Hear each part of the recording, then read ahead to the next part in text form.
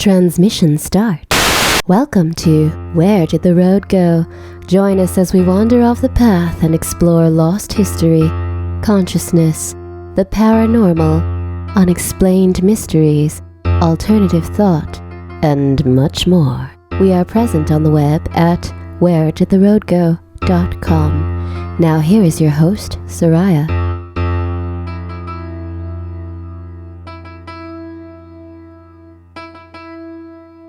Welcome to Where Did the Road Go? This is a REDUX edition. I've taken all the strange light phenomena shows we did, there were 4 of them in total, back in 2018. The first 2 were on March 24th and March 31st, and then we did follow-ups based on emails and stuff like that on April 28th and May 5th. So the first 2 shows, I have with me Tim Renner, Wren Collier, and the late Jeff Ritzmann. The last 2 shows is Tim, Wren, and Joshua replaces Jeff for those because Jeff couldn't make it. Josh was actually supposed to be a part of the first 2 but wasn't able to make it. So we get Josh's input the second time around. The one thing in scanning through these, I can say that we did try going to Site 7. And the first time I went down to see Tim, I took my camera and I ran a long exposure. But we weren't really seeing the lights. That was the problem. And the long exposures got nothing. I was hoping, even if one light showed up, that we would get a streak or something that would tell us something about the lights, or we would get nothing after seeing one directly in front of the camera or something to that effect. But unfortunately, there was really no activity as far as lights go. We got other weird things, but no lights. So, I don't know. I think this stuff just avoids cameras sometimes. Anyway. I think this is a fascinating subject. I think it's very important to the overall picture of the paranormal. Lights seem to figure into this stuff in so many ways. So here you go. Enjoy this kind of remastered edition compilation of our Strange Light Phenomena shows from 2018. So I have with me Mr. Timothy Renner. Hello, everybody. Mr. Jeff Ritzmann. Hi there. And Wren Collier. Hey, everyone. And it's been a while, Jeff. Indeed. Definitely while. Definitely the first time this year. Yeah, actually it is. So what we're going to discuss tonight are kind of the orbs, the will-o-wisps, the things like that, but we're also going to talk about first the weird flashes of light. And I've experienced these periodically throughout my life. Jeff, you've experienced them. I can't remember if Wren or Tim has. I've experienced them, but under different circumstances than you guys. Okay. So mine would normally be I'd be outside at night and suddenly the entire landscape would light up. And I'm in the middle of nowhere, so it's not like there's anyone around that could have... It's almost like an old-time flash goes off.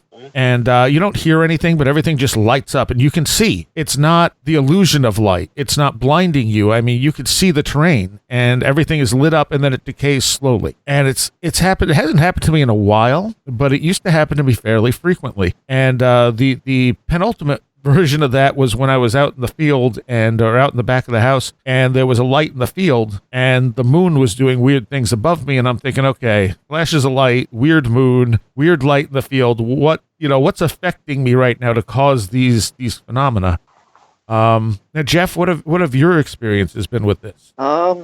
It's been, a number of years, to be honest, that since I've experienced anything like that. But there was a period, and I probably mentioned this before on the program, that there was a period of maybe 3 to 4 years or more where there was, my life was literally a 3-ring circus. Mm-hmm.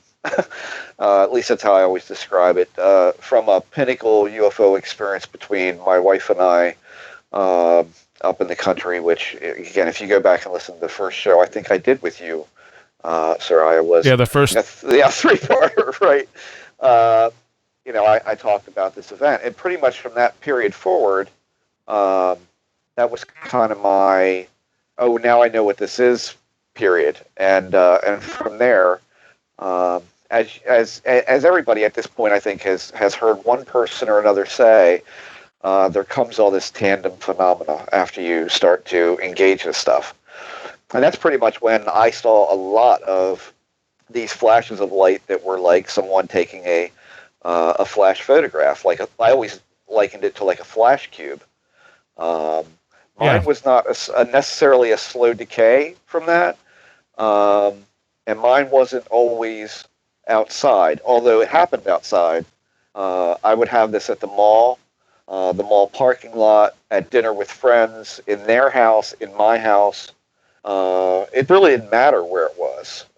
Did they see it? Yes. Okay. Yeah, I think that if I had to, I mean, and it sounds dumb for people to kind of become so alarmed at such a thing, but if I had to name the one thing that kind of like, that's it, I've had enough, we're not hanging out with them anymore, that was the thing that probably lost us the most friends. We used to have 3 or 4 couples that we would go out to dinner with a lot, or hang out with, or have over the house and watch movies and stuff.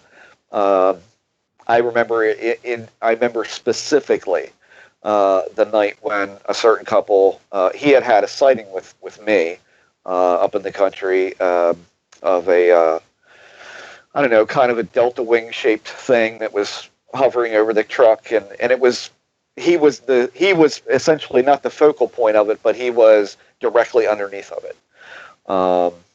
I was standing at the end of a driveway, maybe 20 yards away.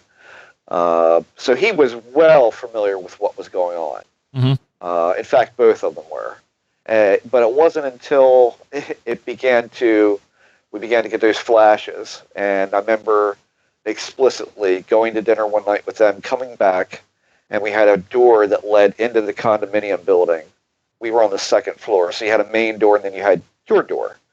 And as I stuck the key in the door, this flash went off, and I saw literally the black shadow going down from my hand onto the door. So I saw that there was physical light being shown on us.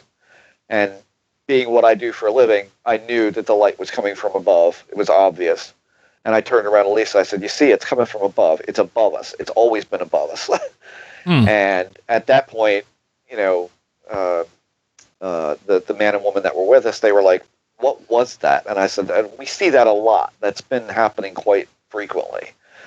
And then we went upstairs, we poured a couple of sodas, and we sat down to talk, and the guy's name was Byron. He said, "So what is that all about?" And then it happened again a couple of times. And at that point, the girl said, "I said, I gotta go. Like, I can't with this. Like, this is entirely too weird. Like, it's recognizably here. It's physical. It's light. What is that?" And I said, "I honestly don't know."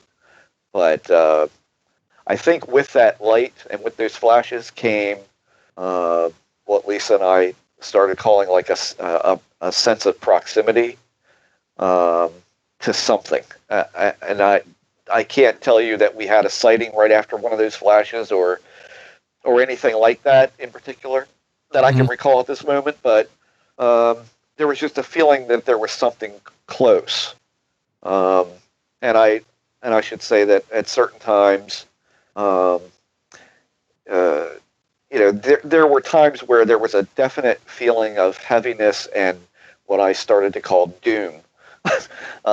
It just felt like absolute doom.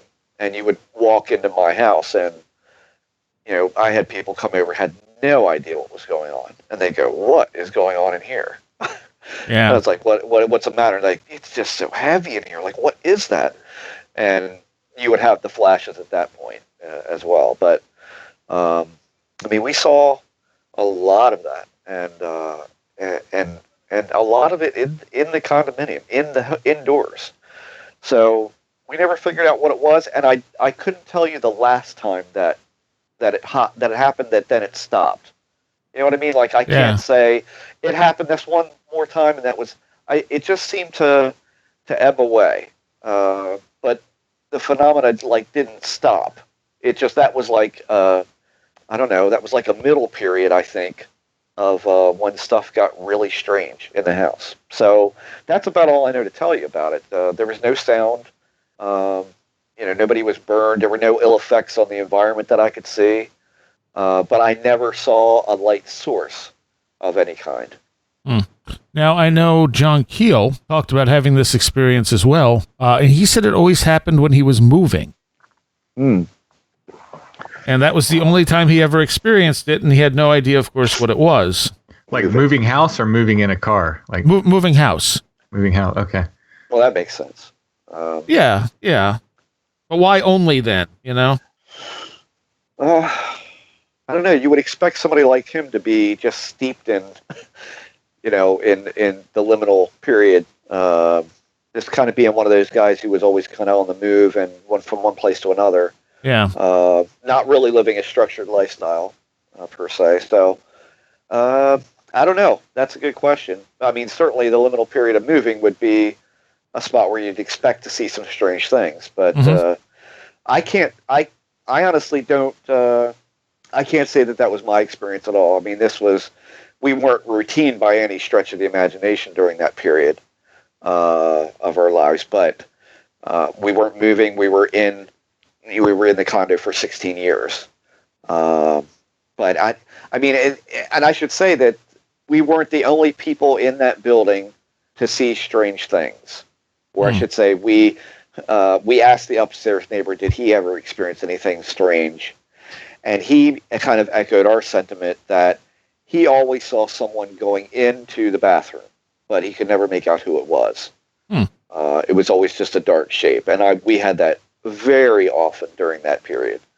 When we moved to this house, a single family home, that stopped. We don't have that. We didn't have that anymore. The bulk of the weird stuff was at the condo, I would say. So it wasn't necessarily you then. It wasn't necessarily me at the condo causing all of it. Yeah. I don't think so. I mean, I really don't. And I don't know that I have. I don't even know if I've written this into the book that I'm working on, but I probably should. In that Lisa and I were out one summer night on the balcony of our condominium, which faced some lovely woods and whatnot. And our downstairs neighbor to the right, we were kind of in the middle unit. They were all the way on the right-hand side. They came out on the ground level, and she was pointing, and she said, "You see, it came from over that direction." And they landed like right over there. And I looked at Lisa and I just kind of mouthed like, "What? What was that?" And, we kind of stood up and looked over the balcony. He was looking, he's like, "Well, I don't know. I don't know what it could have been, but it was round and it landed right there." And I think it was probably a couple of days later we were out, and I don't know. I guess we just never took notice of it. There was a large patch of grass that was dead between us and the sidewalk. We sat about maybe 40 yards off of the sidewalk, off of the road, and there was this spot that was just dead, and it was always dead from that point forward. So what was that, I wonder? I mean, I don't know, but it sure sounded like they were talking about some sort of thing landing near the ground, and they saw it, or she saw it. And I'm like, right. What? I just wish I had the gumption or the courage to go down and say, I heard your conversation. I'm just wondering, what were you talking about? Yeah. Would you get a straight answer or not? I don't know.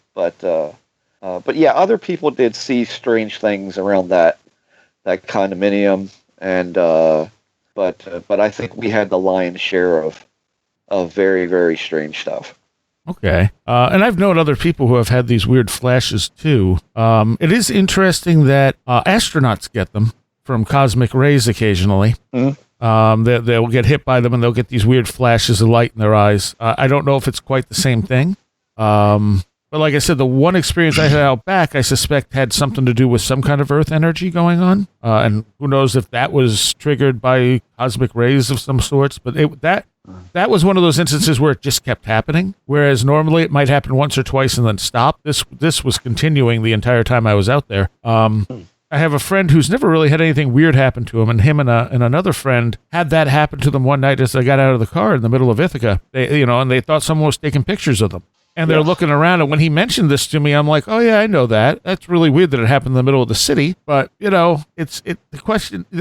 From your experience, you've had other people witness it. The two of them witnessed it, but they were in the same spot. So, could it be something environmental triggering these experiences, or is there something connected with the paranormal triggering these experiences? I mentioned on one episode of Strange Familiars, I was talking with my sometimes co-host James, and we referenced that we had seen a flash of movement. Well, we called it a flash. We said we saw this flash, and I did clarify that it was a flash of movement, not a flash of light. But the thing we saw moving happened to be white, and people misunderstood, and they thought we were talking about a white flash, like a flash of light. And I got, I want to say, like 3 different emails from different people saying, like, I've seen those white flashes. I've seen that flash of light. So, I mean, it's a thing, it's a thing that people are seeing. And they were talking about, they thought that that's what we were referencing. It's not, but I still found it interesting that I got, multiple emails of people referencing that. And obviously, if anyone's listening has had these experiences with these flashes, please get in touch. I mean, because it's kind of an obscure thing, but it seems like more people than you realize may have had these experiences. And at least one of the people who wrote me, I believe, like he thought it was more associated with paranormal stuff, because he was saying he saw it in different places that were associated with, like, I think he said he was in Iceland and he saw it in a place associated with like fairy lore in Iceland, and somewhere in the States as well that was associated with some sort of paranormal thing. So as far as at least one of them was concerned, it was associated with right. with that kind of thing. But it still doesn't necessarily block out the environmental possibility. Oh, not at all. No. It could be something cosmic hitting the Earth, setting off Earth energies, allowing and altering our consciousness in some way. Yeah, I mean, specifically what you're referring to, Soraya, with the flashes caused by cosmic rays and stuff. That's a Cherenkov radiation. It's emitted. It's like basically you're seeing the ionization of particles in the air, but it needs a medium from which it can be seen. Like one of the most famous examples of people seeing that is during the Demon Core accident at Los Alamos when they were developing, during the Manhattan Project, where someone messed up real bad and they dropped basically a core. It's the way I understand it, I think he was like trying to do some kind of manipulation to set off a chain reaction with like a screwdriver. And he messed up and dropped it into the core, and it caused a criticality accident. And everyone in the room saw like a flash of blue light when it went critical. And, most of the people who were in the room died. And the flash, what was that called again? It was specifically the Demon Core criticality accident. Demon Core. I just wanted to check on that. The core, that particular core, I'm trying to remember what it was made of, but it actually caused 2 different accidents. It was involved in 2 different accidents that killed multiple people. That's why they called it the Demon Core. And the blue flash was interesting because it wasn't actually visible if you were like looking at it on tape or something. You wouldn't be able to see it. The flash was actually inside people's eyes, like the water inside their eyes was actually ionizing, and that's what they saw. And I mean, I've seen the same flashes of light that like Jeff is talking about. In my case, though, it was, and I want to preface this by saying kids don't do this at home. Messing around with this kind of stuff is extremely, not only is it illegal, it's extremely dangerous. But in my, misspent youth, I was experimenting with over-the-counter medications and attempting to trip on them, like using like Robitussin, that kind of thing. And specifically, I took a lot of Benadryl in an effort to trip out on it. And I did it several times before I finally, got worried that I was going to kill myself doing it. And I always knew I was coming up because I would see those same flashes. That's how I knew things were about to get weird. And I was coming up on the drug because I'd be sitting there and then all of a sudden it would look like somebody was taking flash photography behind me somewhere. I wouldn't hear any noises. It would just be like a flash of light and everything around me would light up, for just a second, and then it would go back out. And that's how I knew I had come up, because after that, I would start having hallucinations where I would, see giant spiders crawling out of people's heads, and I would see ghosts and creatures roaming around. It was almost like I would see things that, that weren't there in the physical world. And I'd never known that anyone had experienced those flashes of light before. I just thought it was a side effect of the drug or whatever. Sure. But, hearing you guys talk about it, it's making me re-examine those experiences too, and think that, was that a purely subjective altered state of consciousness I was putting myself in, or, are those spiders there all the time? I just can't see them. Oh, I remember another email I got. It was someone who told me it was the energy required. I'm trying to think how this went. The energy required for creatures like Bigfoot to jump dimensions makes these flashes of light, and they had it down to like they had the whole physics. They gave me the whole like physics of it and everything. So I wish I had that email now. I'd read it to you. But it definitely felt like I was crossing a boundary and that was sort of my key that I had crossed the boundary. When I saw those flashes, that's how I knew I'd crossed over. And yeah, I mean, I hadn't really even thought about those experiences in years. I just always assumed it was just something to do with the drug. And what's interesting is I think that actual effect might have something to do with the chemical that's involved crossing the blood-brain barrier and actually entering in my nervous system, but I'm not really sure. Well, maybe the creatures you were seeing were coming through from another dimension, and the flashes were the energy required. Maybe, yeah. Interdimensional spiders crawling out of people's heads. Yeah, exactly. Yeah, it wasn't pleasant. I wouldn't encourage anyone to. There are better ways to do that. I'll just leave it at that. Yeah, if you want to see the interdimensional spiders, yeah, maybe do something other than take a bunch of Benadryl. Yeah, don't do that, people. Like, don't. Please don't. Yes, very dangerous. Okay, so let's move on a bit to something that may or may not be connected, but orbs and other weird lights people have in what could be paranormal encounters. And I want to start with Tim's Strange Familiars episode called Lights in the Woods. So can you briefly run down the experience for people who haven't heard that show yet? Yeah. So there's this place we've been investigating that we call Site 7 because it's if we called it by its name or gave any other hint, it would be very easy to find, and it's private property, and we don't want gangs of people gathering there to try to see the strange lights and possible stuff. And we originally went out there with reports that sounded like the Bigfoot activity. But of course, we went out there and we started finding some other strange stuff. So there's a whole series of episodes that we've done on that area. But most recently, one of the fellows who first went up there started telling me he's seeing these lights. He's like, I'm seeing these lights, and he referred to it as Bigfoot eye shine. Like, to him, 100% that's what it was. He goes up there and he sees this Bigfoot eye shine when he goes up there. So I went up and I'm looking around, and at first I'm not seeing it. But I think what it was is when they're idle, they're not super bright. It's not like a car headlight or something shining through the woods. So when your eyes adjust to the dark and kind of relax, and then you can start to pick them up.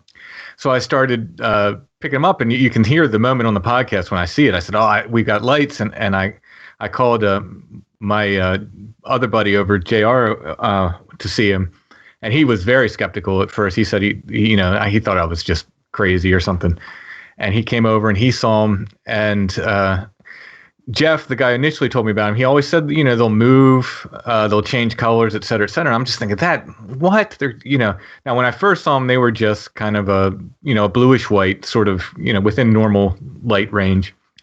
And but JR had a laser pointer, like a 10-mile, very powerful laser pointer. And I said, hit it with the laser, see what happens. And he hit it with the laser. It turned red. And now it took several tries to actually get on it. He'd flash around, because when you're shooting even a laser at something that's 200 yards off or whatever it was in the woods, you can't really hit it first try. You kind of have to move around till the laser really hits on it. But when he would hit it, you could tell, because the lights would go from that whitish blue to a red color, and then they wouldn't blink out. They would just kind of slowly kind of compress and go out. And they'd be out for maybe a minute, 2 minutes, and then they'd come back on. Then they were moving. They were changing shapes. I didn't see them change shapes, but both the other people with me did. JR saw them change shape through binoculars. He saw them change into a bar shape and into a circle, like what he described, a circle of LEDs kind of looking thing. And then they would go back to the original sort of shape, but they were changing colors. We saw them go green, red, blue, kind of an orange just in between. You could tell when they were going to go red, they would kind of get orange, and then they would go red. And consistently, when he hit them with that laser, they would go red and go out. So it was very, very strange. They were reacting to what we were doing. They were moving. They weren't shooting super fast. They would move slowly. Jeff describes it again. He thinks it's Bigfoot eye shine, and he says that it looks like they're standing up they're crouching down and standing up, and that is about the speed they were moving. So not like lightning fast, but I'm not on the eye shine train. I don't know what they are, but I do not think they're eye shine. Now, one of the questions I had listening to that, you said that that's over by a trail, like where you were seeing them?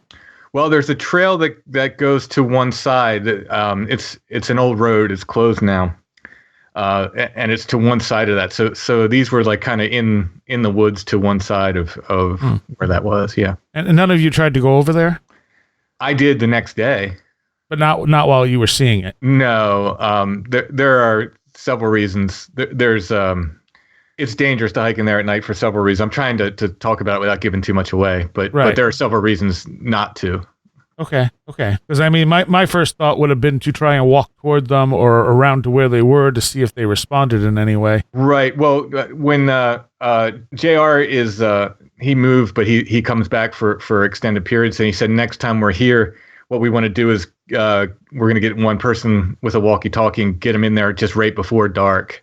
And have another person on the outside kind of directing them. So we're going to try it. It's just as one person, even when I went in during the day, it was just really, really hard to tell kind of where they were from the position I was at. Once you get in there, it's kind of hard to tell.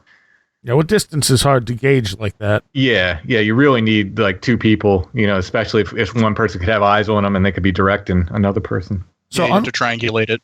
So unlike standard like orbs that people see, these were not floating around. No, they would move, and they seem to move within a limited distance. Although the longer we were there, like it seemed like one would go out, and then another one would appear maybe 50 yards to the left of that. So was it the same one that moved, or was it a new one appearing? But I did not see it drift over that 50 yards. You know what I mean? Yeah. They are somewhat, I mean, they move, but they move, it seems like within a limited range, what I saw anyway. And when you talk about the laser pointer, again, this reminds me of John Keel pointing a flashlight at some of the orbs and objects he was seeing in the sky, especially over Point Pleasant, and how they would respond to that. Yeah, and it was, I mean, he tried it, and you can hear on the podcast, he tried it, I don't know, a dozen times, and every time he did it, they'd turn red, and they would just kind of go out, but it almost looked like they compressed. They didn't blink out. They would just kind of go red and then kind of slowly sort of compress into nothing. That's really weird. Yeah, it was very weird. I mean, and I think you can hear it in my voice on the podcast. I'm pretty amazed because I didn't know what to think when Jeff told me about it. When somebody tells you about this and he says he sees them on the regular up there, and I'm thinking, really? Like, they're like, really? And then when you go up there and they're doing every claim he told me, he told me they change color, they move, they change shape. He told me all that. And here I'm watching it, real time. And, again, I've yet to prove this guy wrong. This guy, Jeff, he comes with these amazing claims and then backs them up. Yeah. I like now. Have either of you heard of anything like this before, Jeff, Wren? Yeah. Okay. Yeah. I'm not sure where to start with that. Before I forget to say it, Tim, I'm just going to make a prediction for you, and you can tell me at some point in the future whether it works out or not. When you get two people out there and you're going to try and triangulate it, or trying to get someone to move independent of the viewpoint to get near the light or to see if they see the light from their position, they won't. They'll probably be right on top of it, and you'll see it, and they won't. That's my interesting. on that. Mm-hmm. Very interesting. Because that has happened in multiple cases, including the one I'm going to tell you about in a minute. But that also happens in Marley Woods quite a lot.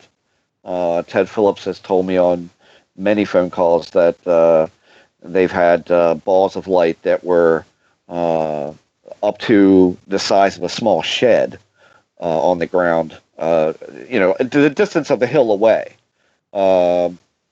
with no sky showing. In other words, the horizon line of the hill is at the top, and then you drop down a little bit, and there's your ball of light. So it's definitely at a distance that is viewable. And And he said we literally had guys take off on four-wheelers right at it, come around, and we would guide them to a certain point where we could see the headlamps of the four-wheeler in the distance. There they are. They're right next to it. They're right on top of it.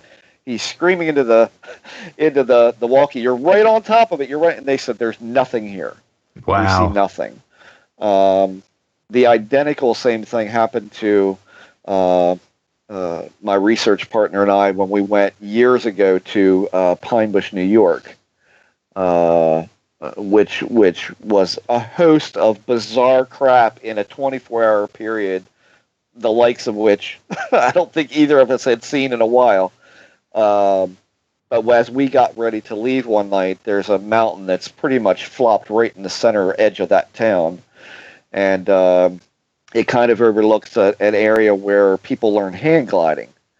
And when you go up on the side of this mountain to roll around the other side to go to the actual, the main drag of Pine Bush, it's a bit disconcerting because you look down from this mountain and you see this immense crop circle in the field, and it turns out this is a target. They mow the grass so people hang gliding can land in the target. So we're leaving, and we stop at a convenience store to get a drink for the road home, and it's night, and there is an immense golden globe of light, again, just down from this mountaintop, and you can see that it is clearly over top of a house on this mountain. And Lee's like, "Let's go." And we jumped in the truck and we bolted up the hill, and there was nothing there. We rode right up to the house. There was nothing there. And we rode back down the mountain, and there it is. It's still there. And the lady at the convenience store said, "I saw your headlights. You went right by it." I said, "There's nothing there." And she said, "Well, it never winked out and it never moved. It's just there." And I said, "How often do you see this?" And she says, "More and more often." There was all manner of weirdness for that trip, but that was one of the very few times, it was the only time that we saw a light really of any kind there. We went up there because we had a report of a woman who lived just off the main drag of town. Her husband, I think, was he mixed concrete and poured concrete driveways. Excuse me, and he had recently poured their driveway, had redone their driveway, and she said he had these little flags that were like the little survey flags with the little plastic, I guess like neon red or neon orange flags that you see flitting around. He had those up and down the driveway, and she said she was at the front of her house in her reading room, and she saw, again, a flash of light from outside. And she looked, and she said, "I saw a flash of light at the big tree in the front lawn, which from her vantage point would have been to the right." She said, "and something looked like a little naked boy ran from the tree to about the middle of the driveway, and then there was another flash of light and he was gone." And she said this happened several times throughout the night. We had spoken to her husband, herself, her son, and I believe it was when we had first gotten there that that we saw the oddest thing about their lawn was that there was one flag on each side of the driveway. In other words, that they were directly across from each other, and they were straight out and kicking, that they were flapping so hard, and there was no wind. It was like dead summer, that hot, humid, sticky weather where there's not a breeze, and these things were just pegged like, and they were the only ones blowing on either side. And I remember cupping one in my hands, and it was still moving. Just really bizarre. And Wow. And she said, "Well, that's the trajectory of where these things were running." She said these little naked boys, she called them, appear in a flash and disappear in a flash. And then you got these strange, movements of these little flags in the driveway, which was like ridiculous to us at the time. But I have seen globes of light, rather large ones, in Baltimore County. There's a place in Baltimore County that's quite high, It's the site of very strange things that I've seen over time, and and we recorded a lot of those back in the days of the full-size VHS cams. Again, my research partner and I, myself, his girlfriend, my wife at the time, a couple other people would go up there pretty much, I don't know. I mean, Lee and I had gone up there at like 4 o'clock in the morning and not seen anything. But get there at 9:30, between 9:30 and 10, and you got quite a show.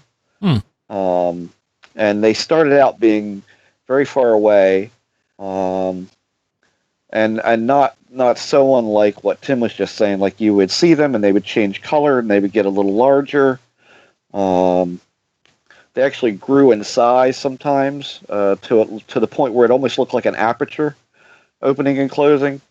Yeah, that's a good description of the way they kind of went out. Like the aperture, they shrink and come back up again, and so it almost looks like the light source itself is opening and closing. That's an excellent description. Yeah. So we would see things like that, and then and then I remember pretty distinctly one night that Lisa and I went up there, and I should make note, this is before I became absolutely terrified to go to this area, because I did, after a while, become absolutely, like, I would not go anywhere near there at dark, ever, unless I was with somebody, and I'm not sure what difference I thought that would make, but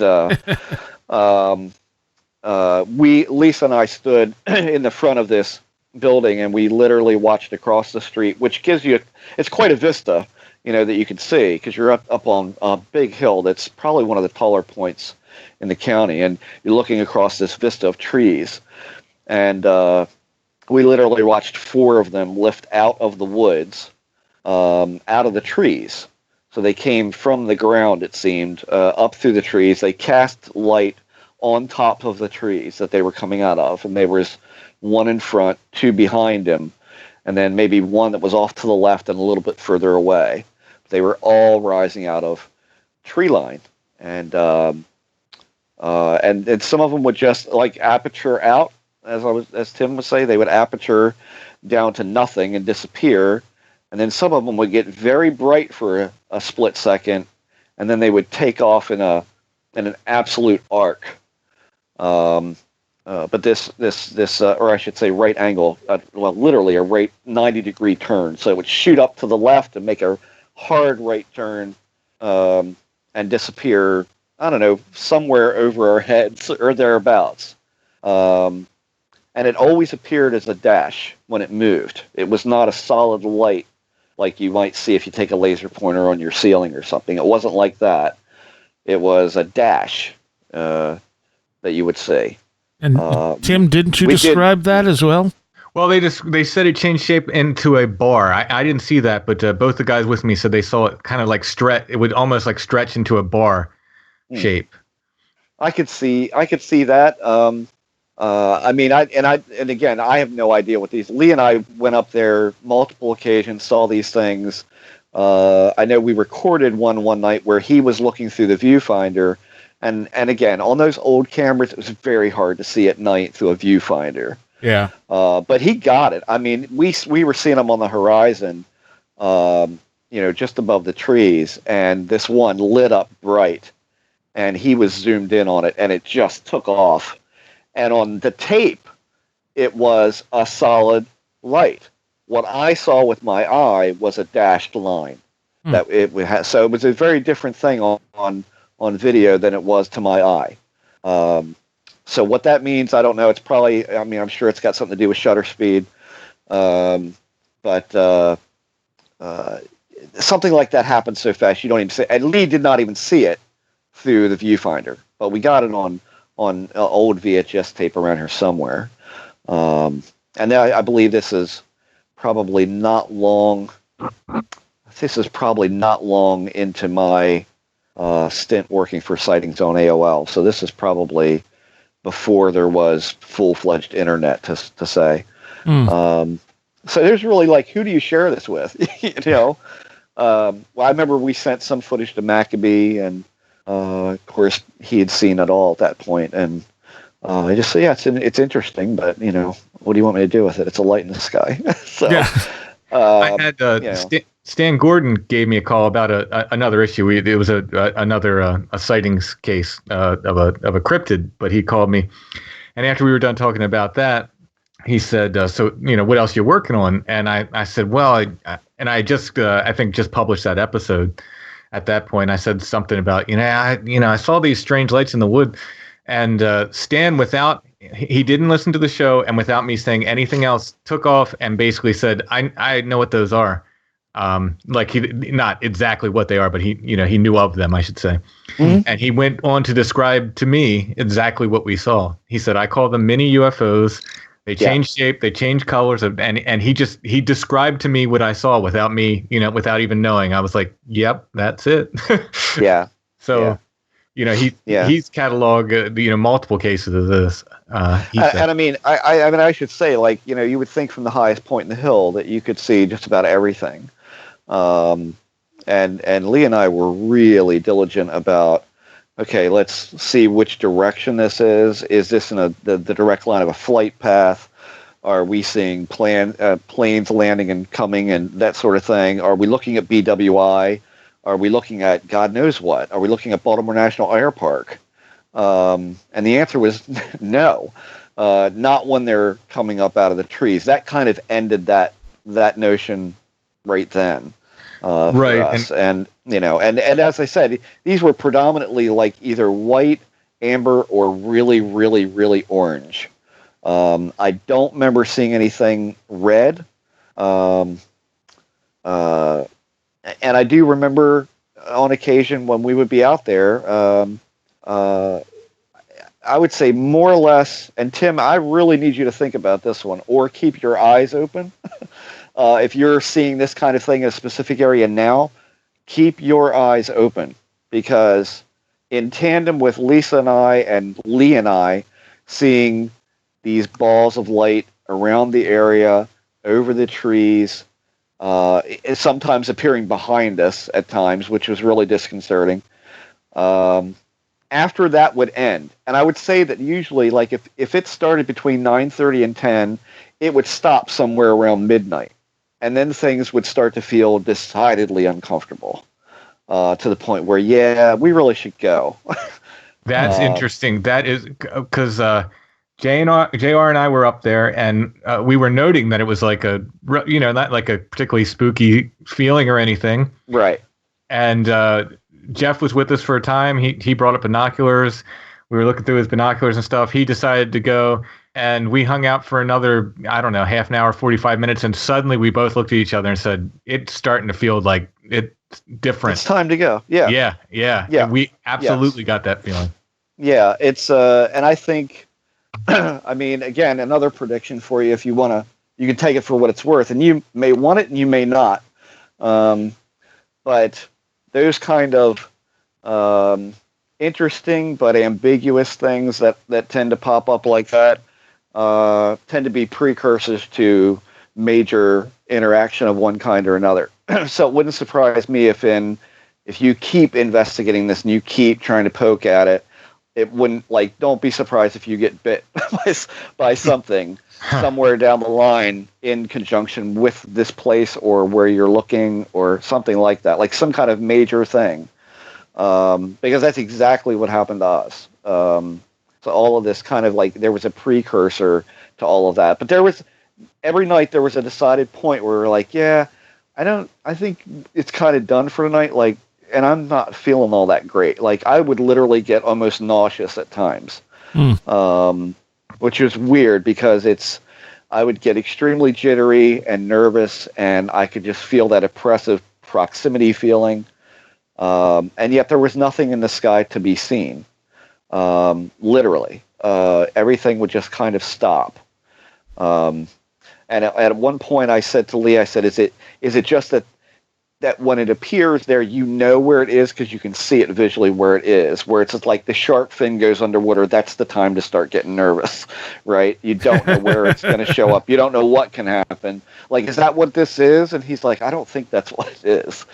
He's like, I think it's something else. And I think all of this is a show to say, will you hang around longer? Or how bad do you want to see more? Or like there is this, like people often like give me crap for the verbiage that I put with this stuff sometimes that, there's almost like this dialogue going on. Like, do you want to see more? Come back tomorrow. Do you want to see more? Come back the next day. You want to see even more? Come back the next day and come alone. There's that kind of thing. And then it's like when that oppressive, when the velvet red curtains begin to rise and the organ music starts playing, it's like, oh, I can't take this. I got to get out of here. But that's what it seems to me like. That's almost the dialogue that's going on there. So I would just be a little cautious. But what I was going to say was this area that you're in, just keep your eyes out. And anybody else who has ever seen this, please, for God's sakes, tell Soraya to get me an email from you or vice versa. He can give you mine. When we would have these bizarre little events in that area, I remember distinctly one night, Lisa and I standing beside the road, not horribly far from where we had our big event, and over came a helicopter. And this helicopter was low enough that the single street lamp and the lights from a telephone switching station could be seen on its bottom. So there was light reflected from the ground that you could clearly see reflected on this helicopter. It was clearly a helicopter. But on the bottom, I would say almost, it's like a Bell helicopter, that sort of thing. And on the bottom was the most perfect neon blue digital O, or 0. So it was like 1, 2, 3, 4, 5, 6, 7 segments or 8 segments that made up what looked like a digital 0. So it would be just a square on the bottom of blue neon. It came very low, and Lisa and I got in the car and we said, this is a little weird, let's get out of here. We rode down the road to a more populated area of town at the time, and the thing followed us. I mean, I have heard people say, I was followed by a helicopter. This thing literally followed us down twists, turns, and turns, and down into a gully and back up, and it was still where it was. I don't know what those were, but we saw them 4 times, and always at that point where you're like, I think we should go, kind of during that time. We often wondered what it was. I had someone tell me at one point that it could have been some sort of federal DEA helicopter, and the neon lights were for illuminating marijuana fields at night. But why would something like that be in a place like this where it's literally mostly open field?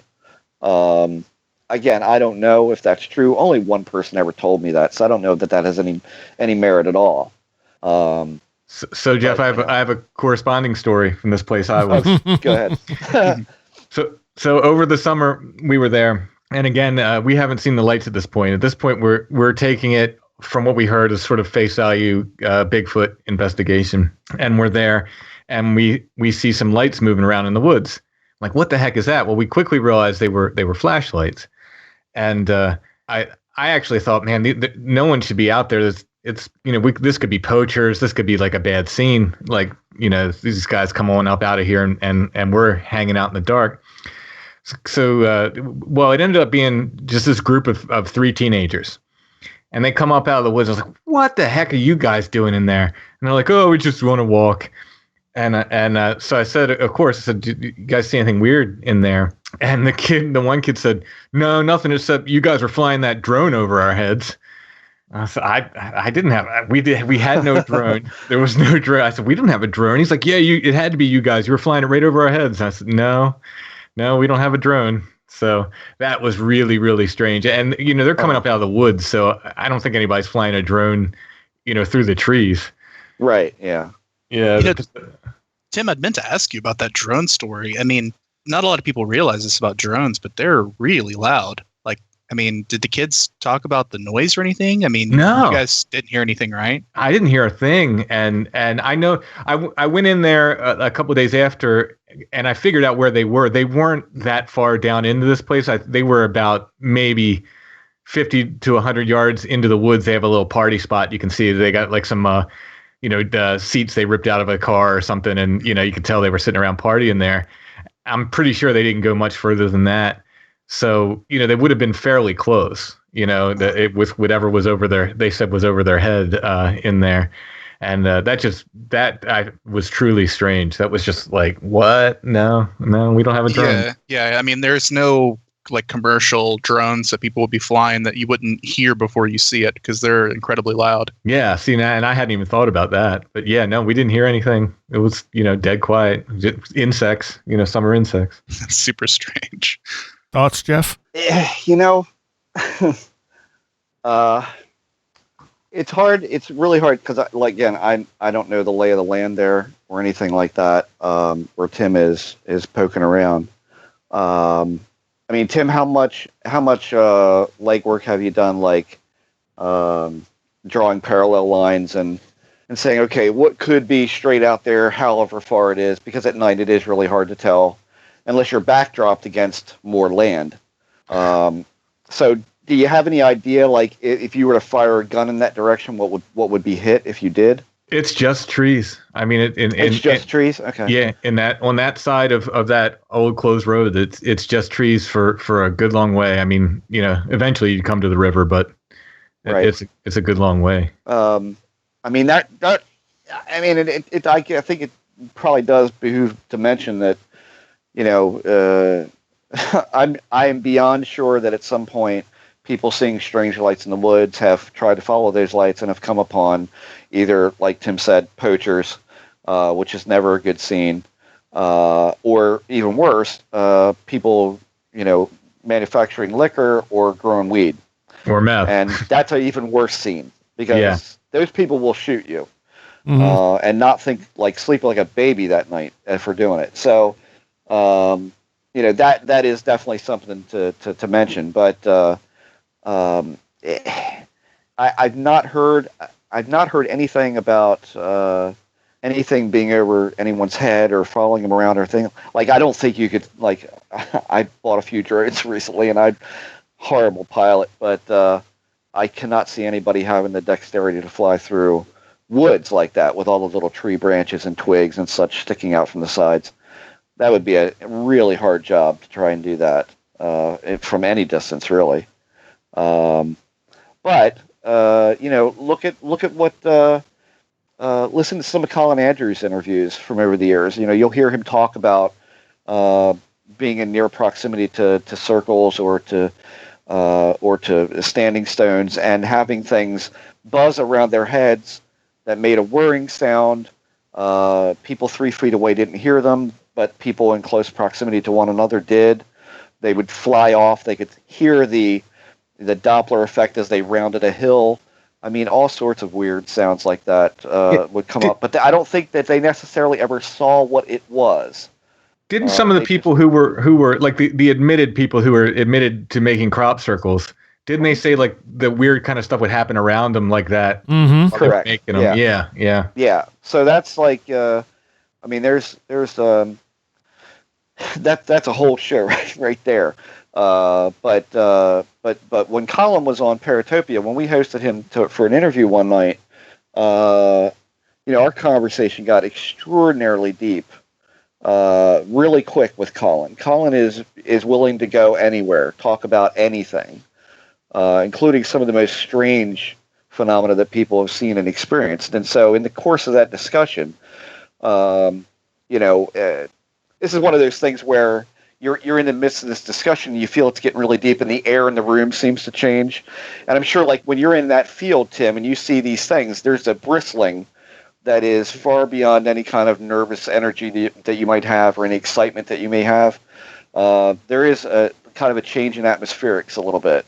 Oh, sure. That things tend to get really, really sharp. I don't know if you can say, like, the molecules surrounding you tend to vibrate a little faster. It's just a brustly feeling. Mm-hmm. And that brustly feeling, like, literally transcribed itself into our interview because he had an entire bank of computers that shut down all at once. We had EVPs on that show, like, for real ones, of a British man, like, talking gibberish, which was really quite bizarre. Jeremy and I both had experiences after we got off that show. I mean, mine was beyond bizarre, and so did Colin. So it was even in conjunction with talking about those kinds of events. So he had a research partner that was literally pulled into the center of one of these formations, and they were trying to pull him out. Like, it literally drug him into the center. There's the tales that he can tell about what they experienced in those crop formations is beyond belief. But the fact of the matter is, there were many people in those circles at that time who witnessed this stuff firsthand. They heard strange sounds. They saw these little, like blotter paper, seemingly one-dimensional lights kind of like fluttering out through the fields and all matter of strange stuff. But the fact of the matter remains, I mean, even in that situation, things can get a little bit, and I'm sure Colin will be the first one to tell you, things can get a little dangerous at times if one tends to get too close. You know, so I think, like, irregardless of if it's moonshiners or anomalous lights, I think caution is the word of the day. The graveyard in Ithaca that I've had a lot of weird things happen to, lights are one of those things, and I've heard other people say the same thing, that they've seen weird lights out there. But sometimes I'll be sitting with someone sort of in the center of the graveyard, and it's like a top of a hill, so you can see all around. And Right. As you're looking down, eventually you'll start to see these very faint lights moving through the other side of the graveyard. Like, so if you go down to the bottom of the hill, there's a path, and then on the other side of the path, there's a bunch of graves and stuff, and a stream as well. And right around that area, you can see lights just moving through there. The weirdest one in there with lights, though, was my girlfriend at the time and I were walking along, and we were with this other guy, and we just got surrounded by small little lights swarming us like bugs. And she and I were like, whoa, like, this is like really obvious. It's right there. And she looks at me, she's like, are you seeing this? And I'm like, uh-huh. And we looked at our other friend. It's like, what do you make of this? And he's like, make of what? He never saw them. Oh, wow. Yeah. And as we got closer to a couple other friends we were going there to meet, they all just zipped away and were gone. And it was like, and we didn't know we were getting close to our other friends. As soon as right before one of them yelled to us, all the lights just disappeared. And she went, where'd they just go? And then we heard someone's voice, and it's like, okay, that's even weirder. Yeah. Yeah, I mean, the graveyard. Yeah. And seeing these things in graveyards, I mean, that's like the classic, mythological framework for seeing this stuff. Yeah. You know, especially in like Japanese folk myth, you have like the Hitodama, the Kitsunebe, and the Onibi. And like, I think the Hitodama, which is like human souls, like they would, see these in like shrines and graveyards and those kind of things. And, it's a lot like what you guys are describing, just these little, little will-o-wisps, little lights. And I mean, and if you look at mythology around the world, like literally every continent has some sort of will-o-wisp that people see out in the woods or in graveyards or in different places. Well, I suspect that graveyard is an energy spot, and that's probably why it was built there, because it was a sacred spot. It's a very old graveyard. I think as culture has progressed, we don't make graveyards in sacred spots. We make them where we have room. But, centuries ago, they put graveyards where it was a sacred spot. So here you may have had a sacred spot that was then turned into a graveyard, and, it has energy. This is the same one that has a Buddhist temple like 2 blocks away, and is supposedly one of the strongest power centers on the planet. Yeah, I wonder if it's the temple, because I mean, in Japanese folklore, they appear in temples, like special events and things like that. They put the temple there because it's a power spot. Oh, I get what you mean. Yeah. Okay. So see, the weird part is that the hill I was just talking about with the lights and in the distance, if you were to shoot a gun in a certain direction, fairly close by, there is a very old cemetery there with like the old slate tombstones in it. Some marked like in the 1600s. Wow. Very, very old. Like the first settling people there. I think I think I had mentioned to Joshua at one point that that there was the family name was Bull. Seems to be one of the first people to settle this particular area. And so there's all their slate tombstones up there. Seem to either have that name or another one that escapes me at the moment. But right down from that hill, they began to build houses. And just prior to them building houses, a friend and I used to go deer hunting in there. And I no longer hunt, not particularly for any one reason other than I suck at it. And I don't like killing stuff anymore. It's just like, nah. But my friend Ken and I were down in this gully, down the hill from the viewing hill I was talking about, and also down the hill from the cemetery. And we're crouched down in this little spot of woods, looking across a field at another little spot of woods. And literally right to my right and to his left, right between us on the ground, seemed to be a star. A little tiny star, probably, if I had to put something over top of, probably a dime would have covered it. But it was a spiky, lighted star. And I said to Ken, I said, what is that right there? And he moved some, with his hand, we had gloves on, he started digging at it. And you could cover it up with your hand, but you couldn't move it. And it got to the point where he and I both literally had our boots like scuffing this thing. And we had a good hole that was probably 6 inches deep. And this thing was still in exactly the same spot. When it got light out, it was gone. I mean, we watched it fade. It got dimmer and dimmer as time went on. What was that? If anybody's seen anything like that, let's Ryan know, because I'd love to hear about that. I've never heard of such nonsense in my life, but I saw it. I can't take it away. It was there, and we dug a hole right through it, and it was still there. I had one experience. We had gotten back.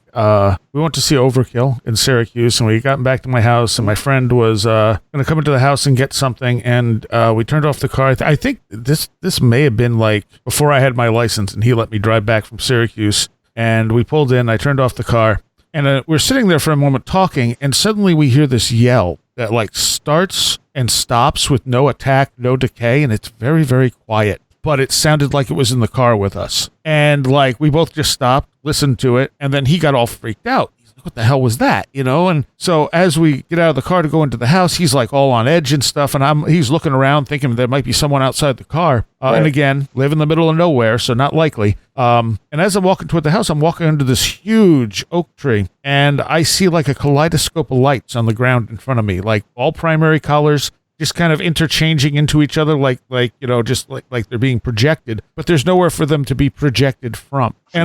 And I kind of just went, oh, lights. And then he realized how far I was, freaked out, came running over toward me. He's like, what lights? What lights? I'm like, I don't know. They're gone. Like they were there for like 2 or 3 seconds, but they were very distinct. They were bright, and there was just like someone projecting like a kaleidoscope of lights in front of me. And I was like, I have no idea what to make of that, but there you go.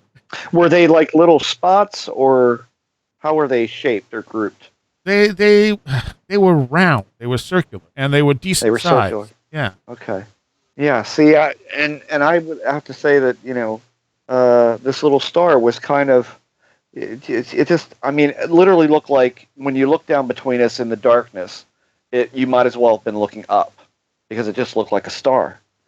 The same as you might see like the North Star or something. Like it had that kind of quality to it that. Even the little scintillation to it a little bit, just truly, truly bizarre. But a spot like that, you would think immediately projection from above. Right. But a lot of this stuff seems to be from the bottom up. Like if I had to say, this star was probably from the bottom up because it was clearly going through dirt. Because how else would it be covered and then yet be dug at and not move? Or not be disturbed in any meaningful way. That just says to me it's something coming up from the ground. And again, when you go up to Pine Bush, New York, to bring up another place, you get a lot of reports of lightning coming up from the ground, red lights coming up from the ground, flashes of light coming out of mountains from one side to another, almost like they're signaling each other. All this stuff's really widely reported up there, or was, I should say. Mm-hmm. I have no idea how active it is anymore there, but yeah, the the light up from the ground seems to be like a familiar theme in some places. And oddly enough, all these places seem to have that common attribute of miles and miles of woods. Just bizarre, beyond words. Yeah, I mean, that little light, I've talked about it before, but my sort of only UFO encounter was I saw like a little light under the moon doing weird figure eights. But it was just like, it was just a single little point of white light, just kind of up there in the sky, and almost like a will-o'-the-wisp, but it wasn't really in a wooded area. So it's very strange. Yeah.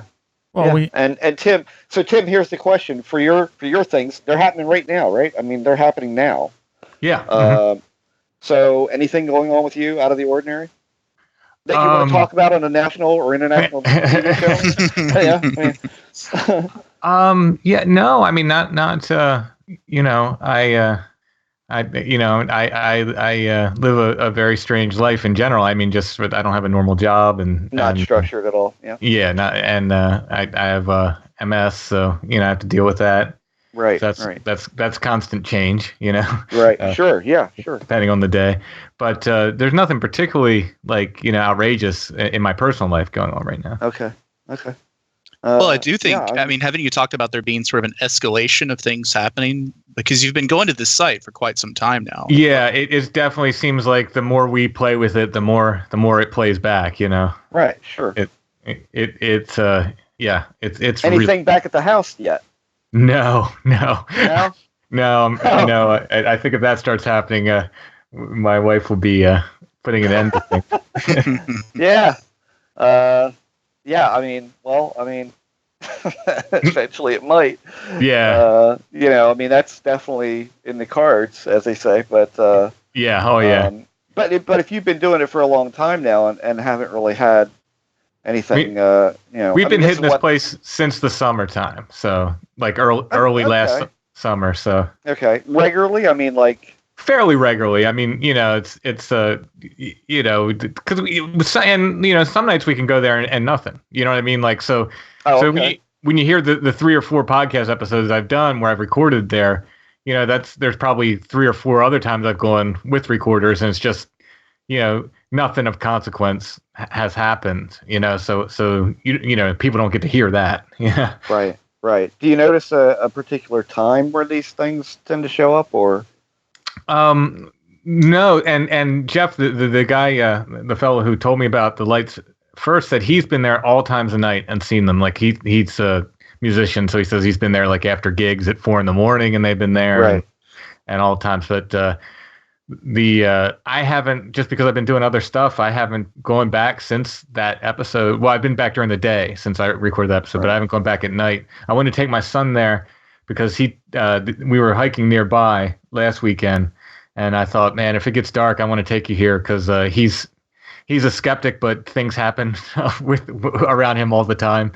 Sure. And he gets mad at me because I'm into this stuff, and he's it's not his thing. He just gets angry at me, but I think it's him and not me. But anyway, I wanted to take him up there and see what happened, but he didn't feel like hanging out, till dark. So where is your vantage point? I mean, again, without giving too much away, is your vantage point a high point, a low point, or even plane, or are you in a non-wooded area like beside a road, or? So yeah, there's sort of an access road to get you to this old road, and we park there, and then it's looking slightly downhill. I mean, it's we're so. Yeah, I mean, we're a little bit raised from the area. Okay. All right. Well, that's good. I mean, because you're looking down. Anything interesting geologically, or? Yeah. Is it the meeting of 2 mountains or 2 hills, or? It's again, don't give too much away. But, very very high hills. They're full of white quartz. It's and I've told this that these are it's the Helm Hills in York is generally where this is, and they're just filled with white quartz. I mean, just like they did, the Helm Hills just puke up white quartz constantly. Right. Okay. So there's that. There's the river is right there. Susquehanna River is right there. Sure. Right. So and this whole area is generally like just this high kind of overlook over the river. Okay. Well, at some point you're gonna have to fill me on a history of this place, like what's been happening there, not paranormally, but what has happened there. Yeah. In the course of history. I mean, that would be an interesting thing to check out, I guess. Yeah, I mean, there's one particular feature I could share, but it's going to give it away right away. So Yeah, don't do that. Off air, I will tell you the one feature, and I think you'll probably go, oh, okay. Oh, well, good, okay. There was another light thing I was gonna mention, and now I can't remember what it was. Have any of you read Andrew Collins' Light Quest? I have not. So Andrew Collins, who's mostly known for his more alternative archaeology work, has written a number of books on this type of stuff. Light Quest being the most recent, where he speculates that the UFO phenomena is made up of plasma intelligence. And it's one of those theories where it's very complete. It kind of explains everything, but it's hard to prove that it's true at this point. But if you look at his earlier books, he has one called Alien Energy, where they're doing research on various sites in the UK, and they have all kinds of light sightings in these ancient sites and stuff. And the whole beginning of the book talks about using infrared photography to pick up things that you can't see otherwise. And you get this with UFOs as well, where people will be able to pick up a UFO on infrared and not with normal eyesight, which makes you wonder how often these things are really there, but we don't see them. You know, John Keel speculated that they're coming in from the infrared and going out through the infrared, I think, coming in from one spectrum and going out through another as they change colors. Yeah, I was just about to mention that, and that's why I thought it was interesting. Tim said they went from blue to red, because that's shifting from ultraviolet to infrared. Yeah, okay, that's what it is. Spectrum. Yeah. Yep. So I mean, like, it seems to me that these lights hold some key to this phenomena, to understanding what we're dealing with. I'm not sure exactly what it is, but they, as minimal as they may seem in some cases, you saw a weird light, a will-o-wisp, whatever, what they seem to connect to everything else somehow. They really do. I mean, and every form of the paranormal, from UFOs to ghosts, etc., all see lights. I always right. Make the comment that, a ghost hunter sees a light and it's a ghost, and a ufologist sees a light and it's an alien, but they're both seeing lights. Bigfoot guy and its eye shine. Right, exactly. Yeah. So that go ahead. No, it's the precursor. I mean, I think it's the precursor to just about every type of phenomena that there is. I mean, when you really, really think about it, people see balls of light and they claim energy spirits, and then other people see balls of light and claim elves, fairies, and gnomes. Mm-hmm. And then, other balls of light are, when you talk to somebody like Chris Bledsoe or hell, even Tim and I, it's like, it's almost a ufological thing, or an unknown thing, or we don't know what to make of it. Yeah. But it's, I can only, this is the only thing that I know, because this is told to me directly by Ted Phillips. As far as what could the makeup of this thing be, or these lights be, because you mentioned plasma. Mm-hmm.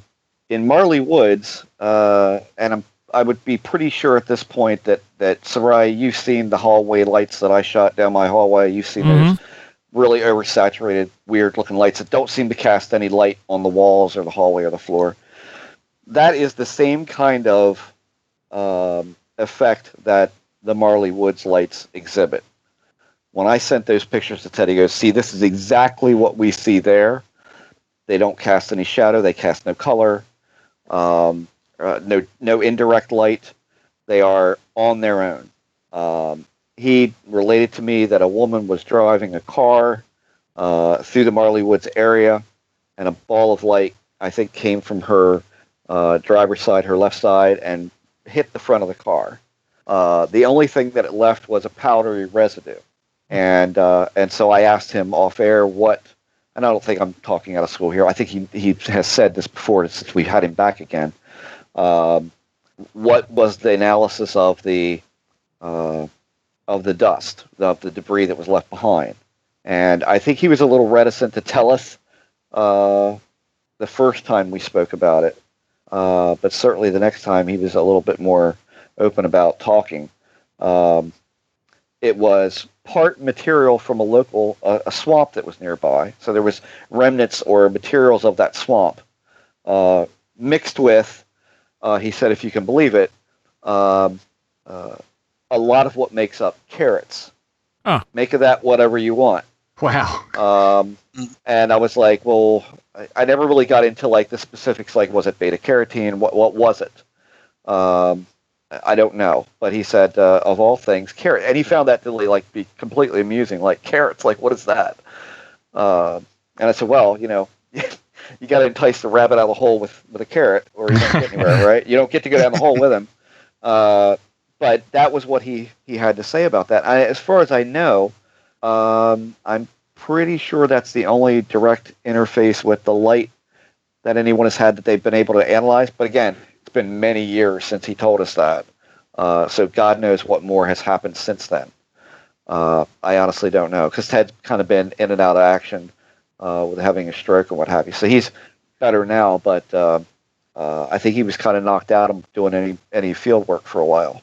But it might be interesting if I could check back with him what maybe has been found more since then. All right.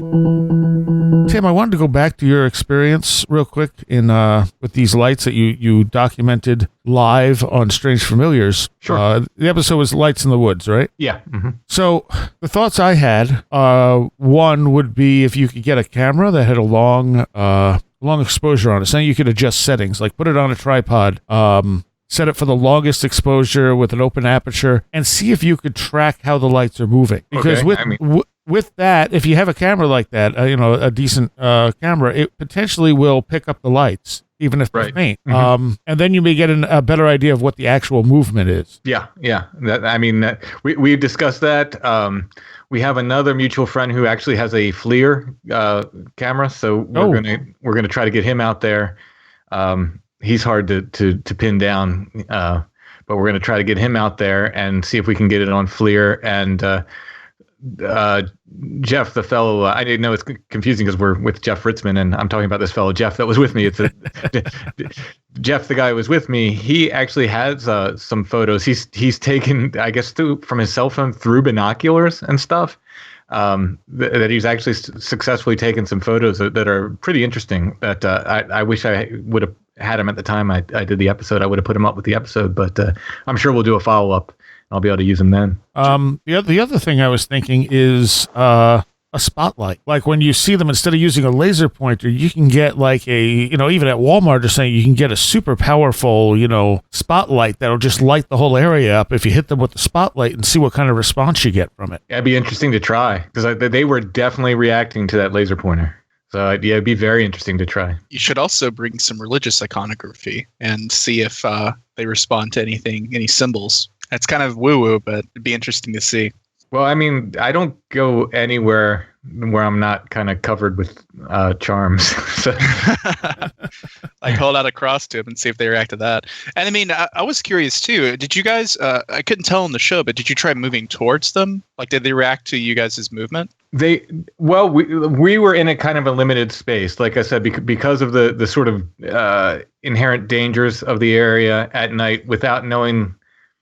So I know the landscape pretty well to the right of that, but right there, that landscape, I don't know well enough to go in at night. Now I did, like I said, I went in, I think 2 days later, maybe it was the next day, and hiked in there. And now I got a pretty good lay of the land for that section of it, which, by the way, I didn't see anything. Like I went in there, I'm looking for, light posts, for game cams, for anything that might emit some kind of light. And not that, game cams or light posts would move, but, whatever. I'm just looking for any kind of explanation. There's nothing. It's just woods.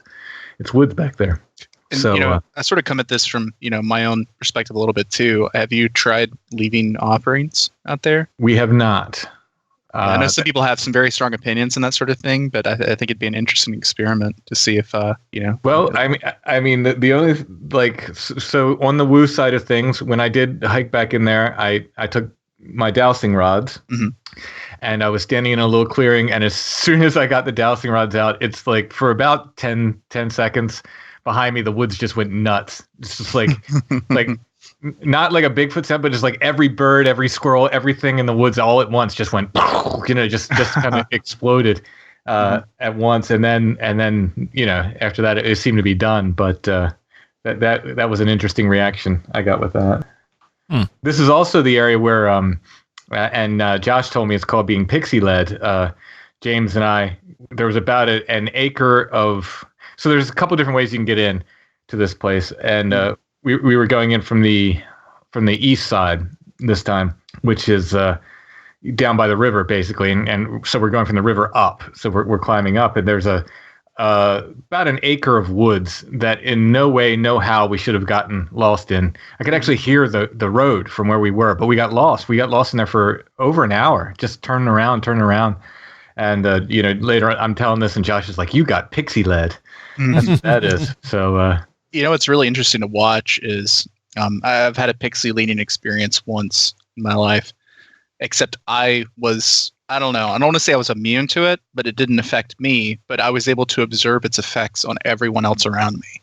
And that was really fascinating for me to watch because, I was with like a group of people and every single one of them just started doing things that didn't make any sense. They were like, oh, I'm going to go in this direction. I hear something over there. And I'm like, wait, I don't hear anything over there. What are you talking about? And they would just totally ignore me and run off in that direction. And then another person would do the same thing, but in a different direction. And everyone just started splitting up. And I was like trying to be the voice of reason. Like, no, it's not split up. Like, what are you doing? We're going to get lost. And no one will listen to me. Like, it was like they didn't make any sense. For me, I felt like we were walking in a straight line and we had to have been going in circles. There's no, and I thought we just have to go straight to the sound of the road right there.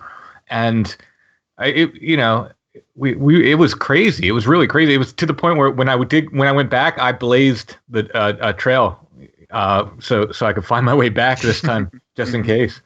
See, now to me, that sounds like it could be an environmental factor affecting your brain, basically. Mm-hmm. Like there could be something there that's just like affecting you on such a level that it's causing you to be mildly confused or hallucinate slightly, like hearing something that's not there, which, I mean, totally makes sense that people at some point would associate that with fairies since they were tricksters and would lead people astray. I mean, if that could be proved, I would be like, it would not surprise me. Honestly, because there was no way, no how that I should have been lost in there. There's no, like that's.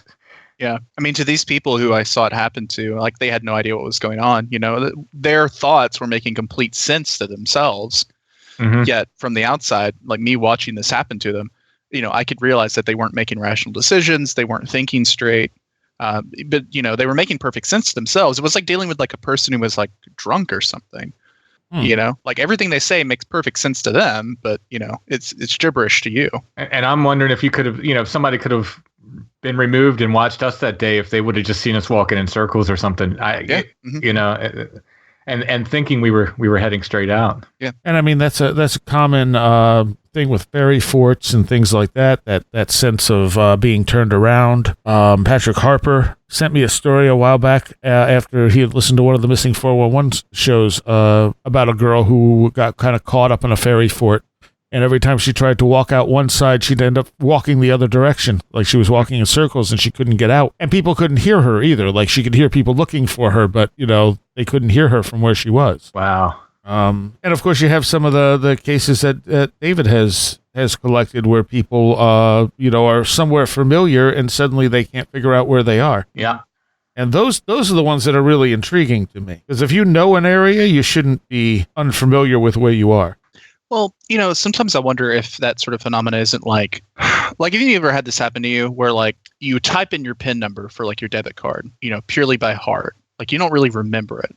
And the moment you like try to remember what it is, like somebody asks you what it is, like you can't remember it and then it's gone from your head. And I almost wonder if something like that kind of happens to people sometimes too. It's like, even though you've been in an area and it's familiar to you, it's more of an instinctual thing. And the minute you try to think about it consciously, it evaporates. And, I think different things too, like fear and doubt can mess you up, mentally, where you start to panic. And when you start to panic, you start to lose your faculties and you start, even though something's familiar, all of a sudden it seems sinister. And, I'm not saying there couldn't be some external factor here too, but I also think that also could be explained just by, like human thought patterns. Yeah. And when the fear and doubt and the panic, you start making bad choices. I mean, that, you just will. Yeah. And it could be that, like you talked, Jeff talked about that feeling of doom that you get. It could be that that's inducing that fear in you, and it's not, that something's controlling your mind, but that something is making you feel anxious and uncomfortable. I know Akil talked about these sort of anxiety zones that he would see, where he'd walk into this little area, and all of a sudden he would feel panicky, like something was watching him. He would feel extremely scared and anxious, and then the minute he stepped out, he'd be fine. And I'm like, if something is making you feel that way, that could also cause you to easily get lost or whatever. And that same graveyard I mentioned, you get that feeling from it too sometimes, where you would it would feel like something just didn't want you there. It was a very oppressive feeling, and to me that was a useful thing, because it helped. I use that to help people conquer irrational fear. So this was right in the area where there's a Civil War thing. There's like 2 cannons and stuff, and it leads up to that hill I was talking about in the first part. You can kind of walk up to the hill with this one monument in this circle of trees and stuff, which is pretty cool. So I would have people, like, when you feel that oppression, I'd be like, okay, walk through there. And people would be like, I can't. Like, I literally can't walk through there. And if they did, the oppression tended to change if someone was able to do it, if they could make a circle through there. But it would be a very empowering thing, because you just overcome this irrational fear. So to me, those things are almost like gifts. They're like little tools you can use to deal with things. And, I also think, too, that you can use those areas or use that feeling as an indicator that, something is there, even if you can't see it. Like, I know, especially, doing summoning rituals, that's one of the ways that there is something there once you call it. Because, things don't always visually manifest, but, you can feel it. It's that same thing with, like, people who sense ghosts. You go in a haunted house and all of a sudden you feel cold and you feel like an oppressive presence or something. That's kind of your cue, like, hey, something's different. There's something here. Jeff, any thoughts? Only that as far as Tim's current thing, I'm just been sitting here thinking about what would I like to take to a place like that. If you go on eBay, Tim, they sell random number generators in the form of little USB sticks, and you can plug them into a laptop and they'll output to any program that you can record, the thing. Now, whether or not you probably, you may have to have something there that would log the numbers and timestamp every number sequence and all that. And then you'd have to have something that would go through them. And if I remember right, I think Wren could probably help with that. Volunteering Wren for work. But I would be very curious to see what would happen with a random number generator in the presence of these lights, or during you seeing the lights. I'd be very curious at that. I don't know that I'd aim anything at them anymore. That's just me. I don't know that I would do that, because it's just not been like a great history of success with that kind of stuff. In terms of like gauging reactions of this stuff. Again, we don't know what it is. I think a Geiger counter might be interesting to run out there, and just to go out maybe, I don't know, an hour before dark, and God knows they're cheap enough these days. Just get some of those little DVR recorders, and if there's a hill or there's a natural bowl that you could maybe set them equidistant apart, facing wherever you see the anomaly happening. I'd be very curious if you just stood still, did not move, just plant your backside on the ground and sit. And if it shows up, just let those recorders run for as long as you can, and then see what you get on them. Don't ask questions. Don't think anything in particular. If you can, add it for maybe half the time, and then the other half of the time that you're there, just make a mark and say, at 9:35 or what have you, I began thinking thoughts at these lights. I began asking questions. I began, trying to think something at them. I'd be curious what would happen, what would show up on those recorders. Yeah, definitely having something like Jeff mentioned to measure a change from randomness to order, or from order to randomness, would be interesting. Either a random number generator or something like a ghost box, or trying to record like an EVP or something while you're there. That could be super interesting. Yeah. Yeah. Is that throwing a rope out? I don't know. But if you want to throw a rope out, throw a rope out. Or I mean, even like I don't know. I mean, I don't know how familiar you are with like Ouija boards, but even maybe using a Ouija board out there might be interesting. I would have no problem with that. Now we're going to get comments in the comments. Yeah, you're going to definitely. Please send all hate mail to Wren. Yeah, send it all to me. Yeah, give me crap on Twitter about Ouija boards. I don't care. Renner. Right. I mean, but the thing for me in looking at something like that is like how much is going to be Tim and how much is going to be whoever does it with him, and how much won't be. I mean, that's so. I think that to me is like so ambiguous that it's like what I call anti-evidence. It's proof of everything and nothing at the same time. Whereas if you can put something down on a random number generator and say there is a decided difference in the randomness of numbers or order of numbers when these things are there versus when they are not, and you would have to digitally record these things too. So maybe if you ran the bank of recorders and you ran your experience of just thinking something at them versus not thinking something at them. And I also might want to try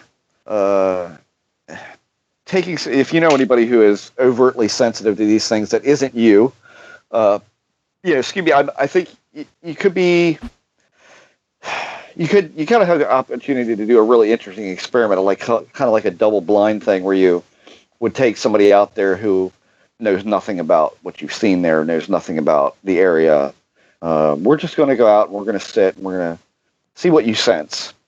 And if these lights show up, what do they sense versus what does the ordinary person sense just before or just after or during these things? Does anybody sense anything like you are there, you're familiar with it, you I hate to say it this way, but you almost kind of know what to expect at certain times from this stuff. You've had prior experience with it.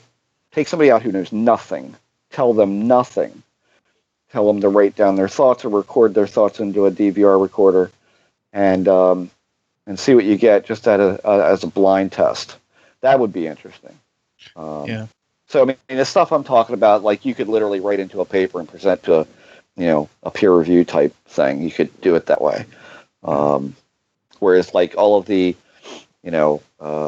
the other things that hold more,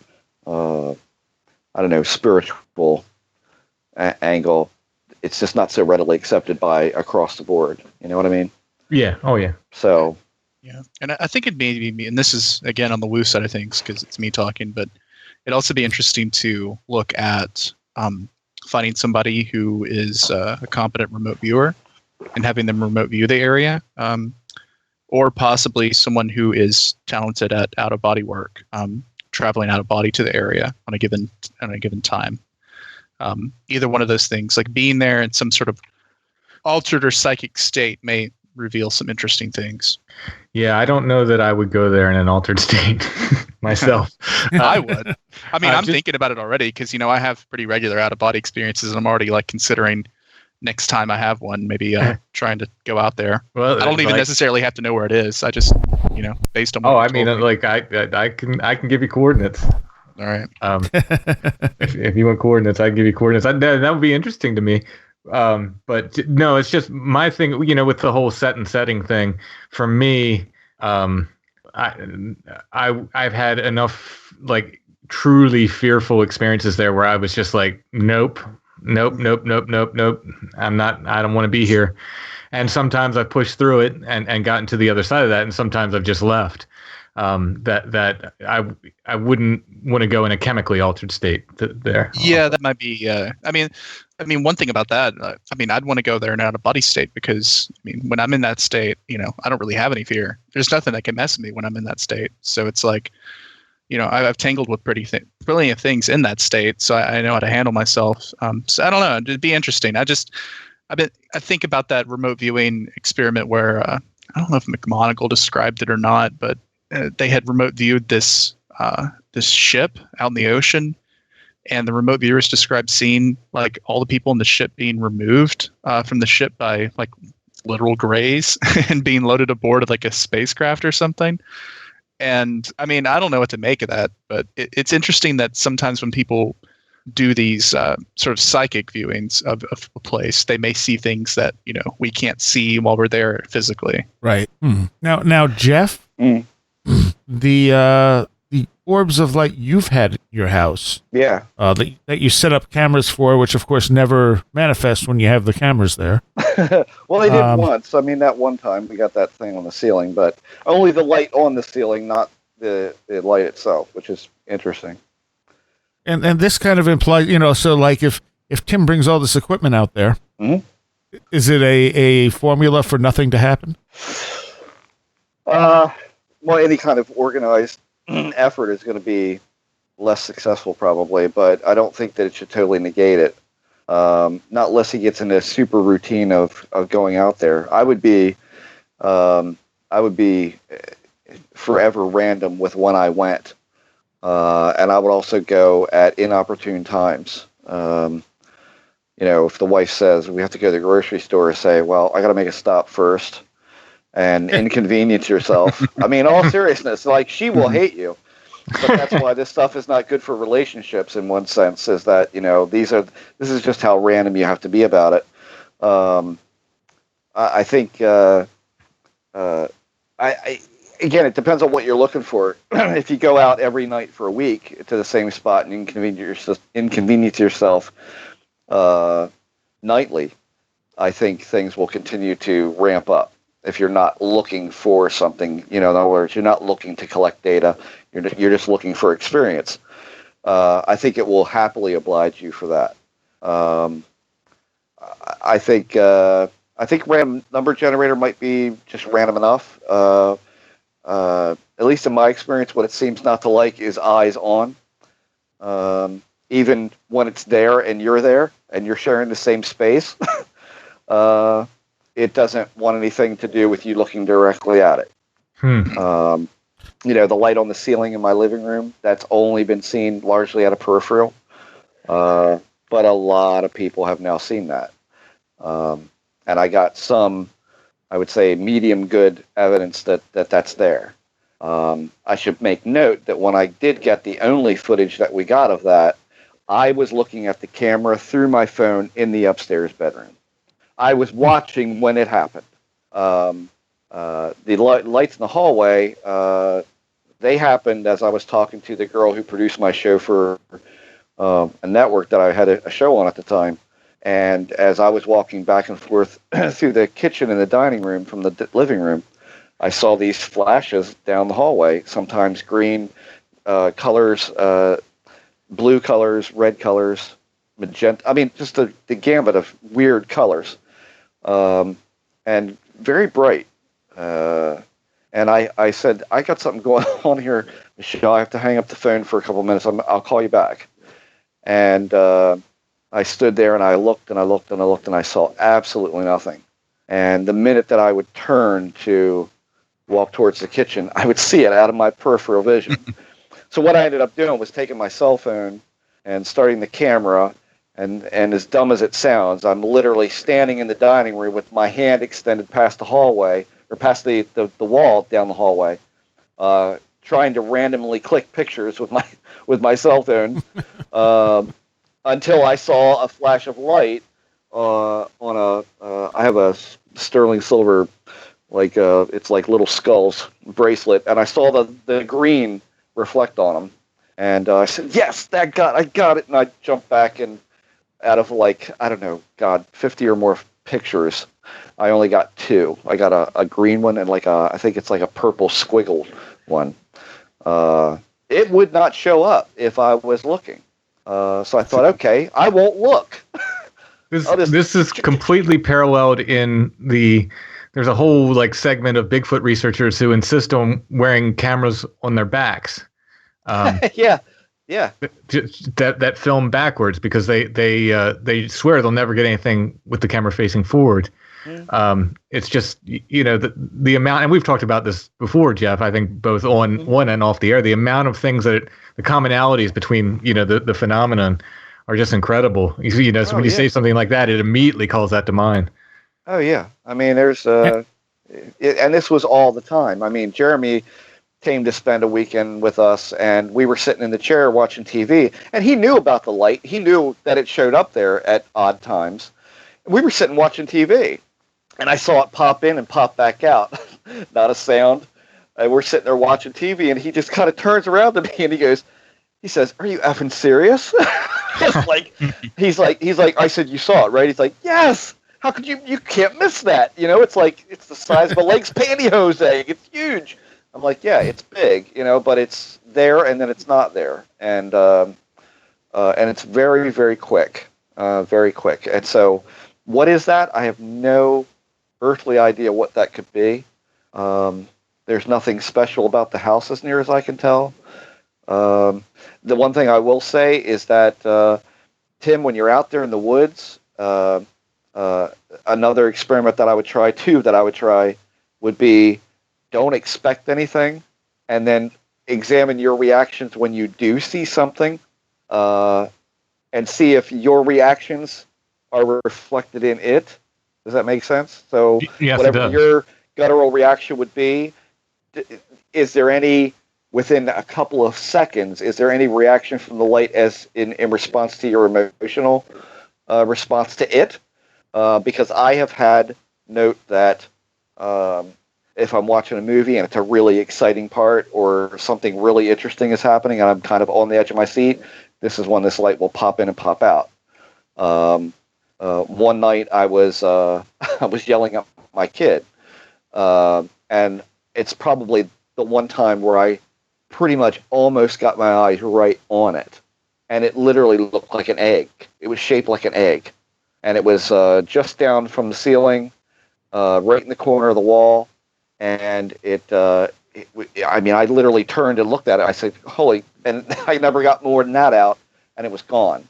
But that was like a high emotional time for me. That's when this showed up. So it seems to show up at these times when either me or someone else is having a interesting response to media that we're watching or listening to.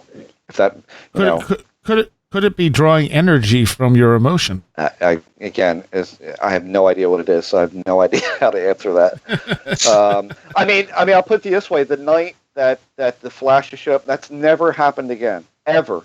The only thing that I ever got on camera looking down that hallway was a very, very large EM spike that lasted for 15, 20 seconds. And it was a huge spike, and it went up and then it went down. It's the only time my natural EM meter ever moved.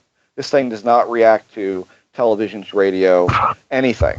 It only reacts to natural EM. This is the reason that I bought it, and it's one of the more expensive ones, but you're guaranteed not to get a lot of pollution with it. So it's the only time it ever went off, and it was pointed down that hallway. But was there anything visually seen? No. The only thing that happened was the floodlights that we run literally all night in the backyard. You heard the switch in the dining room flip down and the lights go off. So right after that spike, the light switch flipped down. I mean, make of that what you will. When you talk about not being able to look at it, when I had that experience out back with the light in the field, that was one of the strange things about it, is that this was I can't say exactly how distant it was because it was very hard to tell, but it was just a very faint light, and it was on the ground. And, I noticed it, and when I started paying more attention to it, I would notice it would like go on and off in like 7-second bursts. So it would be on for 7 seconds and off for 7 seconds. But if I looked directly at it, when it went off, it wouldn't come back on until I looked away. Right. And I was like, okay, there's intelligence behind this. I don't know what it is, but it's responding to me looking at it. Yeah. And like I said, I believe that sometimes they respond to emotion. I will never forget. And I've had 2 conversations about Gulf Breeze when it comes to the sky watches, because I think the sky watches were an integral part of why UFOs were seen there. It wasn't just that people were looking; they were looking to see UFOs. And guess what showed up? UFOs showed up. They were recorded on video for years, and there were some rather dramatic sightings in that park, Shoreline Park. And when I asked, a couple of fairly well-known researchers that you won't often see on television. I said to one of them, why do you think that area? What is it about that place? And he was very matter-of-factly. He says, because people show up to see them. And not long before Bland Pugh had passed away, he was a local down there, a MUFON guy, very heavily into the Gulf Breeze sightings when all that. He was right in the thick of that. I asked him, I said, in today's world, which was, I don't know, some years ago now, are there any more sightings in Shoreline Park or elsewhere? And he said, no, north of Gulf Breeze, there's been some lately, he said, but nothing to the degree that we had back at the time when you were down so often. And I said, well, when did they stop? Like in Shoreline Park specifically, when did that stop? When did you stop getting reports? And he said, when people stopped going to Shoreline Park. And right. I was like, of course. And I'm writing this into a large part of my book, but this is a place that started out with a lot of sightings, like historically, like way before Ed Walters and all of that. And the people in that area it was close knit. It was like a kind of a recreational vacation town type place. And when the UFO was done with it, it was a disaster. Really? People were not speaking to each other. There were affairs. There were, it was a mess. I mean, it from one local told me it literally turned into Peyton Place in reality. And it just people fragmented, families fragmented, friendships ended, other friendships began. It was real turmoil down there. I think probably right before a lot of stuff ended. So, I'll be curious, Tim, like what happens, as you go forward with this thing, if it continues to show up for you and it continues to play with you, as long as you're willing to play with it. That seems to be the case. What will happen with your group of people that go with you? What kind of reaction? Like, also keep track of that. Like, what is their reactions, both prior and after? Like, what kind of things tend to pop up? I'd be very curious to see what happens going forward out of that. Well, I will definitely keep track of everything. Yeah. Now, what do you make of the lights that you were getting in your house? Me? Yeah. That I wasn't getting. That you were getting, like the light, like that I was. Did it?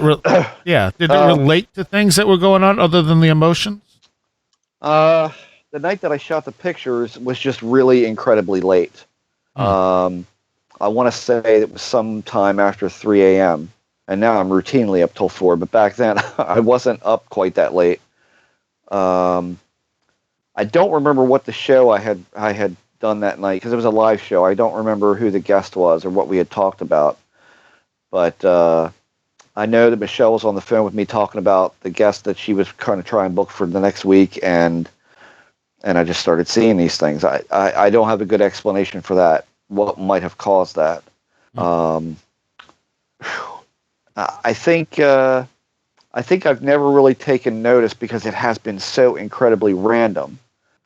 I would say the most recent thing, and my wife will have to ask her if I'm wrong or not. We kind of take our dogs out in the backyard every night before we go to bed for them to go to the bathroom.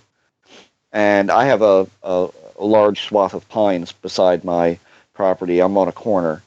And Lisa called me out one night. She said, "You got to see this." And she's standing by we have a large gazebo, and when she was looking towards the trees, there looked like there was a cigarette butt on the ground, like a red glow on the ground. And it wasn't, it was, you could look right at it. I mean, there was no question you could look right at it, but you could see it a lot better if you look just to the left or just to the right, which is something that astronomers deal with very dim stars. Mm-hmm. You could see this thing, they're laying there on the ground. And the minute that I would go over and walk up to where it was not unlike a Marley Woods type of thing, where Lisa would stand back and she'd say, "You're right on top of it." And I'd stomp my foot around the ground. She's like, "You're not hitting it." but she would see it. I saw nothing. We never really figured what it was, but I had the camera out back for probably a month in a waterproof and windproof case, and it never showed up. I never saw anything like that. We don't know why that showed up, other than that was not long after we had gotten our 2 dogs, so they were very new to the house. It was a new pair of dogs in the house. And since they've become kind of routine staples of the family now, that we don't see that anymore at all. Not in summer, not in winter, not in fall, ever. So it seems to be when things change. If I had a better memory, I could tell you about the night in the hallway with those lights. I honestly can't remember anything really crazy going on at that point in time. I'm at a loss for that, so I can't answer that accurately. Okay.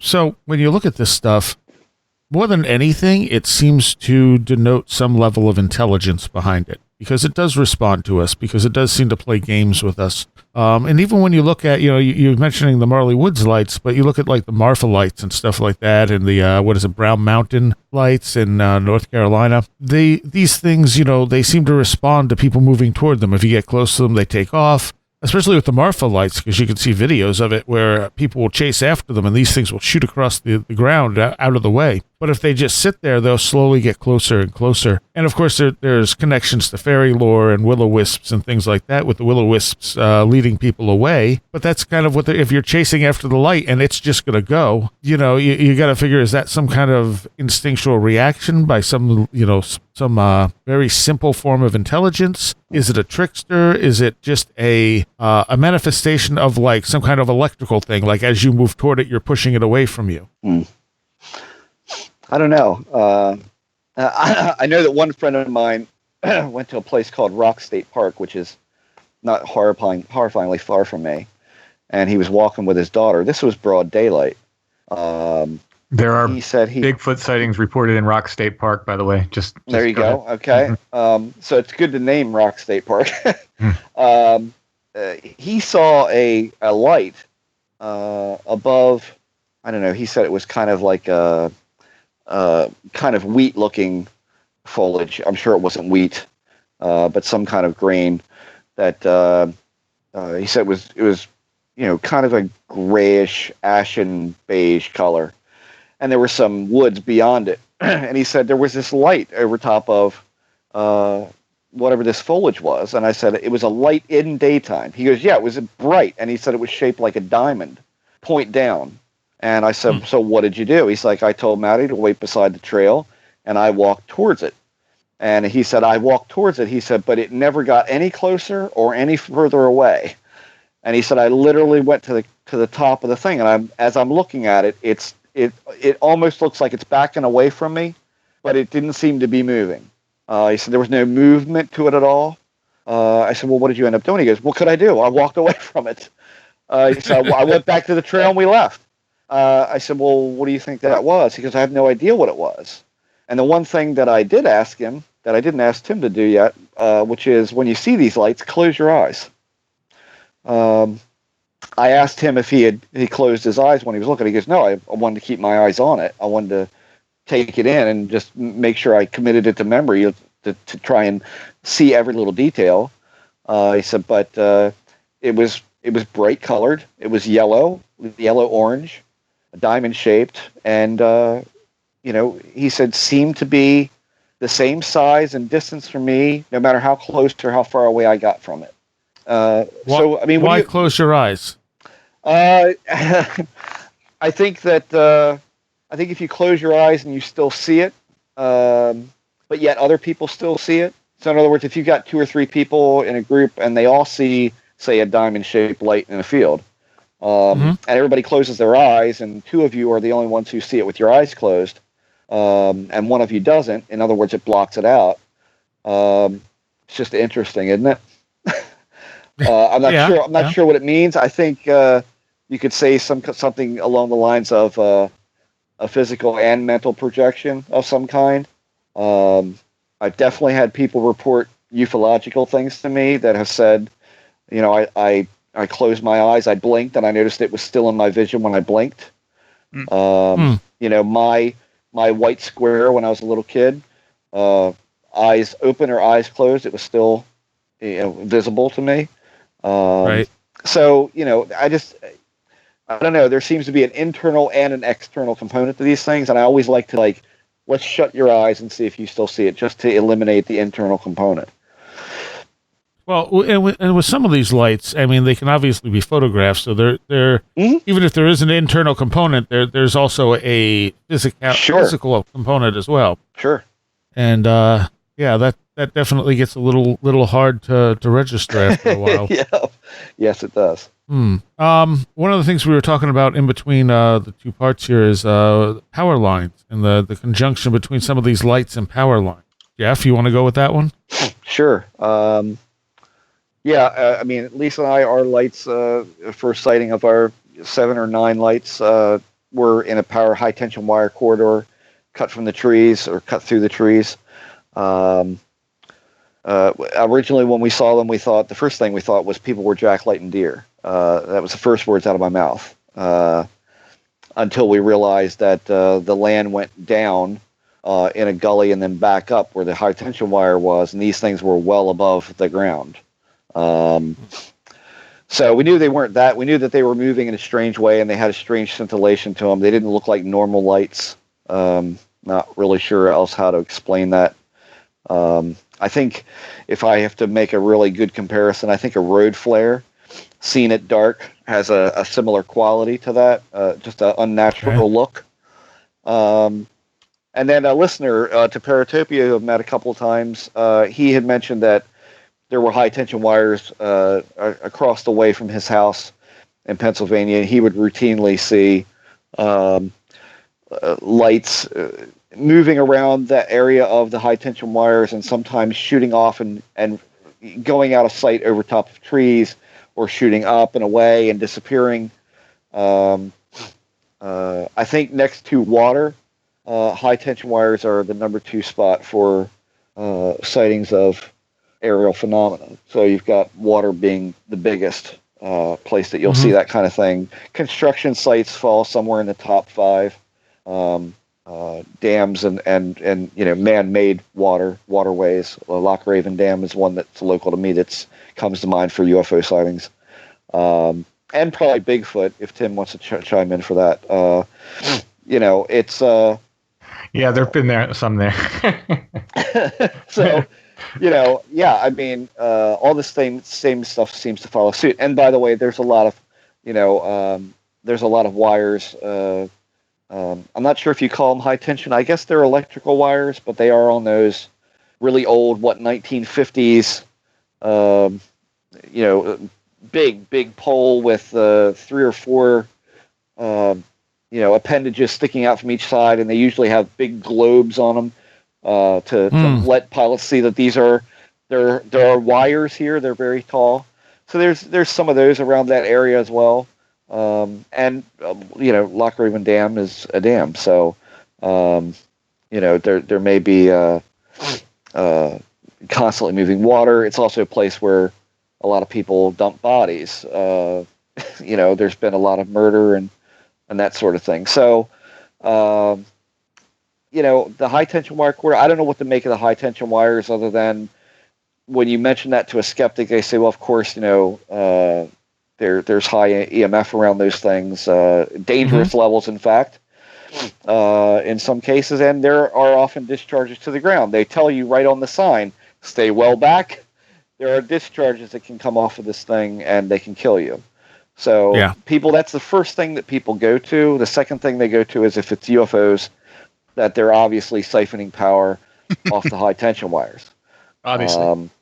And water, the same thing. Well, they're using it to cool the systems. And and my answer to that is always, well, you know, how about if it's just some sort of energy form that is attracted, like static electricity attracts, you know, a piece of lint. You know, they're just attracted to it because they are of the same stuff. It's some sort of electrical. It's some sort of energy. There's a leak, And here we get this attractant to that sort of thing. There are other factors in play for Lisa and I in our event up there, but that's the first place that we saw something odd. Was in that high tension wire thing, and that's not uncommon. So make of that what you will. We still don't know why that is, other than energy and energy together. I don't know.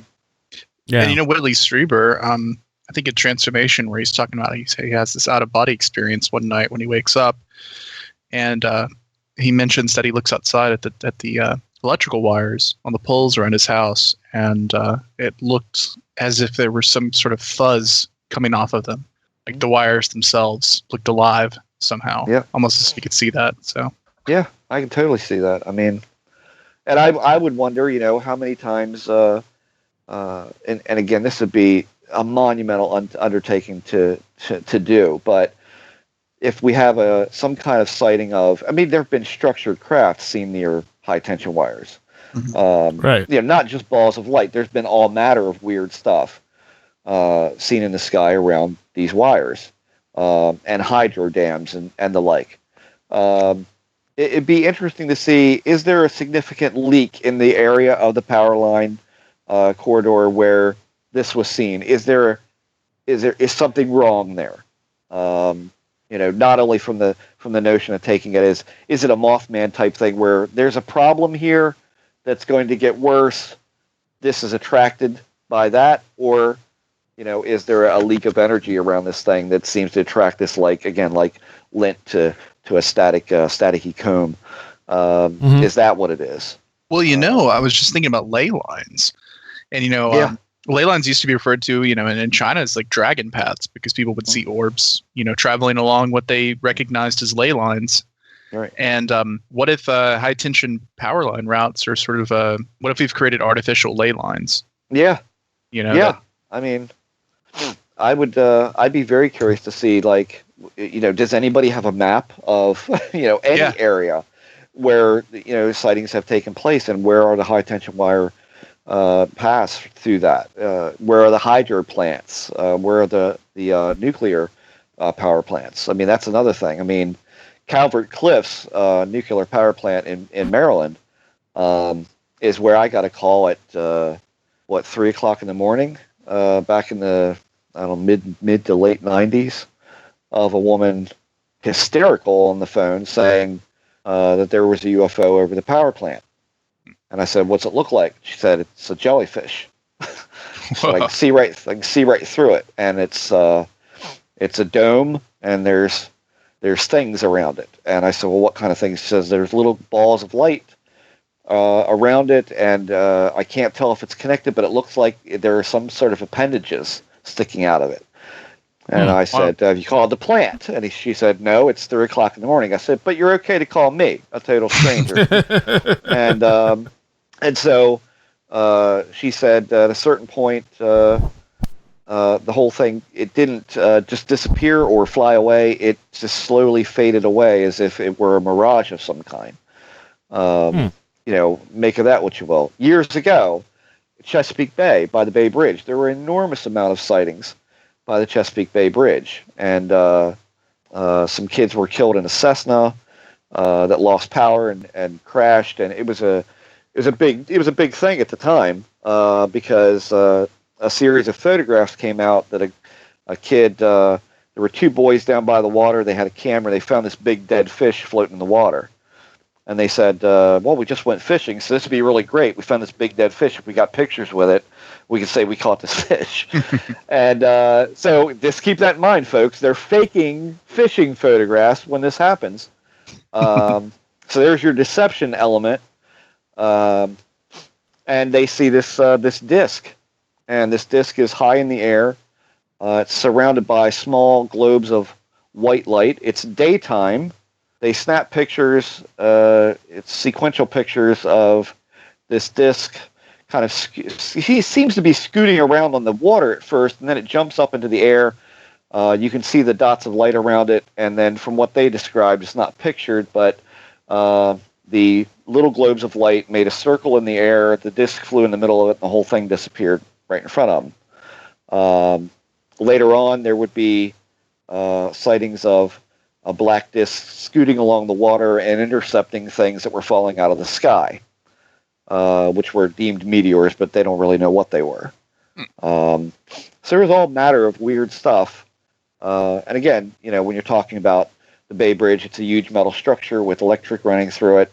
I count that as, this is an electrified metal huge object.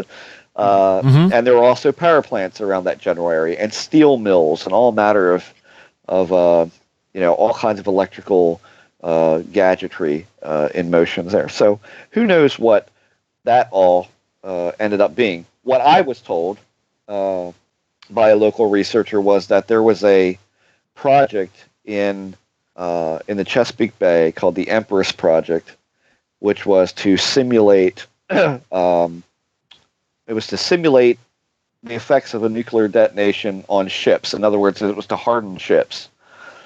And they were testing this thing. This is apparently, I don't know for sure because I never got the whole story, but he told me this is the reason for the kids in the airplane. They fired this Empress, they fried everything in the cockpit, and they went down. After that happened, as they were doing this project, these UFOs started to show up.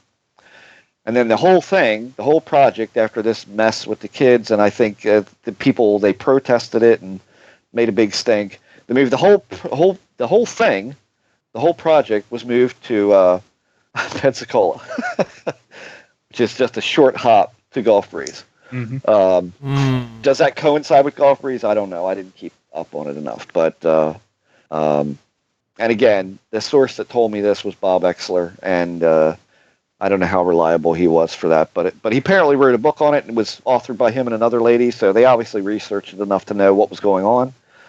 I don't know, but there you go. You got huge electromagnetic pulses going out apparently that were far out in the water, but yet you have these UFOs showing up. I don't know. The other thing about lights too is the sort of religious attribute of lights being illuminating. Like the biblical story of the guy getting hit, and I forget who it is because I'm by no means have a good memory for this stuff, but being hit by a bolt of light and it illuminating him and changing him. And you see that in UFOs. You see it in just folklore, and actually Tim can probably speak to the folklore element of this too. Yes, Tim? yes. Sorry, I had my mic muted. I didn't want everybody to hear me taking a drink.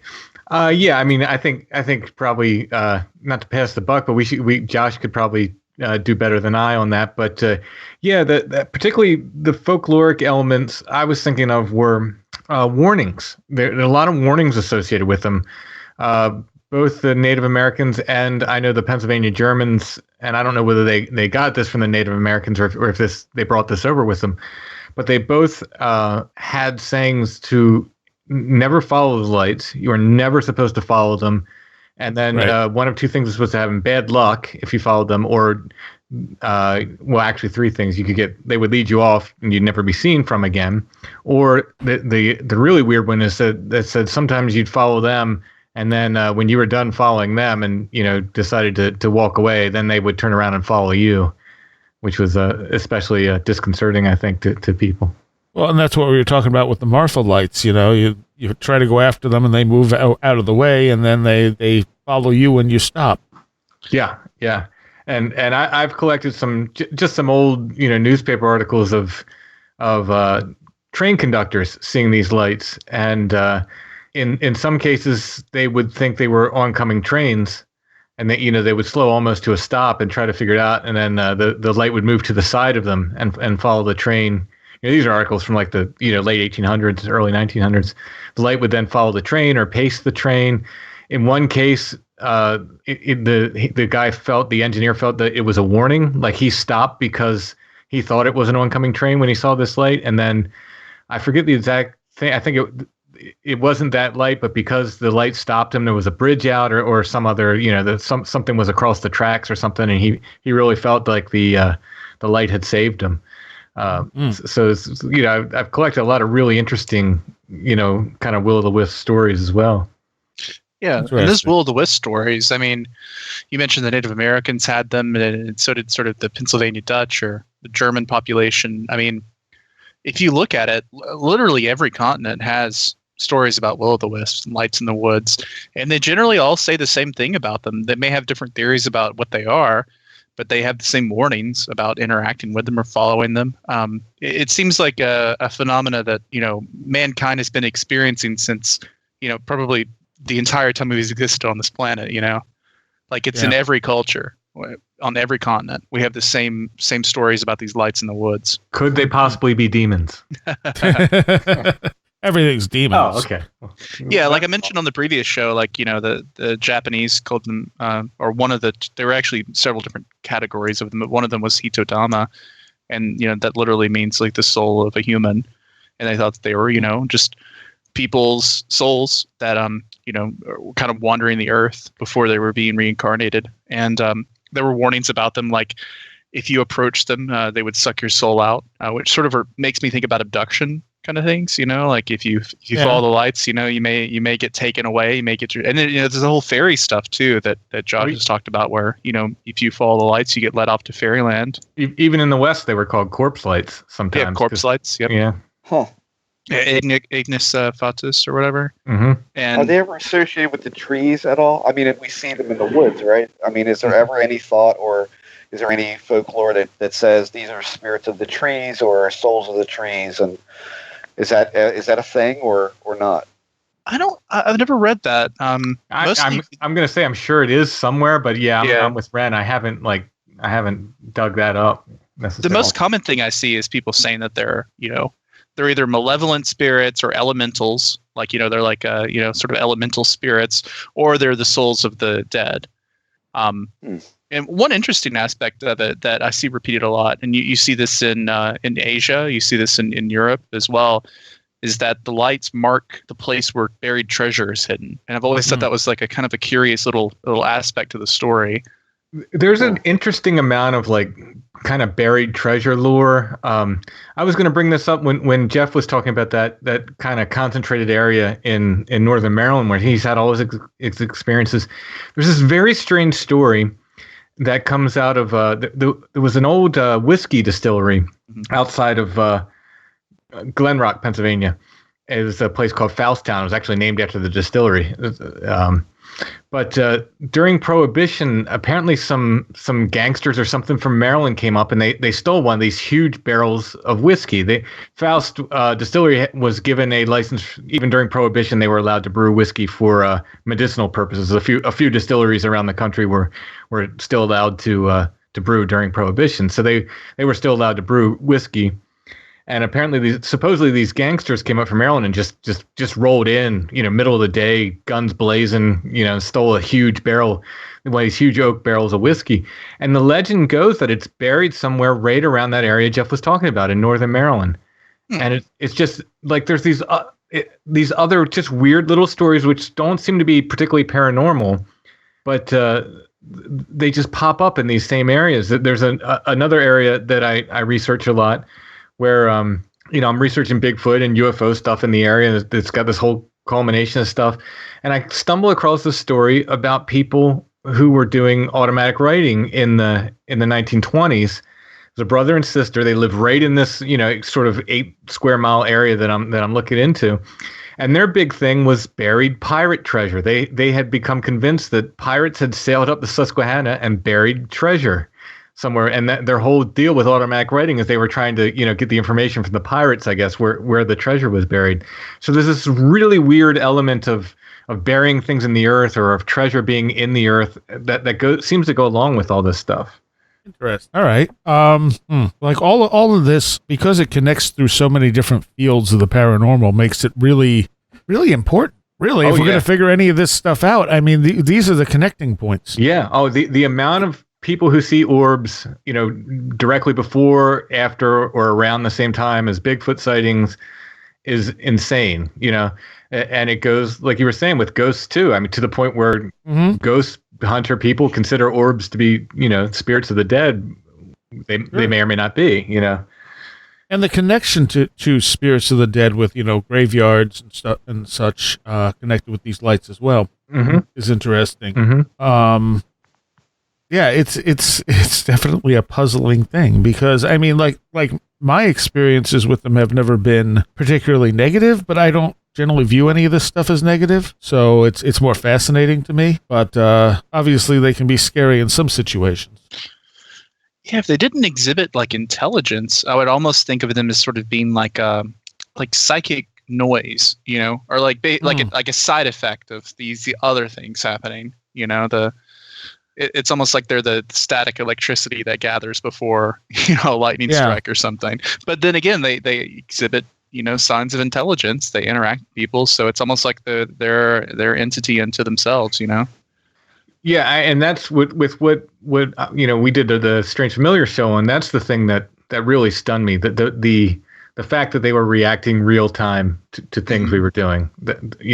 More than, I don't know. It would have been stunning just to see the changes of color and movement, I suppose. But when you add in the fact that they seem to be directly reacting to that laser pointer, was particularly exciting and amazing to see. What is the light? Tim, can I ask one thing? I'm sorry, I just want to. Sure. Before I forget this, and if you don't want to answer this, you don't have to.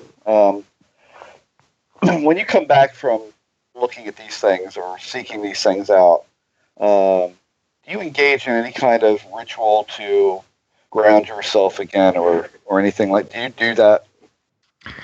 I can't say if I do. It's more of the sort of my normal routine of, like, I always say, like, music is my meditation. So I'll sit down and I'll play music for a couple hours or something like that. You just answered your own question, so that's that. You said routine, and that's the end of that. Okay. No, and playing music is, again, life affirming and all that sort of stuff. Because I keep thinking back to like people like George Hansen have told me about Bigfoot, because that seems to be a recurring thing with the lights and what have you, and the UFOs and everything else. Like in a lot of Native American cultures, it was a bad thing to see a Bigfoot. Like, you had to be ritualistically cleaned, so as not to bring this this odd, like, to me, everything in the world is based upon ritual. Like, since I've kind of expanded my head a little bit to include this anti-structural, marginal stuff, I see ritual everywhere. Right down to, like, you come home from something like that and you play music, and that kind of grounds you in here and draws a line. If you want to think about it that way, it draws a line between that and where I am now. That's the line. That line doesn't get crossed. When somebody sees a Bigfoot in a Native American culture, they're cleansed so that draws a line that this doesn't come near us. I have to wonder if something like that, because you seem to be without a lot of ill effects of this stuff, and I find that endlessly fascinating. Because I am the poster child for the other side of that. Everything that I do, like, I literally go out and try to interact with this stuff, and then I come home and lay in it. Like going in a swimming pool without coming home and changing your shorts. So I was just wondering, if there is some threshold that you cross that you feel separates you from that stuff. Is there anything like that you can think of that off the top of your head? Well, as odd as it sounds, I don't tend to bring it home because my family's just tired of me talking to them about it. Okay. No. So, I mean, I bring it home internally because I'm writing books and I'm doing a podcast, obviously, but sure. But there's a real separation where I'll come home and I might talk to my wife for 5 minutes, like, oh wow, I saw these incredible lights, they're pretty wild, and then we'll sit down and watch a comedy or something. You know what I mean? Okay. So it's there's an intentional on my part of not bringing too much of it home, except for in the work I do with it personally. Right. Otherwise, I mean, as far as the negative thing, I mean, I don't know. I mean, like it's to me, it feels like there's negatives and positives, and it can depend. And this particular place, I have to say, is the place I'm the most wary of. There's a few places I go on the regular that I have no problem being alone at, which other people would probably be completely freaked out. Oh, really? Okay. But this place, I don't. I mean, I'll day hike there, but I don't think I'd be there alone at night at this place. How close is this to the place where you were playing chess with something? It's pretty much the other side of the county. That was like south. Oh, really? Okay. This is north, pretty much. Okay. Tim, what color was the laser pointer he was using? Green. Interesting. There's a little correlation here. Okay, so green laser light, especially with a cheap laser pointer, emits infrared. Mm-hmm. So it was cheap. It wasn't, I mean, it was like, hey, I got this from China or whatever, Yeah. Those emit infrared radiation. That's why they're extremely dangerous to point in the eyes, if anything. They can cause blindness, all kinds of problems. So one thing I'm remembering here, you remember the Seattle Demon House guy? Yeah. There was a little thing Keith Linder. Yeah. There was a little thing he mentioned about how, I forget, I'd have to go back and listen to the show, but something about using infrared cameras. They don't like They don't like it. For some reason, it like hurts them or it's like irritating to them. And I almost wonder if that's the reason they changed from red and like winked out, is because somehow that light was irritating them or hurting them somehow. I mean, that would make perfect sense. That's the sort of reaction you got. And then like I said, they would stay out for a period of, I don't know, 20, 30 seconds to a minute, and then they would come back on. You might have been blinding them somehow. And this brings it back to eye shine. if they was that, and again, that's what Jeff, who was with me, that's what he's saying. But if they moved up say they moved up, and he would hit them when they were up, and they would like aperture out, like Jeff was saying.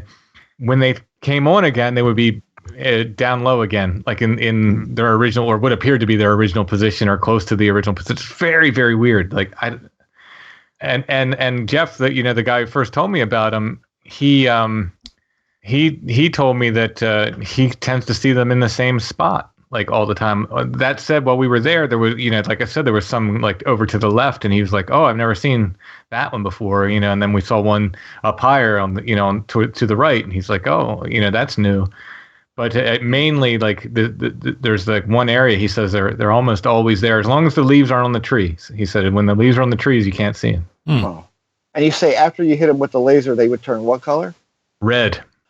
Yeah, you might want to look up. You might want to write Ted Phillips. I'm just saying, because I remember distinctly him saying either I want to say it's the blue and the red ones.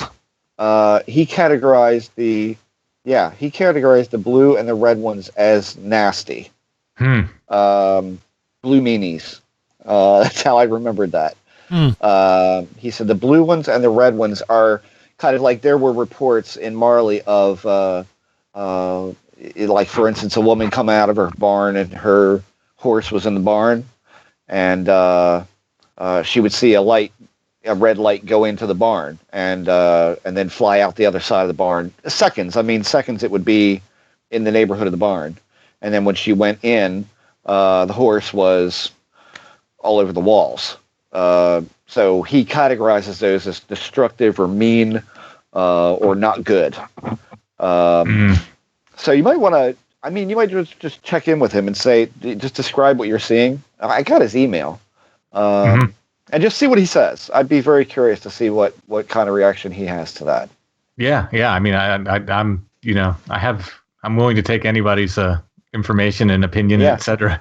Sure. Because I don't know what they are. That's the frustrating thing. I can't say what they are. I can only say that from my observation, they reacted to what we were doing. Yeah. How luminous would you say?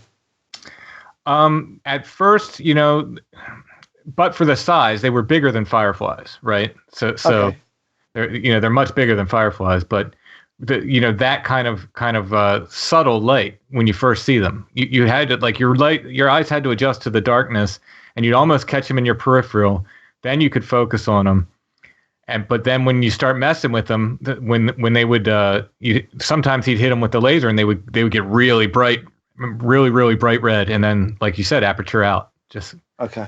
So the luminosity was changing too. At one point, they got bright enough where it looked like they were lighting up the trees around them. Okay. The one and that was pretty wild.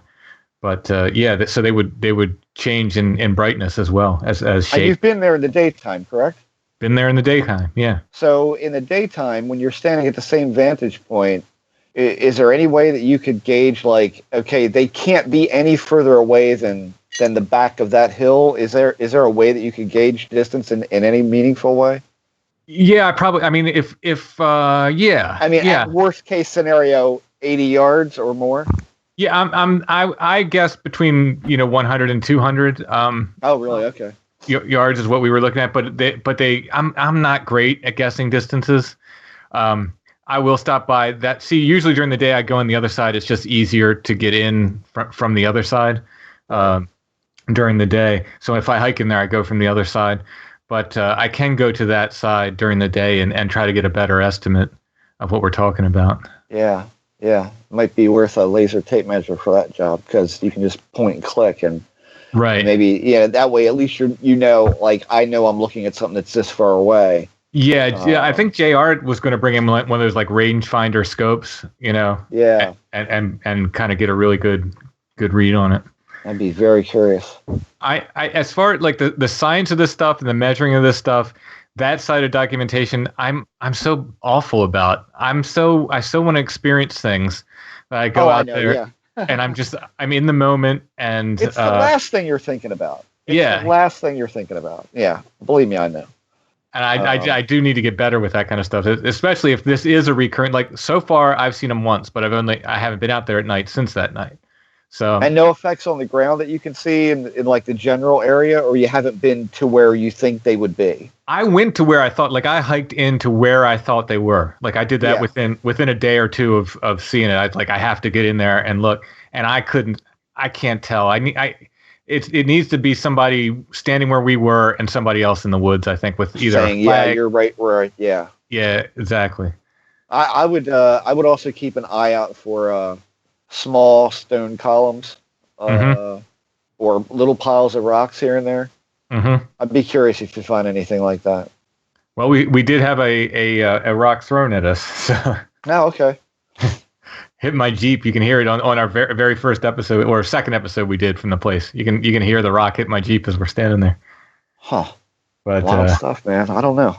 Yeah, it's crazy. And see, the original story we got about the place was this guy was telling me about it. He said, I used to go up there when I was a teenager in like the late 70s, early 80s.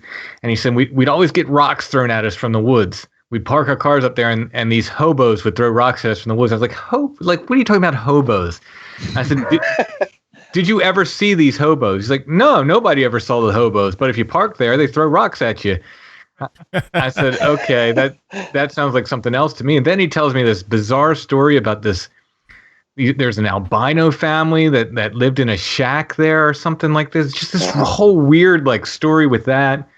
And so we go up there, and then within, like, I'm telling my buddy this, and within, days of me telling him this, he gets a client of his tells him basically they're having this Bigfoot encounter right nearby there. And like, okay, like now we have to like check this place out. So we go in thinking, Bigfoot, and now there's all kinds of questions like Jeff's girlfriend saw something that like a quadrupedal thing that looked like a giant ferret or something in there. Like the way she drew it just looked weird. She got like orbs and the white flashes of light in there. I believe in her. She saw them in the rearview mirror of her car when she was parked in the parking area. And there's all this other it just became this just gobble of weird junk all in one place that, we went in looking for one thing. And of course, as is the case often, you start getting all this other stuff. This sounds like Marley Woods to me. I mean, especially when it comes to the weird animal stuff, because that's prevalent there too. There's been, I want to say that that Ted has reported like very large wolves, which again were a Skinwalker Ranch type thing, which that's been compared to that as well. But there's been some really weird stuff, the animal stuff that's been seen as well. I mean, unnaturally large things. There's been different, like when you come to a farm, when you've got barbed wire or razor ribbon running anywhere, you're bound to catch hair and what have you. I mean, I remember him talking about that there was, just really strange hair had been thrown around, and I know he was doing analysis on all that. I have no idea where that stands now, but I mean, it sounds like Skinwalker Ranch, aka Marley Woods Light or something. But hey, if you, I mean, the thing that I always wonder about is, if you continue to go and continue to see things and experience things, and don't really worry so much about documenting it, is it really going to get, crazy? I always wonder, like, how bizarre is it going to get? How far can you push it before you're like, okay. And it does seem like things amp up, Yeah, as a reaction to your attention, Mm-hmm. And that's why I say if you take more people out there, I wonder what the reaction of the phenomena would be if you took 10 people or 7 people. Just said, like, let's just go see what's out here, or maybe tell them ahead of time what you've seen. I've seen this stuff there. I want some other people to see this. What will it do? Will it not show up at all? I don't know. The random of, you said you've been out there before and not seen anything. Yeah. I'd be curious to see, like, on what days, under what circumstance, that sort of thing. But I mean, just being random about it probably is better than all the routine in the world. Mm-hmm. Well, we are out of time, so we're going to have to conclude. But this has been a great 2-part episode on this stuff, and I'm sure we could probably do another one at some point, especially as Tim investigates this more. Yeah. So I thank all 3 of you. This has been great. Thank you. Thanks for having me. Thanks, guys. And this is going to be the follow-up to our Strange Light Anomaly shows. And I am joined by Wren Collier. Hey, everyone. Timothy Renner. Happy to be back. And a stranger known as Joshua Cutchin. I have returned from the netherworld of New Orleans.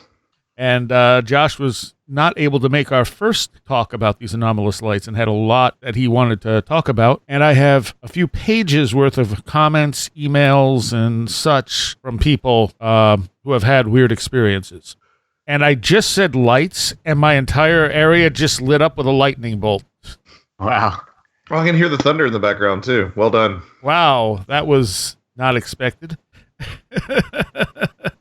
I got a handful of emails on that show, too. I guess people who listen to both of our shows, which I did not print out, but it was a good response all around.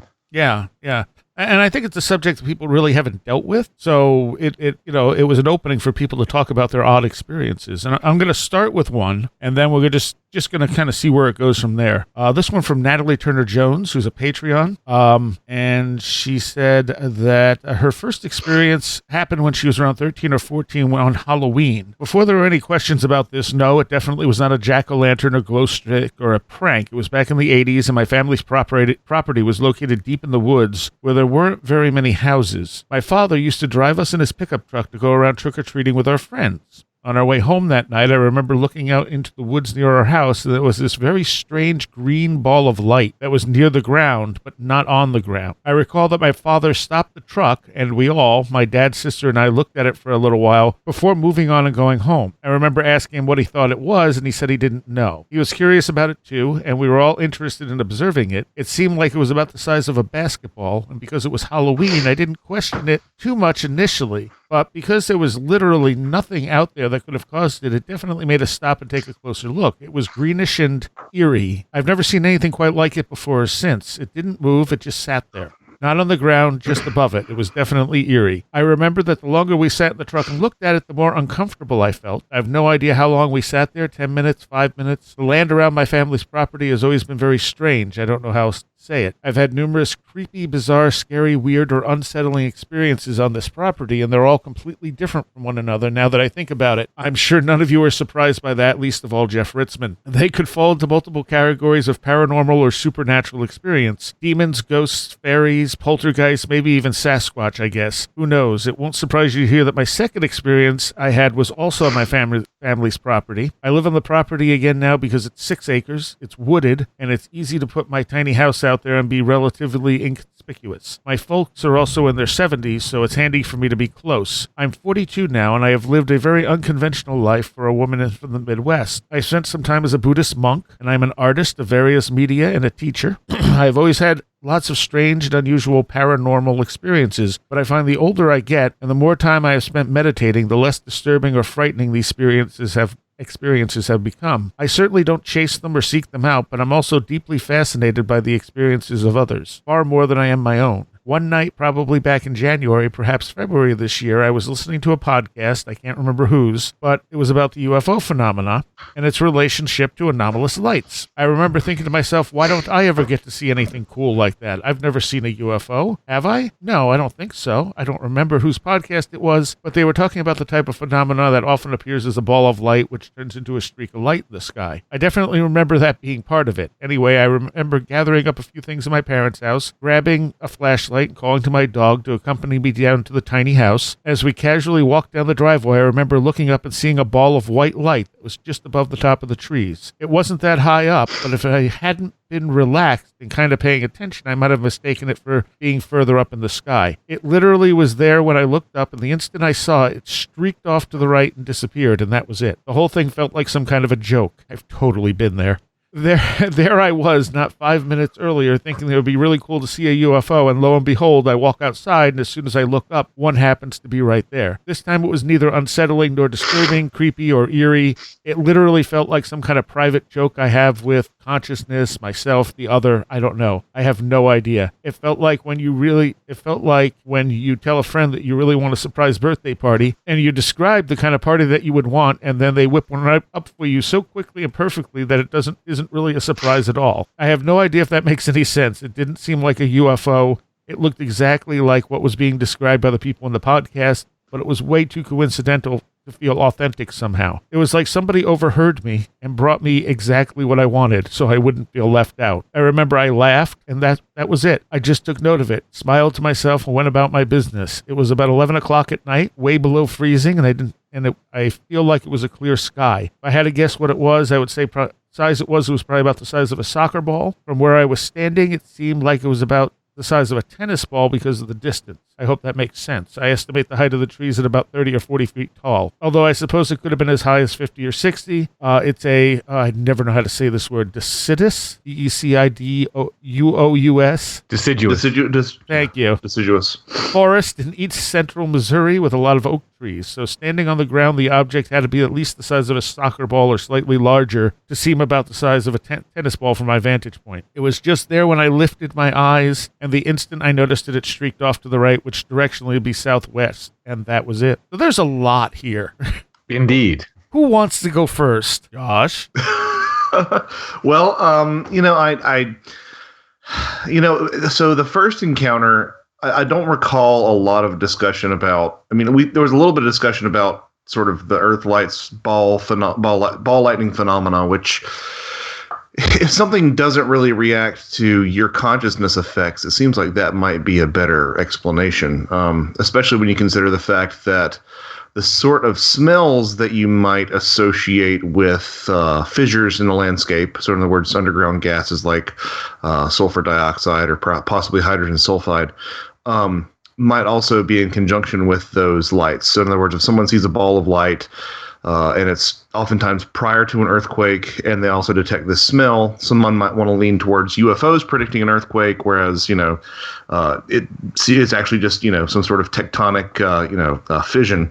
But when you have something that reacts to being looked at and flying away, like the second example, that puts it into a completely different completely different category altogether. So yeah, I mean, nothing. I mean, when she said it could be demons, fairies, or ghosts, or demon, ghost, or fairies, I was like, why not demon, ghost, fairies? Well, she said she's had experiences that could be classified as any of those. Mm-hmm. So she has other experiences here. Yeah, I just think it's interesting that she asked someone who has. I think it's interesting that there's someone who has had that many experiences is also experiencing, the light phenomena, which is, as you guys mentioned on previous installments, really is one of the shared core aspects of all sorts of different phenomena. I think that's not inconsequential, that people who tend to be experiencers of one particular facet of the paranormal are less likely to see anomalous balls of light than people who have seen a lot of different things. At least that's been my observation over time. I don't know if Wren or Tim can vouch for that sort of observation, but I feel like when people tend to be broad spectrum receivers of paranormal phenomena, they're more likely to see light phenomena. I'm just going to lay this out here, but on that note, I was doing some research into flashes of light experienced during MRIs. And it seems that, like, in one experiment or set of data points, it was like 8 out of 1,023 surveyed people experienced seeing flashes of light or light phenomena during MRI. And what's that, like 0.8%? Mm-hmm. Mm-hmm. I wonder if that correlates at all with the kind of percent of people who have these sort of experiences. Not necessarily saying that, magnetic stimulation is the cause of these, phenomena, but that maybe that number of people, maybe that's why we have a small subset of people that tend to have these experiences. Well, she didn't get a flash though. She actually saw balls of light, whereas the flash thing could totally be magnetic in some way. That's always been my thought. The flash thing is much more like sort of Michael Persinger sort of ideas. It's not just the flashing thing. It's the flashing thing is like okay, so maybe I should back up a little bit. Basically, when you see light, what that is a photon interacting with photosensitive cells in your eye, right? The eye structure chemically initiates a process by which an electric signal is sent to your brain that then interprets the visual information, translates it. Like literally what happens is that you have a protein in your eye that changes shape when it's stimulated when it interacts with a photon through isomerization. Like it changes its molecule from one arrangement to another. It no longer fits in its slot and thus initiates like this whole process. You can actually do this manually by pressing in your eyes. Like that's what, when you press in your eyes and you see all those lights and stuff, those are mechanical phosphenes. You can also create phosphenes by intense changing magnetic fields and with transcranial magnetic stimulation, which is the Persinger stuff. Basically, what you're doing is it's like the magnetic field, because all light is electromagnetic radiation. I mean, like X-rays are light, gamma rays are light. Any kind of electromagnetic radiation is light. What we typically think of light is just radiation that's within a certain spectrum.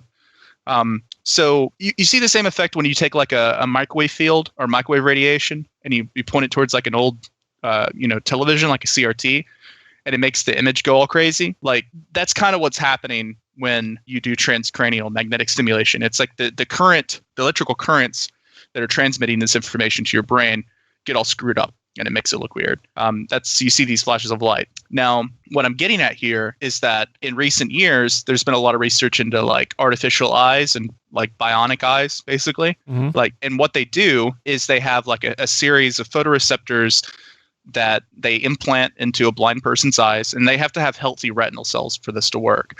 But they basically artificially stimulate those cells and send the electrical information to the brain to generate the image. Now, when this was originally developed, I think in the 60s, they were only able to generate phosphenes, like the flashes of light or like the weird patterns you get when you press in your eyes. But there have been really like huge advances in the last couple of years where they've been able to effectively restore limited sight to blind people by effectively emulating the eye.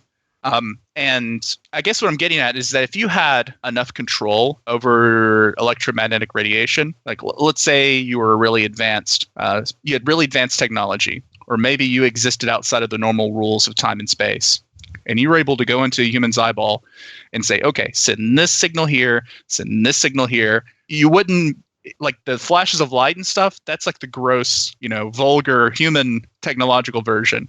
But if you were able to directly manipulate and send electrical currents or manipulate them in such a fine manner, like you could make people see things that weren't really there.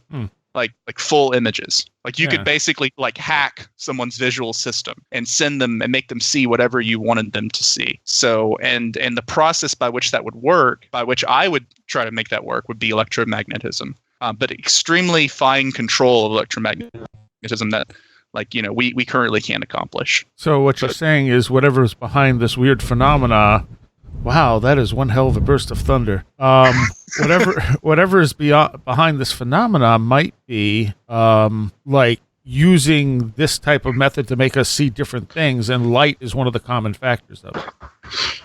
It could. Yeah, I mean, again, this is speculation. But what I'm saying is if you were able to manipulate the electromagnetic spectrum in a very fine manner, you could hack someone's visual cortex.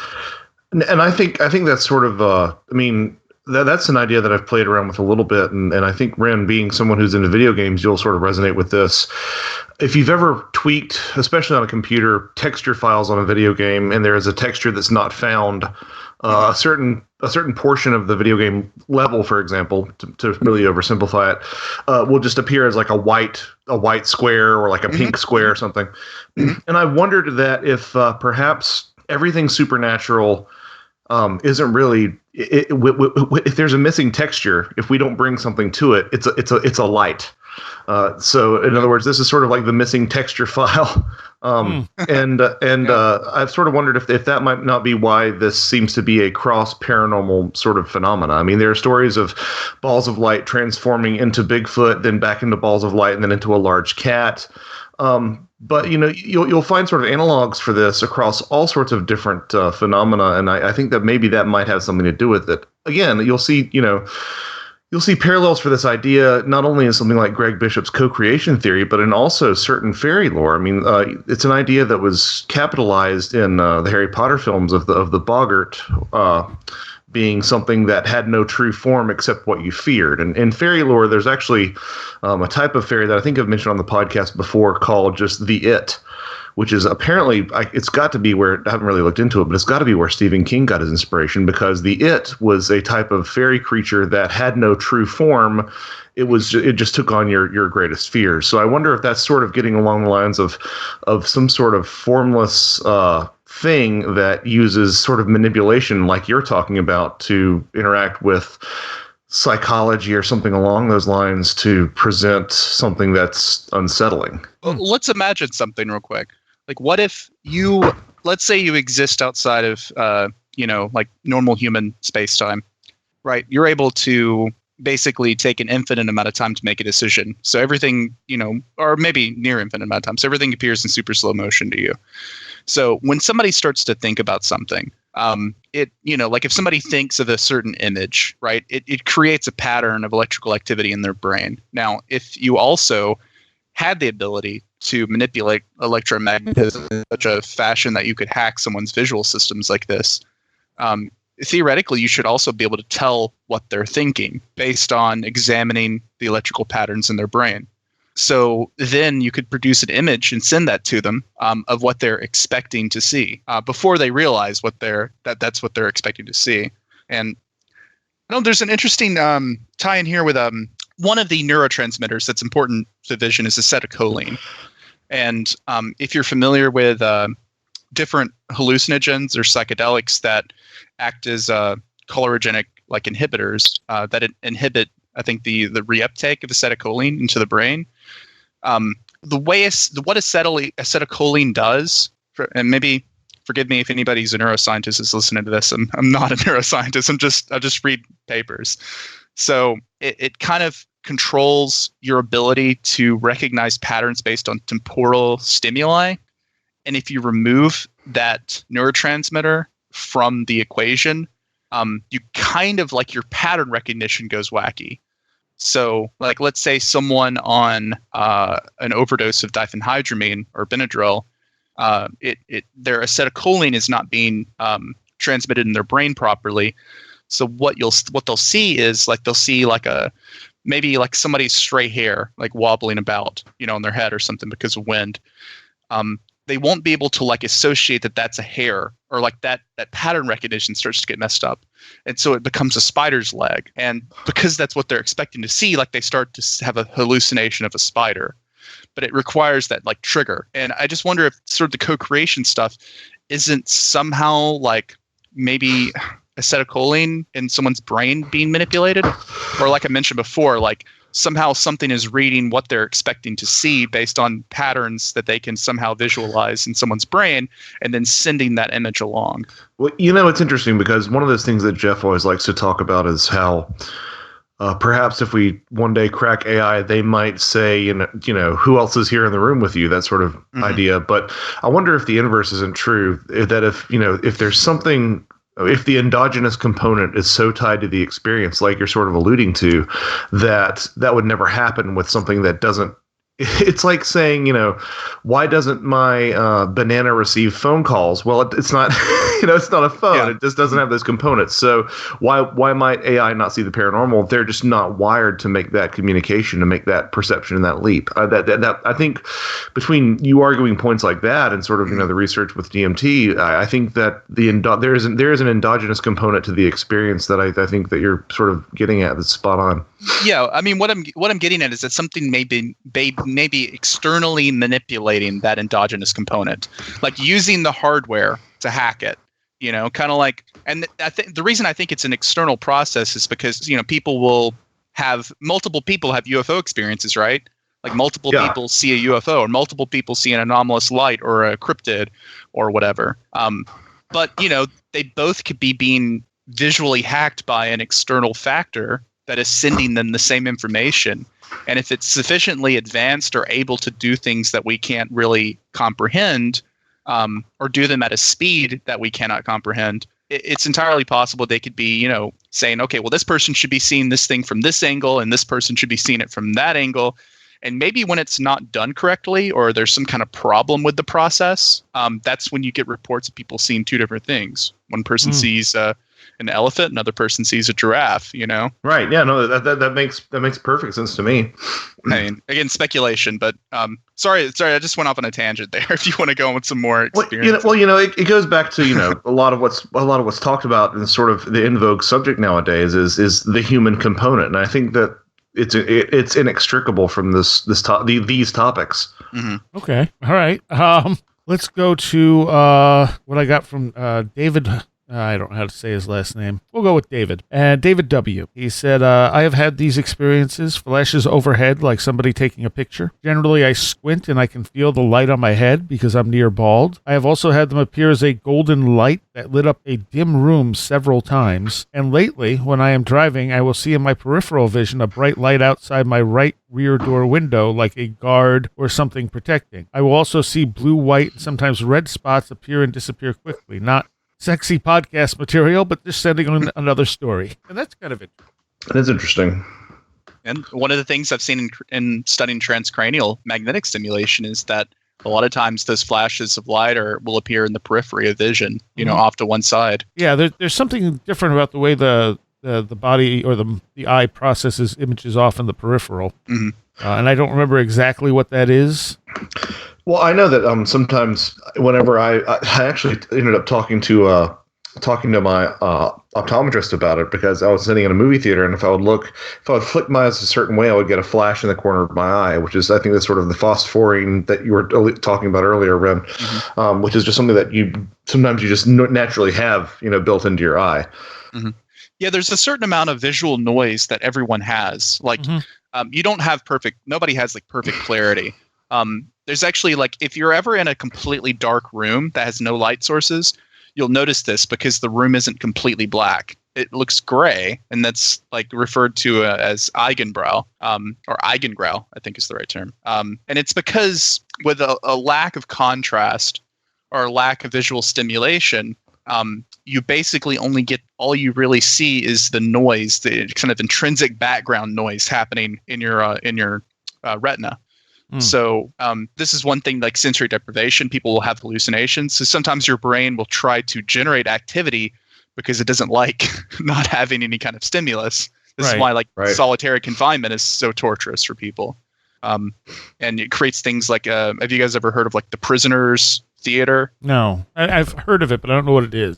It's a similar phenomenon. So like with the lack of visual stimulation, like if somebody's in a completely dark room, they have no visual stimulation. There's a weird kind of hallucination that occurs where people will start to see, balls of light or flashes of light that sometimes form into, human figures or little things dancing, or you'll hallucinate basically. That's what it's like not the Gansfeld experiment, but it's Gansfeld something, like Gansfeld image or something like that.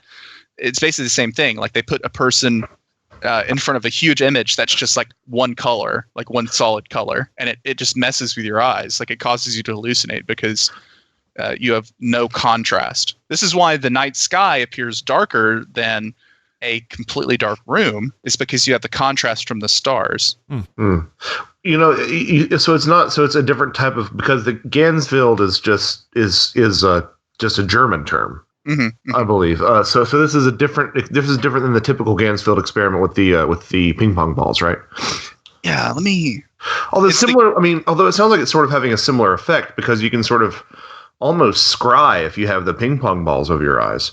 This is, I think, where scrying like comes from, right? Because it's like you basically have an unchanging sort of image. It's called the Gansfeld effect, and it's from German for complete field.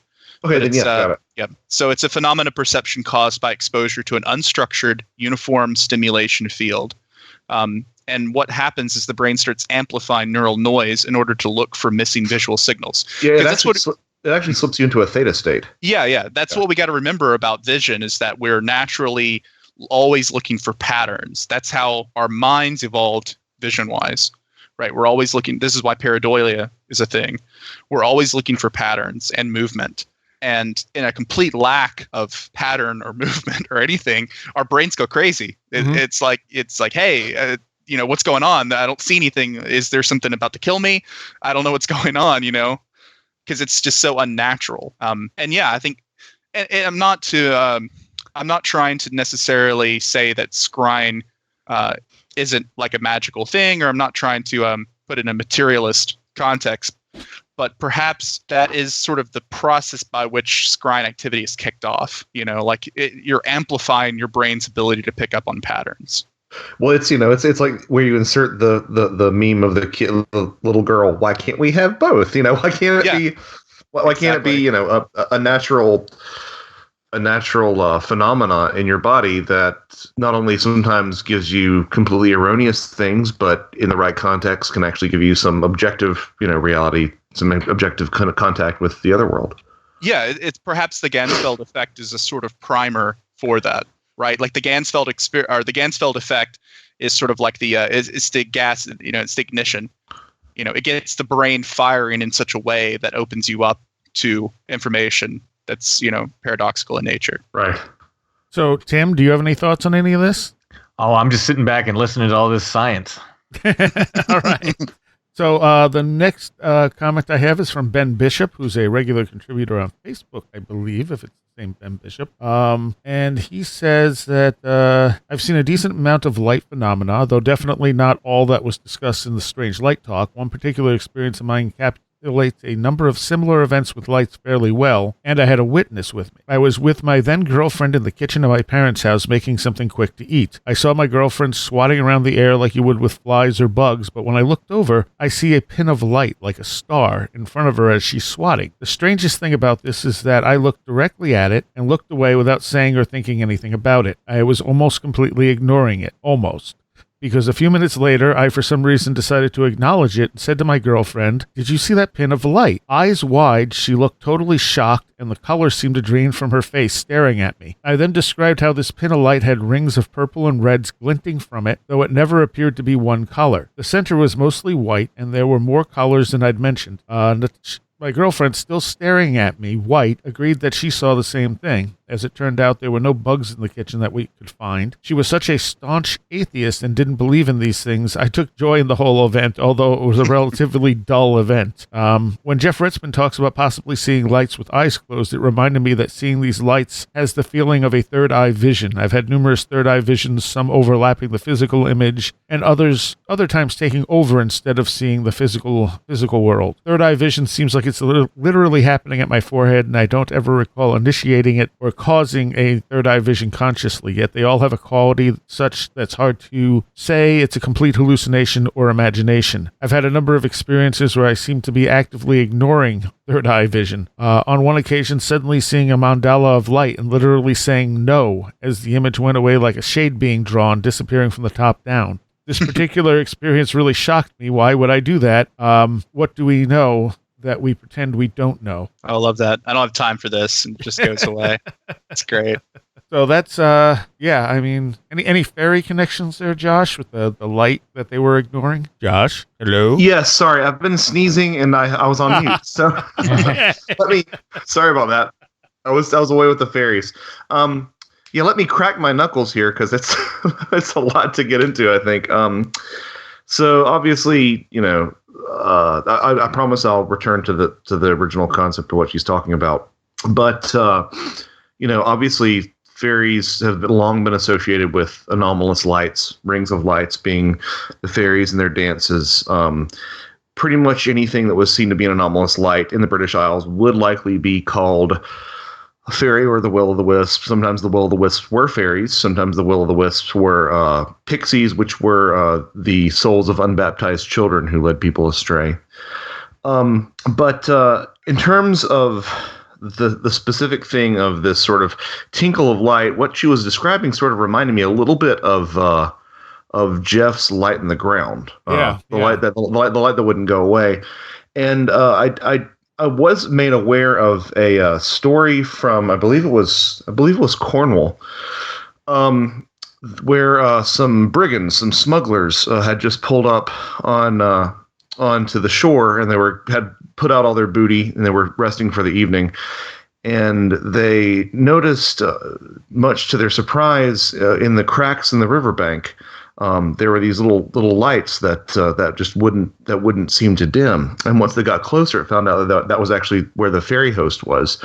And the fairies chased them off the riverbank and back out into the ocean. Didn't follow them, but did send a rain of stones that were hot to the touch to rain down on the smuggler's ship. So I think that sometimes these lights, I think that they can be sort of warnings or perhaps signifiers that there's something deeper going on. And again, the way that she described that light seemed like it sort of was reminiscent of Jeff's buried light in the ground. Mm-hmm. Mm-hmm. Except it was more in the air. Well, right. But yeah. Sort of the quality of it seemed like had that sort of like starlight quality. So yeah, totally.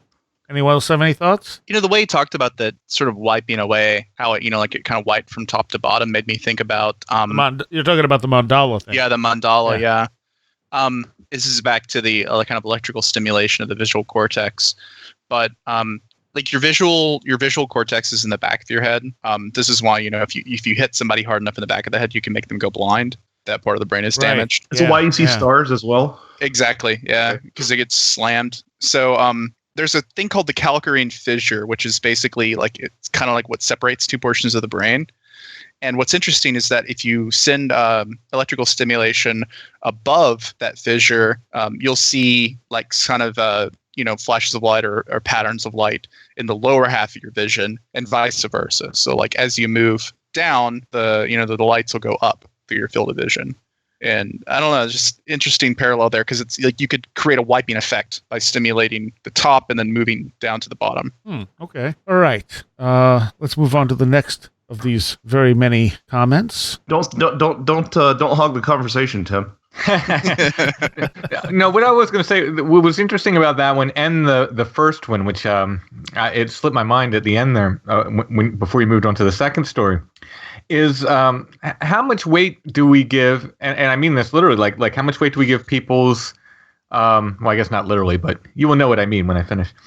How much weight do we give people's impressions? So, in other words, the first one said she had the impression that the light was kind of there for her, right? Like that, and then this fellow's, kind of has the impression that he wiped it away.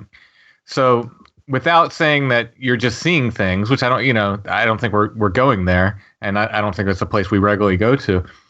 How much weight do you give those impressions? I mean, to me, that was the most interesting part of the first story. The fact that she said, like, she felt it was there for her. What gave her that feeling? I have been exactly there. And as a matter of fact, one of the incidents where I looked up and saw a bunch of like what looked like streaks of light that moved into weird circular openings, but the openings opened like a wipe in a movie, like where it goes in a circle around the image. They would open like that, and then the light would go into them, and then they'd close like that, and then a few seconds later another one would open, and these things were enormous compared to the tiny streaks of light. And that happened, I don't know, 4 or 5 times as I was staring up, and I was like, okay, and I looked around, and then I looked back up, and it continued, and then it just stopped happening. But I felt very much like this was a point where things were changing in my life, literally on that day. And I felt like, okay, well, that was a show just for me. And I don't know what it means, but that's what it was. Well, I mean, to your point, Tim, so many of anomalous encounters, as you well know, do involve these sort of impressions, these sort of senses, these sort of gnosis in that original sense of knowing something. Yeah. And I think when you have something that is as relatively blank a slate as a light, I think that can be really an integral part of it. But having said that, I can't say that that any sort of proven anomalous light wouldn't have a similar effect of being seeming truly anomalous and special and sort of having some sort of deeper meaning. I listened to a podcast where there was a lady who actually was on an airplane when some ball lightning went down the aisle. And she said like a couple of different people actually vomited right there on the spot just from seeing this weird anomalous thing coming down the aisle. So it is sort of a toss-up, because while these sort of feelings and these sort of sensations and these sort of impressions are obviously a hallmark of something that's paranormal, I think that if it's a natural phenomena that leaves you with a natural phenomena this uncommon would also leave you with a real sense of possibly even dread or fear. Mm-hmm. So it's a really good question. Yeah, and I mean, at some point you get to the if a tree falls in the forest and no one's there to hear it kind of point, like with the lights at Site 7 and us, it's like, was that a show for us? Or, if we set up cameras, that could see them, would they be there even when we're not there? Right. And it goes back to what I was talking about too. I mean, exactly. Maybe that's true. Maybe it is a show for you. I mean, maybe you get that sensation because something is showing it to you. Mm-hmm. You recognize that something's sending you a signal. A nice little bit of anomalous light folklore that we really didn't hear. I haven't really heard touched upon are the concept of thieves' lights. Tim, have you heard of this idea? Sorry, I was muted. No, I haven't. Okay. I thought you might. I didn't know if there would be a Pennsylvania analog, because it was a German belief that thieves and brigands would actually use the fingers, again, from unbaptized children. There's this link with the dead that you'll find in fairy folklore, and like I said earlier with the will-o'-the-wisp, but you would actually use the fingers of unborn children to somehow, through witchcraft, create these anomalous lights, and that the beckoning and the pull of these anomalous lights to the unwary traveler would actually pull these unwary travelers into an ambush for thieves to take their belongings. And apparently in folklore, it was believed that any pregnant girl of lower class who went missing was probably taken so that the ne'er-do-wells could generate more thieves' lights. Wow. I mean, the whole will-o'-the-wisp thing is that, that even though the light is pointing towards buried treasure, like the idea is that the lights will lead you into, trouble. And I almost wonder if that's an attempt to sort of explain what the trouble is rather than it actually ever being done, because we know like things like Hands of Glory were made, like the hand of an executed person. But that almost sounds like somebody trying to like further explain, like a little tidbit about Will-o'-the-Wisps or something. Or reverse engineer the problem. Engineer the problem. What I find interesting is motivically this concept of the baby being taken to create a light has a resonance in not only obviously in alien lore, but also in fairy lore. Not that aliens and fairies took children to make lights, but there's that connective tissue that you'll find there. So were the thieves in question? Were they of a supernatural nature, or were they humans that were using this? Otherwise natural humans using witchery. I think the latter. Like I said, it seems to be very localized in Germany, and I'm looking into it a little bit more. But I think it's interesting that whereas most of the time the Will-o'-the-Wisp legends they're not subservient to human masters. I thought that was an interesting little sort of variation, and sort of explains sort of what Ren was getting at. This idea of they're actually sort of describing the type of trouble that you'd get into if you followed these lights. Yeah. Were there any reports of anybody actually like getting robbed or like came back and say, yeah, I got robbed and it was because I followed these lights and it was a bunch of human robbers? Beyond folk tales, like in an ethnographic sense, I have not found any. Okay. So, yeah. I'm going to dig around in Pennsylvania now. I'll see if there's anything like that. Well, I was thinking with that part of the country, maybe that's what you were seeing on site, were thieves' lights. Yeah, there you go. I mean, it's not a bad idea. You really want to rob somebody. All right. From Carl Allen, this happened a couple of years ago. I don't remember exactly when. Every night before going to bed, I let the dogs out for a little while to their fenced-in yard that is connected to one of the front doors of our house. When I let them in, I may or may not speak to them as they come in. Sometimes I have to call out to a straggler. This night was different because for some reason I called out through the door before opening it, "Come on in." As I opened it, along with my dogs, only at eye level, there was this little there, not there, two-dimensional looking blue light flame reminiscent of a pilot light. It came in, went around the edge of the half-open door, and I lost sight of it as it zipped into the kitchen. I looked around to see if there was a light source, as this sort of looked like a reflection.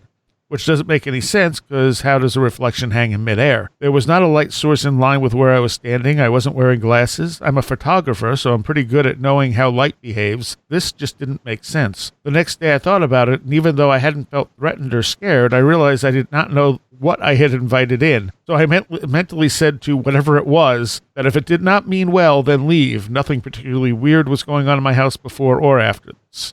Fire elemental. Fire elemental and shades of, vampire lore. True that. Inviting it in, yeah. Yeah, absolutely. I was going to go ghost dog. I think it was a ghost puppy. I don't know why. I just thought that was a really cute story. I just like how it like runs in and just kind of zips off into the kitchen. That's why I said fire elemental. It reminded me of Howl's Moving Castle. Oh yeah. Uh-huh. Oh, that makes sense now. Yeah. No, that's an interesting one. I think it really illustrates what separates these sort of stories from things that seem to not react to yourself. This idea that there's some sort of consciousness driving this phenomena, even if it's you remote piloting it with your with your intention. There's something. The likelihood that non-guided light phenomena like ball lightning would just decide to follow you into your house after you say "come on in" is pushes credulity for me. Yeah, and it does seem the lights are more reactive than other phenomena. Yeah. That's a good point. Yeah, they definitely seem to react to consciousness. Yeah, I mean, and interact. I mean, I keep saying like when we got actions, when we hit it with the laser, that's when that's when it they moved around and changed color a little bit before then, but they really fired up when we hit it with the laser. And this one too, from the sounds of it, he did something different than he normally does, where he normally doesn't necessarily call them unless he has to. In this case, he called them before he opened the door. Yeah. So that's an interesting one. That's really neat. Well, that's sort of getting back to what Jeff says. That's anti-structural. It's anti-routine. Yeah. And now, Tim, remind me, what were the colors that you saw? Well, they started out as a kind of white blue, and they were changing a little bit before we started messing with them. They would go to like a green or more like a definite blue. And then when he hit them with the laser, they would turn red. Like you could tell when he hit it right on, because they would turn red and then they would sort of go out, like not blink out. They'd sort of kind of reduce down. So it's interesting. A couple of things to throw in there. It's interesting how far. Did you guys talk about how far apart red is from green and blue on the color wheel? We did not. Okay, so they're basically more or less the polar opposite. If you get to a really darker blue that has some more purple in it, you're a little bit closer. But they're basically on the opposite sides of the color wheel. That's the first thing. The second thing is that in fairy lore, that bluish light is generally associated. Generally, this is a very general statement, with more benevolent beings or beings that aren't aware of your presence. For example, there were blue caps that were sort of a variation on the Tommyknockers seen in a lot of mines that would actually appear solely in most cases as blue lights. Not surprisingly, because of the connotations throughout history, red lights were associated with negativity. The banshee often had red eyes. A lot of the black dogs that are associated with fairy lore, which are sort of tied up in that, often have red eyes. But also, if you saw a fairy in red, it was generally considered a bad omen. Often presaged the calamity or the death of a child. But green is obviously a fairy color as well. And generally speaking, it was sort of the color that was reserved for the fairies. So I just thought those were some interesting observations from your experience that might have some sort of significance. Yeah, and the laser was green, so the light of the laser was green. Well, and do you know what happens if someone, it's sort of the opposite of St. Patrick's Day tradition, where if someone isn't wearing green, you punish them. If the fairies caught you wearing green, it was actually considered an offense to the fairies.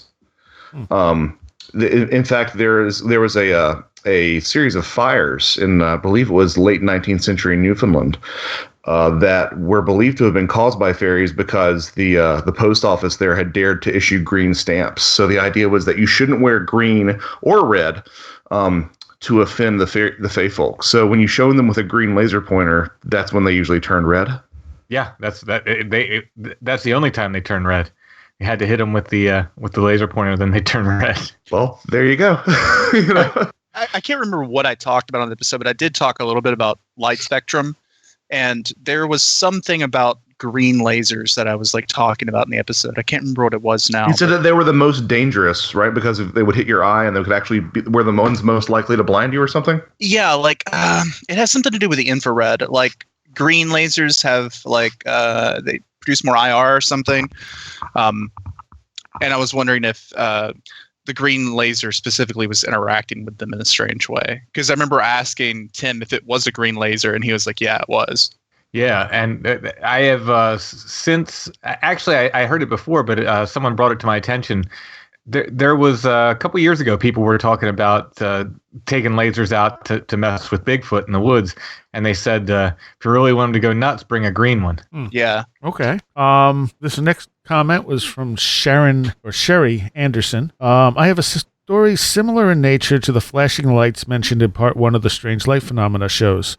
This occurred about 25 years ago during my late teens. We live in northern Ohio, close by the Davis-Bessie power plant. My boyfriend and I were just off the main highway out in the country at a little fishing spot we visited several times before. It was already dark out, and we were sitting in the car enjoying the quiet and the river in front of us. I started getting this weird feeling of almost impending doom, like the area had a real heavy feeling or something not good being there. I started seeing these flashes out of the corner of my eye. It was like these faces just floating around all over just out of my direct vision. The longer I sat there, the spookier the feeling became, until I felt like I was itching all over. I looked at my partner and he said, "We have to go now." I looked at my partner and I said, "We have to go now." He, of course, asked why, and I said, "I don't know. We just have to leave right now," and we did. As soon as we left the area, it was like a weight had lifted off my shoulders, and I immediately felt better. I have oftentimes wondered if we just avoided a nasty incident, or if it was one of those areas that held on to past occurrences and something I tapped into. What I can tell you is that I've never been comfortable in that spot since that night.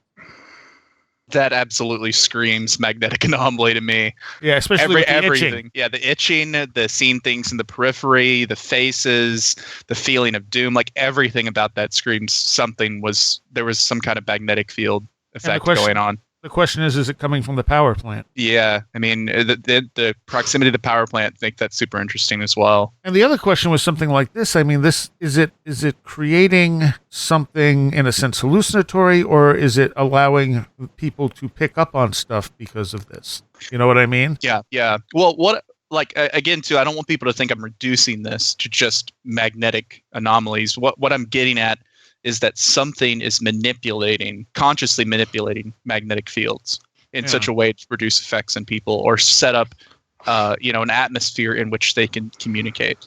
Anyone else? I got nothing. All right. Great story. I love hearing them all. Yeah. No, it was good. It was a very good story. This one is from Carl Coons. He said that I have an odd flash of light story. It was early September 2005, and my now late partner was in the hospital. He went in the day before for kidney failure. He was in for his first dialysis treatment and was very upset and agitated, so the doc gave him a light sedative, like a twilight dose. He was the only patient in there. Just the nurse and I stood by. He seemed to be talking to somebody for a short while. We could not understand him, though. Partway through, there was a small flash of white-blue light from behind the dialysis machine and a small popping sound, very much like a Polaroid flash cube when I was a kid, but not as bright or as loud. The nurse freaked out. She called a tech down there who found nothing wrong, and he also said that barring something really bad happening and the back panel falling off, there was nothing back there that could be a source of light and sound. My partner stopped chatting after that event, and the rest of the day was uneventful. So they were chatting with something that wasn't there, or that they couldn't see? He was, apparently, until that flash happened, and then he stopped. That's curious. That's a good word for it. I mean, I'd love to know what they saw afterwards. Did they describe it? Did they have a memory of it? Did they even know what they were doing when they were chatting? I mean, she said that they couldn't understand what they were saying, right? Was the story that his partner died shortly after this? Well, he just said that his now late partner. Okay, so not late as a result of this situation. Well, it might have been. He's not specific. Okay. It just says, this was early September 2005, and my now late partner was in the hospital for kidney failure. So I'm guessing it was from this eventually. Mm-hmm. But not specifically the incident. Didn't see the flash of light and then, the next day is gone or whatever. Right. Yeah, I don't think so. Yeah.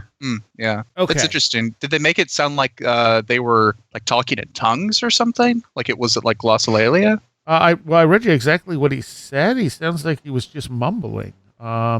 He said he couldn't understand it, but was it because he was mumbling, or was it because he was speaking in a way he couldn't understand? He seemed to be talking to somebody for a short while. We could not understand him, though. So I'm guessing he was mumbling. If he's on a small dose of sedative, he was probably mumbling. Yeah, that's interesting. That's very interesting.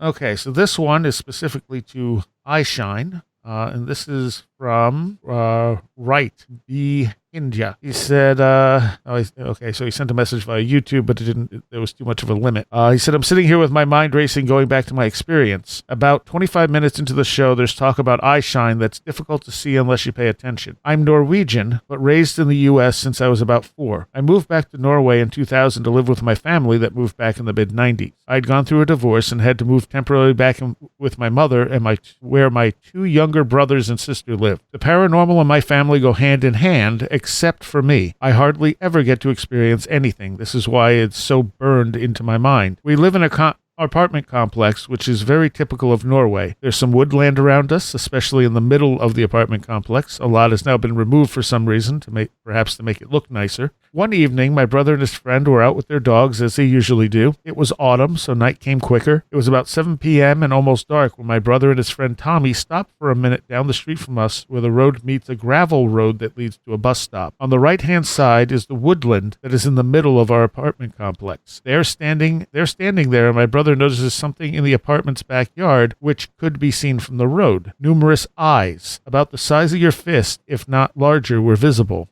My brother got Tommy to take a look to see if he could see it too, and sure enough, he could. When they saw one pair of eyes rise, like whatever it belonged to was crouching and then standing up, they decided to come on home. Strangely, the dogs didn't seem to notice anything. Fast forward 2 or 3 days, and around the same time, my brother comes running into my room exclaiming that they're back. Confused, I asked what when they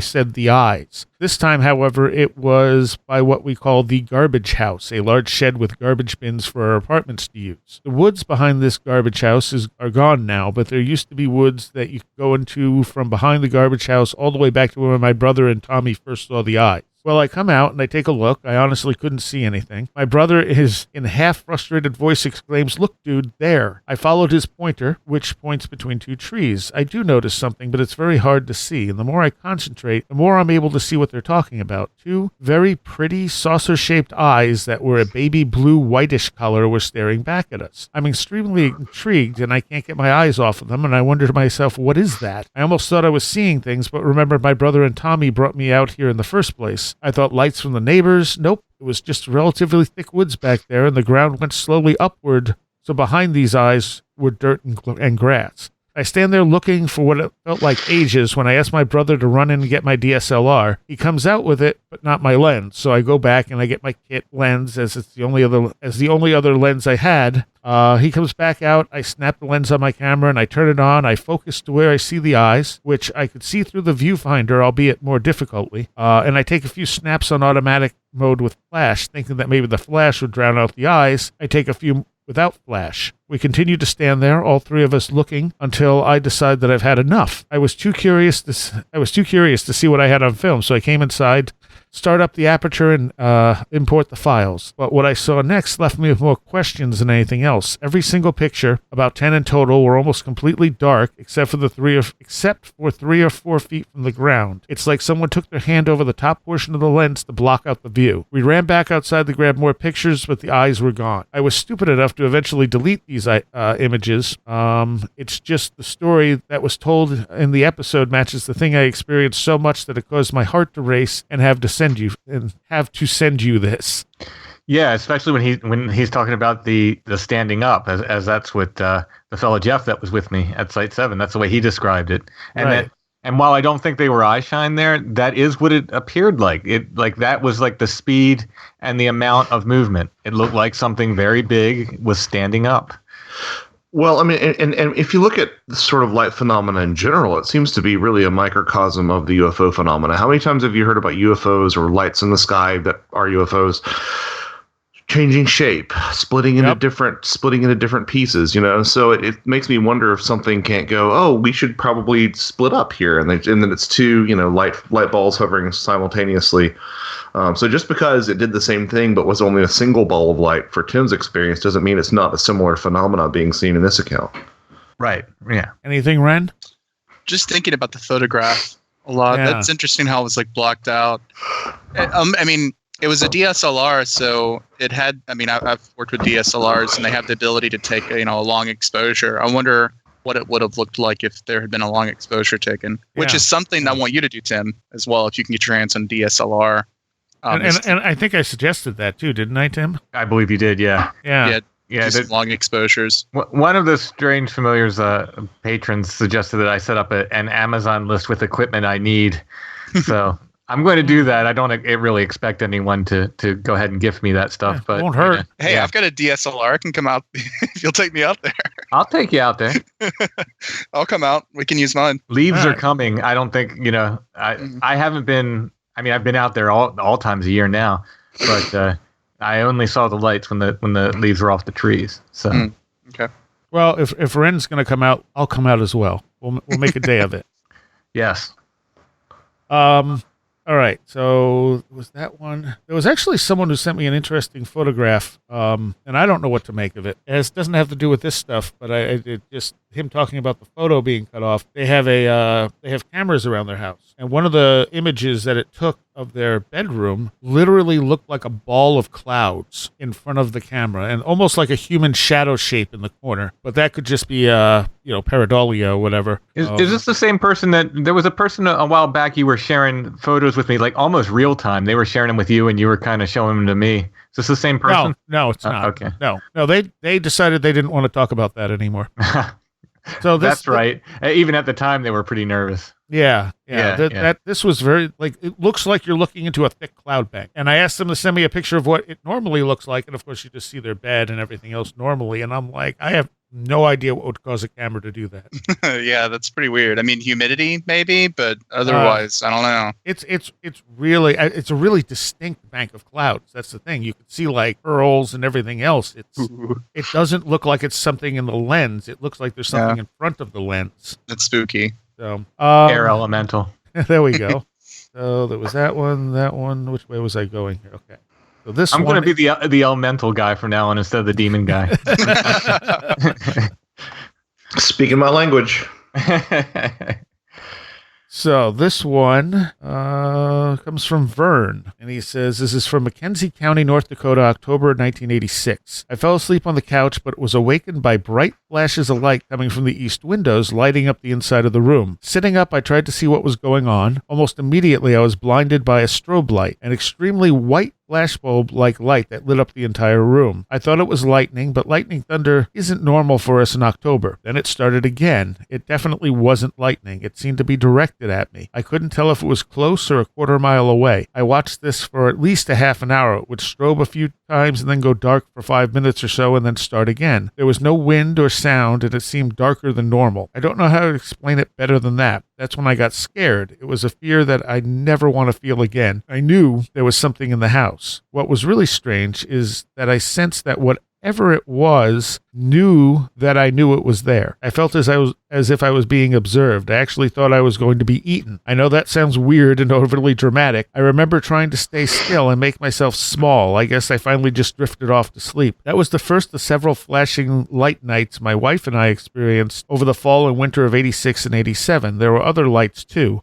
On the small hill behind the house, I saw fairy lights swirling around and dancing. Once or twice we saw flashes of light during the day. That left us wondering if we were having electrical problems, so we called in an electrician to check out the wiring inside and out. He didn't find anything. One night, as my wife tells it, she came suddenly awake and aware that something was in the bedroom. She describes it as a small buzzing, zapping, floating television screen in the corner above the bed. She tried to wake me but couldn't. She screamed and it swooshed out of the room. One evening, while visiting a couple in town, we were telling our stories and the woman got a strange look on her face and shared a newspaper article in the Bismarck Tribune about some rural Bismarck people seeing flashing lights during that same time period that unsettled us. Another time, a neighbor stopped by and we were asking him if he'd seen any lights, telling him what we were seeing. He told us a story about how the old-timers told a tale about a woman that wandered the prairie swinging her lantern. I should mention, before I close this, that the farmstead is pretty remote, 12 miles from a town of only 100, with our nearest neighbor 3 miles as the crow flies. There are no streetlights, cell towers, etc. Wow. That sounds like UFO stuff. Yeah, that's exactly what it made me think of. Is there's so many connections here to what people encounter in abduction accounts with the weird lights, the buzzing, the things in the house. Yeah, feeling like somebody's there. Unfortunately, I know that feeling. I hate it. Yeah, that first story reminds me a lot. I mean, that's why I didn't think it sounded he thought he was being dramatic, thinking something was going to eat him, but that's not dramatic at all. I mean, I know that feeling too. Like, that reminds me a lot of sleep paralysis experiences I've had where, I've seen lights during sleep paralysis, and I've also had the impression that, something was coming to get me and that it was going to eat me, and that it knew that I knew that it was there. But they didn't sound like they were paralyzed. That's what's interesting to that story. Like it was almost like a hypnagogic kind of state they were in, how they just kind of went back to sleep. But it completely lacked the paralysis aspect, which is kind of strange. But the back to sleep thing is not uncommon either. We've talked about that on the show too. That this horribly strange things happen, and then people go, "Okay, well that was interesting. I'm going back to sleep now." Yeah, happens in Bigfoot, happens in alien encounters, happens in UFO sightings, happens in all sorts of things. Yeah, likewise happened to me. Yeah. Yeah, I love that note of the lady walking along the prairie, swinging her lantern. Yeah, that's a great image, isn't it? Yeah, isn't there a fairy thing like that? Like some guy who walks along carrying a lantern in the night? But there's like everything for that. I mean, there's, for example, there's I know on the Outer Banks of North Carolina, there's the legend that there's an old man who walks the shores of the shoreline in hurricanes with his lantern, to keep ships away from the shoreline. It's like a motif that you'll find along railroad tracks and along highways and stuff about often decapitated people, but sort of like a warning or sort of some sort of specter that has a lantern, and that's the explanation for the anomalous lights. I sort of stepped on you there, Tim. Oh, it's just the Norse Germanic equivalent of the leprechaun, and I forget exactly what they call it. But that's essentially just a guy carrying a lantern around for nefarious purposes, like all these other light stories. I think he's trying to lead you, lead you into the woods or something. Tim schooled me. Thanks, man. All right, so I think we have time for one more, and we still have as many that we've gone over today. I think we have even more we haven't gotten to yet, so we're going to have to do another part. Wow, that's awesome. Or two. And, of course, people should feel free to continue sending these stories if they have them, and we'll just keep going talking about them because they're very interesting, and like I said, they don't get a lot of attention. So this guy says, apparently he knows you. Jerry Drake. Tim. Oh, yeah. Okay, so let's see. Now I'm looking to see. I clicked it. I just recorded an interview with Jerry. We'll have him on upcoming. That's what he says. So I'm going to leave this one for now. We're going to go to a different one.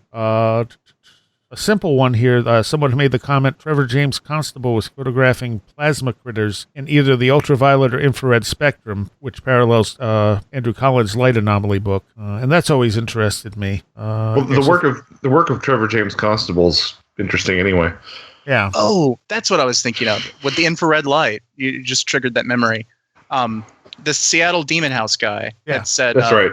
Had said that the infrared light somehow hurt the entities, that they didn't like it for some reason. And that's why our cameras weren't able to pick them up. But yeah, go ahead. Yeah, well, that was, it wasn't the guy from the house. It was the guy who researched the house from the English guy. Who's right. It's escaping me now, but they heard it, something said it in one of the camera mics. Yeah. They don't like those cameras. They don't like that light. So we'll go with Gene McCarthy. I have a photo of one of the lights knocking me off the arm of my sofa all the way over to the other side. My daughter just happened to catch it on her phone. Whatever it was, it used to do it a lot, but never in a way that hurt me. Then we had a very bright, smaller lights moving really fast, and people simultaneously saw them. Amazing streaks of light caught on camera. The whole top of a huge oak tree lit up like daylight with no light source, and moving orange balls with trails behind them. The stuff is always here. I keep a lot of holy water and pray a lot. So much has gone into this house, and it comes and goes. Thank God I've never seen any apparitions, but others have. There is hair pulling, footsteps, and voices. My hallway is the focal point. It is just a part of my life, so we do not make a big deal, but yes, the lights are definitely sentient. I do not think I have too many pictures without at least one in a photo or going around corners. It's not frightening or hurtful, it just is. The hallway is interesting there, and didn't the Seattle Demon House guy also say the hallway was the focal point of a lot of activity there? And I believe Jeff's encounters often happen in his hallway. In the hallway, yeah. Well, it's all also cool. Like, okay, so we had one that sounds like UFO. We had one that's eye shine, and this one sounds like it's tied to like ghostly or haunting phenomenon. Yeah. And hallway. I mean, everybody say it together on the count of 3. 1, 2, 3. Liminal. Yeah, there we go. Yep. There we go. Well, the light thing too. I mean, being associated with like the light in the tree kind of reminded me of that recent story on another podcast where this guy got lost in the woods, led to the woods, and then came to this farmhouse where there was bright light. Kind of like up in the trees, like shining light down on this like farmhouse or barn or something. It's just interesting how, I don't know, it's like spotlights. It's like I just keep thinking it's like a spotlight shining down on something. Yeah. And I've taken, there's a town near here called Seven Valleys, and I've taken so many reports from there of fields being lit up. Like the field itself is just lit up, like the ground's lit up, and it's green or gold, people will describe it as. And just multiple people who do not know each other have come to me and told me these stories. Also, lights in the sky that shoot down to the ground there as well. But the lit up fields is just really, really interesting. I mean, I don't, what's that? Yeah. And, the physicality of her experience I thought was interesting too. Like it knocked her off the arm of the chair or something. Mm-hmm. Or pushed her across the couch, I think. Yeah, pushed her across the couch. Like that is something that, my previous thing about visual hacking, I mean, that's way far and beyond that, because it's like not something that's just visual. That's something that's actually physically exerting force on the environment around you. But it knocked her off the arm of the sofa all the way to the other side of it. Wow. If I recall correctly, there is an account somewhere out there of someone getting close to one of the Brown Mountain lights and touching it and getting knocked on their hiney. I would be surprised. Just by some sort of explosive force. So there's that. Mm-hmm. Well, there's like the photo, I forget what the effect is called, but like light can exert pressure, but not like that. Like, I mean, that's like, tons of joules of force to do something like that. It's not something that light can really do. But an electromagnetic force could. Possibly, yeah. But what is it what is it repelling? Like, is it sort of an electric? It almost seems like if it was an electrical arc or something that was strong enough to knock you down, it would hurt. It would burn. Yeah, it would hurt you. It would burn you. It'd cause you to have a heart attack. Like, it would do more than just push you down. That's what's very. It's almost like it's a very controlled exertion of force. All right.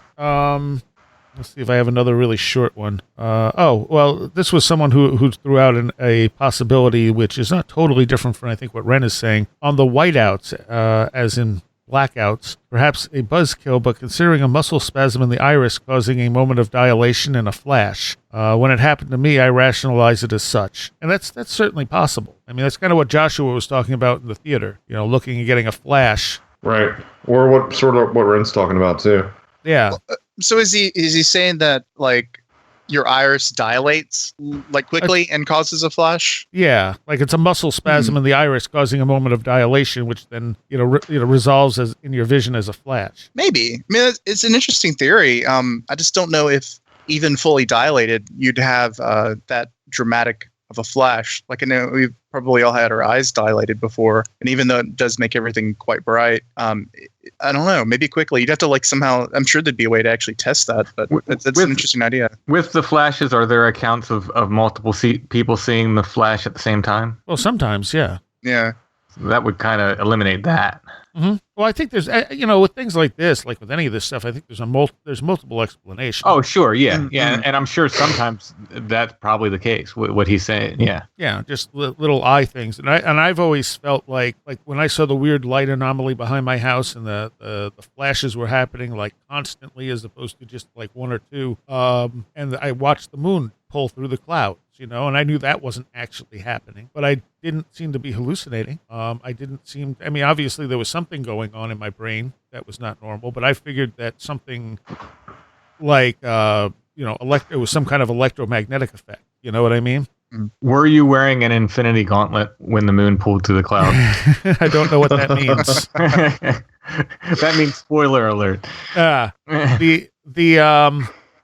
And like the lights and the light in the field are one thing. It was looking up at the moon and watching it kind of pop through the clouds and shake. That was like, and I just kind of went, well, that can't be happening. And I'd look away and look back and it would look normal. And then it would pop through the clouds again. And I could see the moon in detail, even though the clouds were covering it. So it was a very strange incident. But I eventually, went with whatever was causing the light was probably also affecting my brain on some level. And hence also the flashes of light. And that kind of gets back to my question for Wren, and I'm totally willing to play with this theory, and I think a lot of these theories that's what we do. We play with them and see, like, is this a possible explanation? But in this scenario where there's something that's so able to control, like to hack our eyes for shorthand. Are they hacking everyone's eyes the same? So for instance, me, I was out there with two other guys who were, we're all seeing the same thing. In that instance, if that's the case, are they hacking all of our eyes the same way? I mean, does that account for that? Yeah, that's kind of what I was getting at. If something is able to, I don't know, perceive time in such a fashion, like so quickly that they're able to effectively read your mind by examining the patterns in your brain, it's also possible that they could they could make the calculations on the fly and say, okay, well, Tim's seeing, the light from this angle, and Jim is seeing the light from this angle, and Bob is seeing it from this other angle, and it could do all that. If it, again, this is just a hypothesis, but it's like, like if we're going to play with that idea and this, whatever it is able to kind of think and move quicker than we can possibly imagine, there's no reason why it couldn't also figure out how to send the signal to multiple recipients and modulate that signal in such a way that each person sees what it wants it to see. Wouldn't it be easier just to send a light? Well, I'm wondering if it's only able to. Yeah, I mean that's the other thing too. It could just be a light. But no, I get what you mean. Yeah, in some cases, I'm thinking more of like more complex scenarios. Right. Yeah. No, it's a really interesting thought. All right. Well, we are just about out of time for this episode, so we'll do another follow-up. And again, you can send your comments or stories to, either stories at wheredidtheroadgo.com or contact at wheredidtheroadgo.com. Or, if you're listening on YouTube, feel free to leave a YouTube comment. There's so many ways to get in touch with me. And we will talk about them in a future episode. Like I said, I still have a whole list here of things that people have commented on that we need to go over. But real quick, Tim, where can people find you? Strangefamiliars.com. That's for my podcast, Strange Familiars, but all the contact info goes right there for me. So you'll get me no matter what. Josh?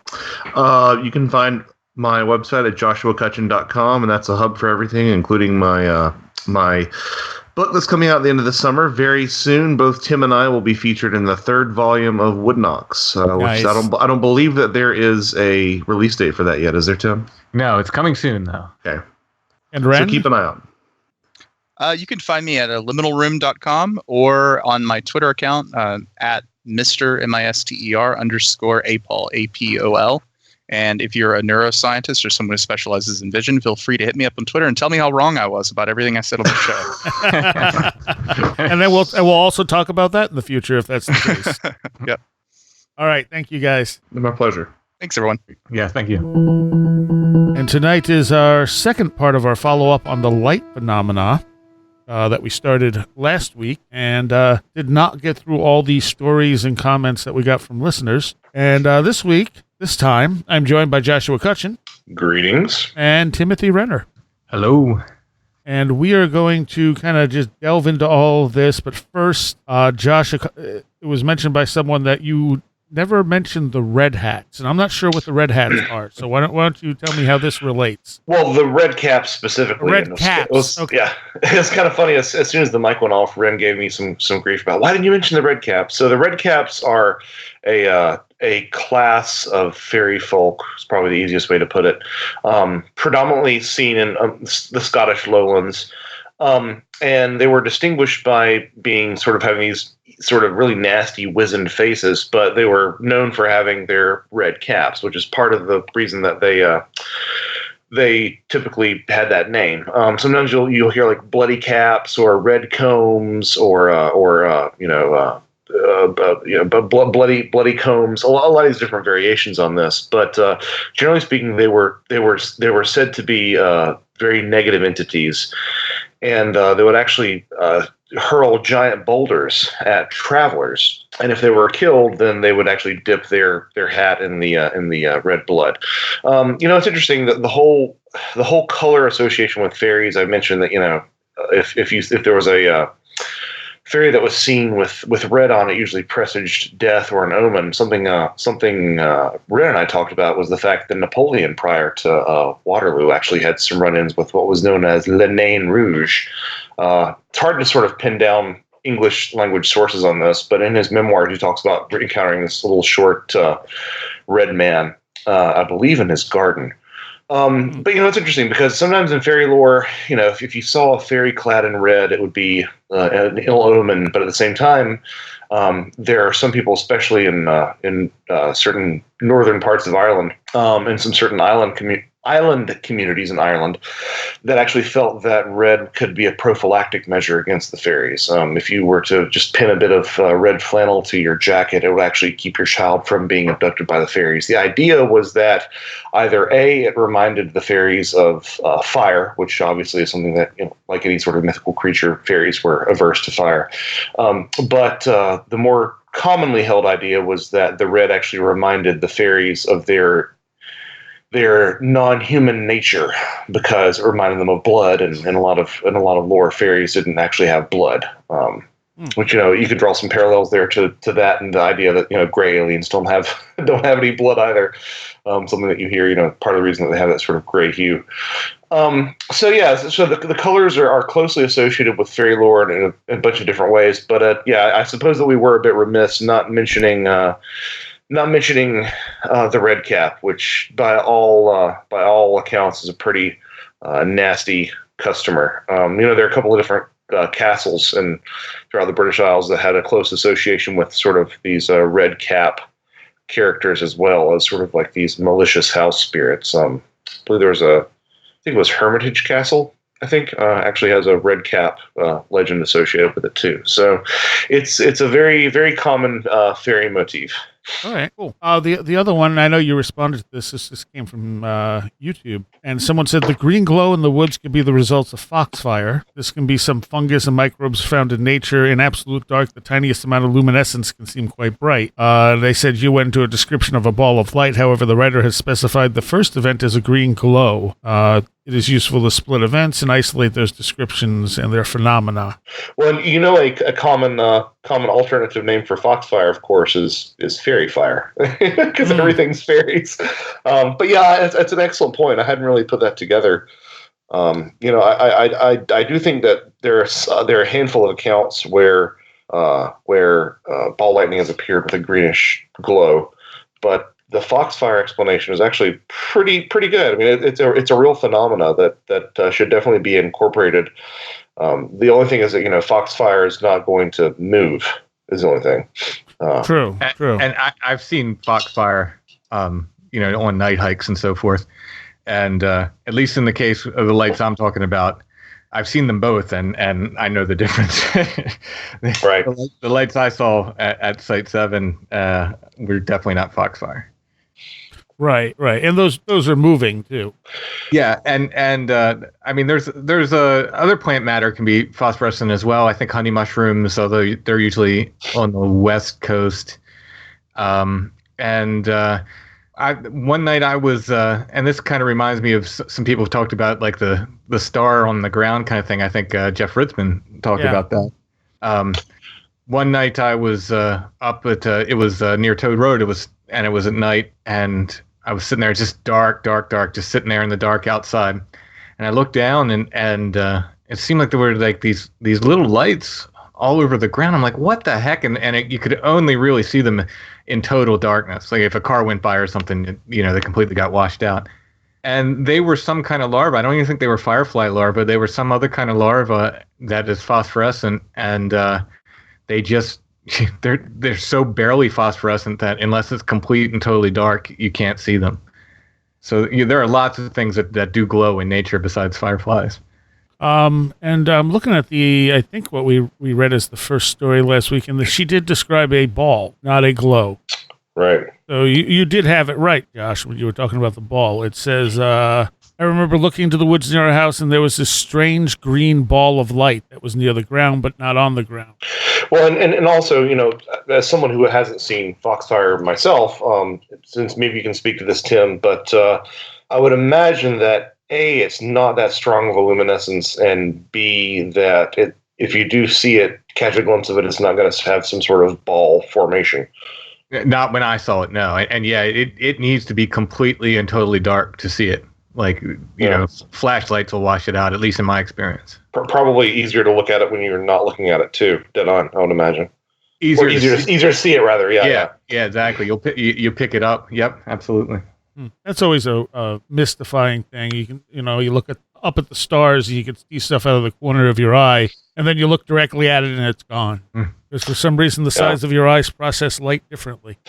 That's wild. Yeah, I always thought it was a really interesting phenomenon. So, another comment on the last show was that the description of the tree that had colored light shooting upwards, following the branches, is exactly what my adult daughter and I saw next to our house, and went on and on for a long time while we watched from the driveway last November. We went to the Ouija board to find out what it was, and all it said was spirit energy. Wow. So whether or not the Ouija board is accurate or not, but I mean that kind of makes sense, I guess. Yeah, I mean that's it's as accurate an answer as any until we know otherwise, right? And this next one, relates to something that was talked about briefly in the Where'd the Road Go group. It might even been the same person who posted it. I don't remember now. But this comes from Adam. He says, I live near an MOD base, and I have spent some time out in the surrounding fields. One night, me and a couple of friends were heading that way to make a campfire in a small section of woods. On the way, we noticed these small tinkling lights dancing across the treetops, reds, blues, and whites. We picked up the pace, and coming up about halfway across the field, I turned to look over a hedge into the next field, and I saw a flash of light, and then found myself staring at a translucent building. I have never seen anything like this before. Kind of like a ghostly building. It looked military and very bizarre. Then after calling out to my friends and hoping they saw it too, it was gone. Yeah. Someone had asked about ghostly buildings. I don't know if it was Adam, but they had asked about ghostly buildings in the Where'd the Road Go group, and a bunch of people had said they've had experiences like that. I mean, yeah, even though I haven't seen orb phenomena, like the orb of light phenomena, my time spent in the Waverly Hills Sanatorium did include some light phenomena.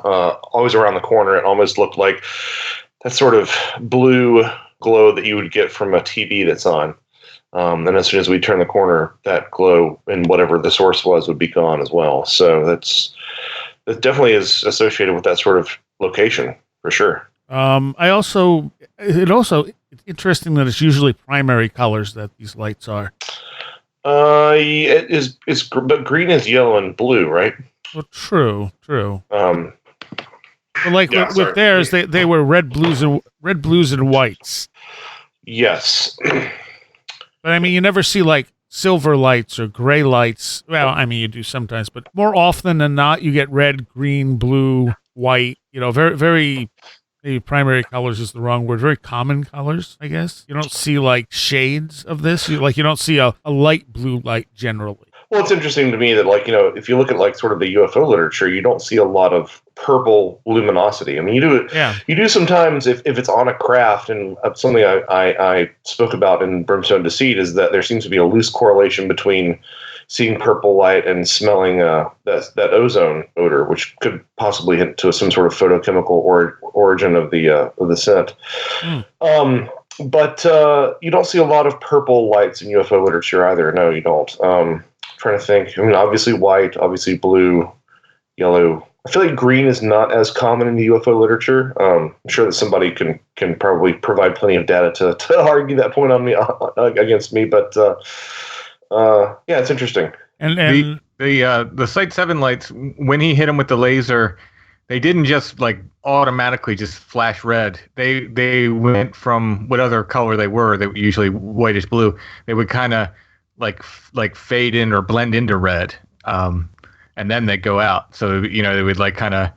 It wasn't like bam, they just turned red like a stoplight, turns red or something. They kind of faded from whatever color, and blended into red, and then they would blink out. So I guess a little in between there, but mostly they were going from that whitish blue. So, it's not like they had to go through the whole spectrum of colors to get to red. They just kind of faded in. And I'll say this, if anyone else has ghostly building stories, seeing buildings where there shouldn't be buildings, or what look like phantom buildings, or seeing something and then coming back and it's gone, shoot us a message. Maybe we'll do a show on it with some stories in the future. You can either comment on like YouTube or whatever, or you can email at stories@wheredidtheroadgo.com. That's something that enough people seem to have had experiences with. It might make for an interesting show. I have a story in my follow-up to Beyond the Seventh Gate, a witness with a apparently disappearing house. Really? Yeah. It was there one week and not the next. Now, it could have been torn down, but this was a major stone building.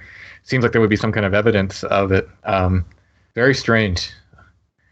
Okay. So this one's a little bit longer. It's from Crystal, and she says, growing up, I've had a large handful of unexplained experiences, which sparked my curiosity. So when I woke up one night to an orb of brilliant light sitting in my basement, it sparked interest instead of spooking me. I was about 12 or 13 years old.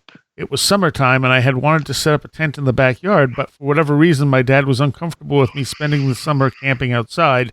so he made me set up the tent in the basement. Luckily for me, because of that, I was able to catch sight of this odd orb of light on a regular basis. Unfortunately, the only time it would appear was when I was in the tent door closed, so I could only view it through the window. It appeared about 2 to 3 feet away, baseball size, slightly tinted in color, and despite its small size, it lit up the whole room.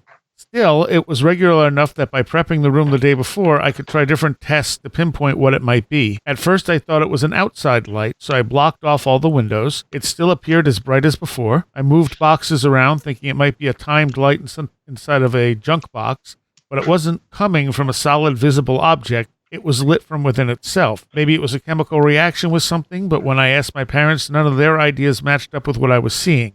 I still can't rule out ball lightning or some other form of reaction since I can't go back and test it for that, even though these phenomena do not quite match up either. During your episode, there was some discussion about internal things happening, things going on with the eyes, etc. I had ideas with that as well, hallucinations or vision issues, so I brought in friends. One friend was convinced it was an angel and was enthusiastic about seeing it. She fell asleep. I woke her up when it appeared. She made a comment about the intense light, so she saw it, and irritated at the interruption, went back to sleep. My other friend was not so open to seeing it, thinking that I was trying to pull a prank on her. It was interesting that the light would not appear that night. Eventually, I was fed up with being able to view it through the tent window, so I began making attempts to examine it up close. It would not appear if I left the door open, and whenever I tried unzipping the tent door, it would shut off, just like a light bulb. Now that I'm hearing more about other people's experiences with these odd phenomena, I'm actually glad that these attempts did not pan out. The sounds of it, physical phenomena or otherwise, I would have possibly been in for an unpleasant experience. The other bit that caught my interest during your episode was a talk about the phenomena seeming to have an awareness.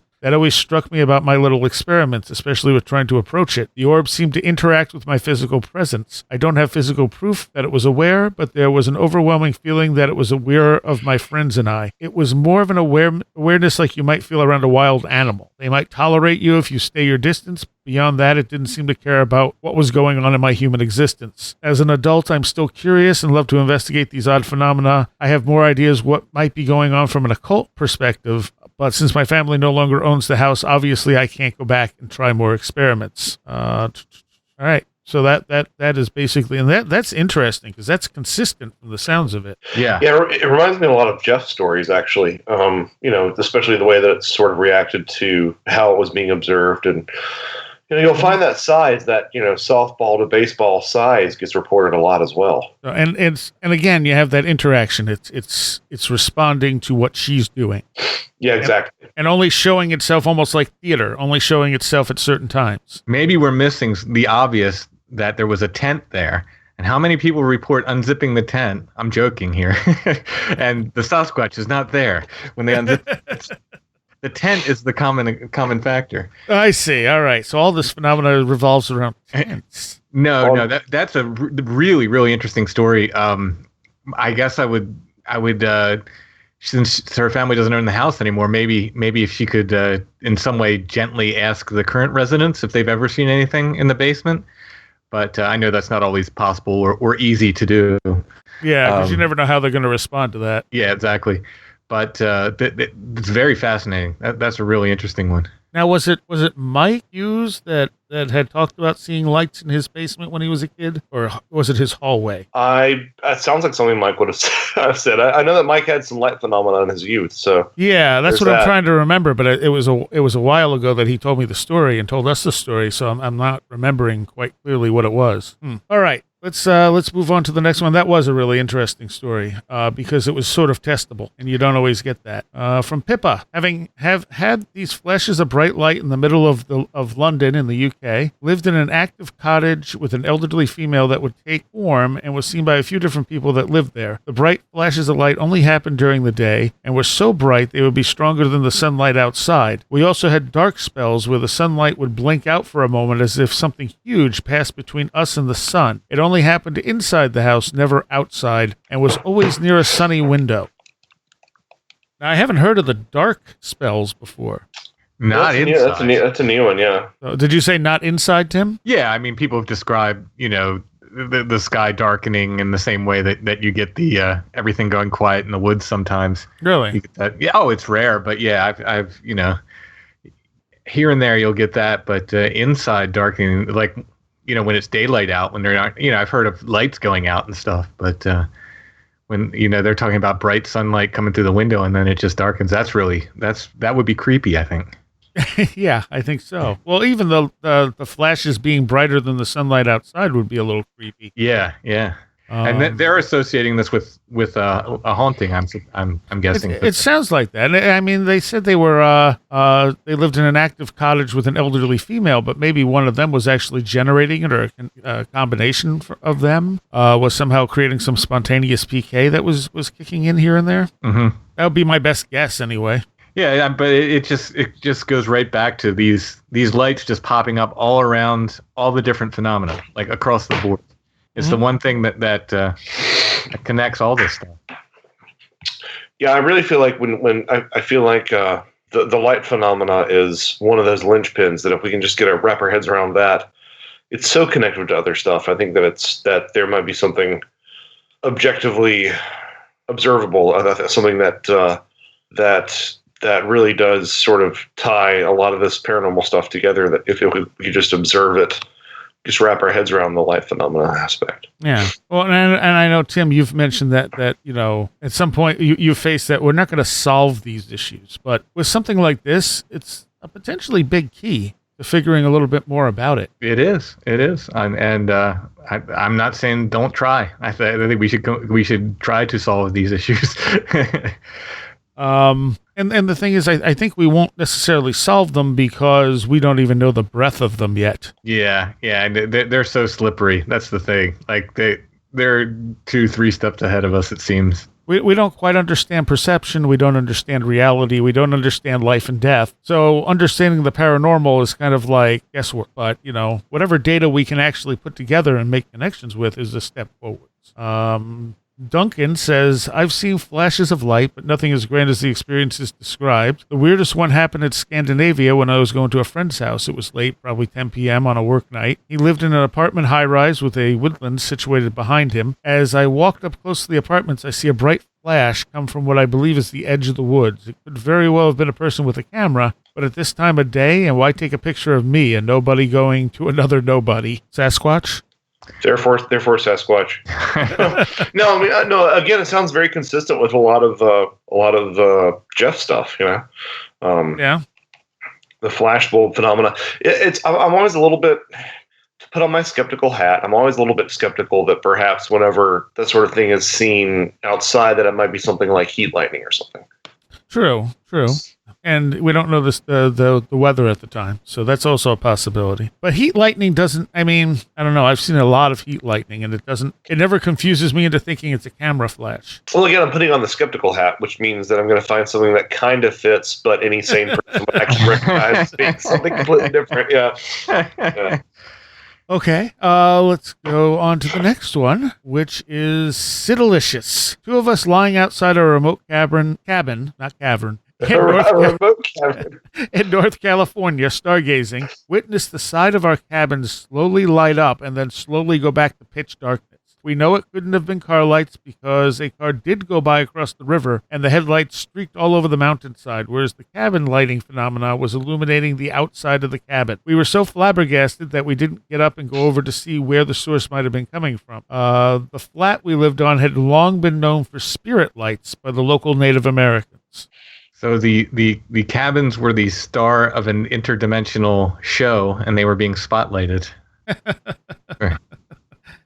It was, if only your eyes could see interdimensionally, you would have got a wonderful performance.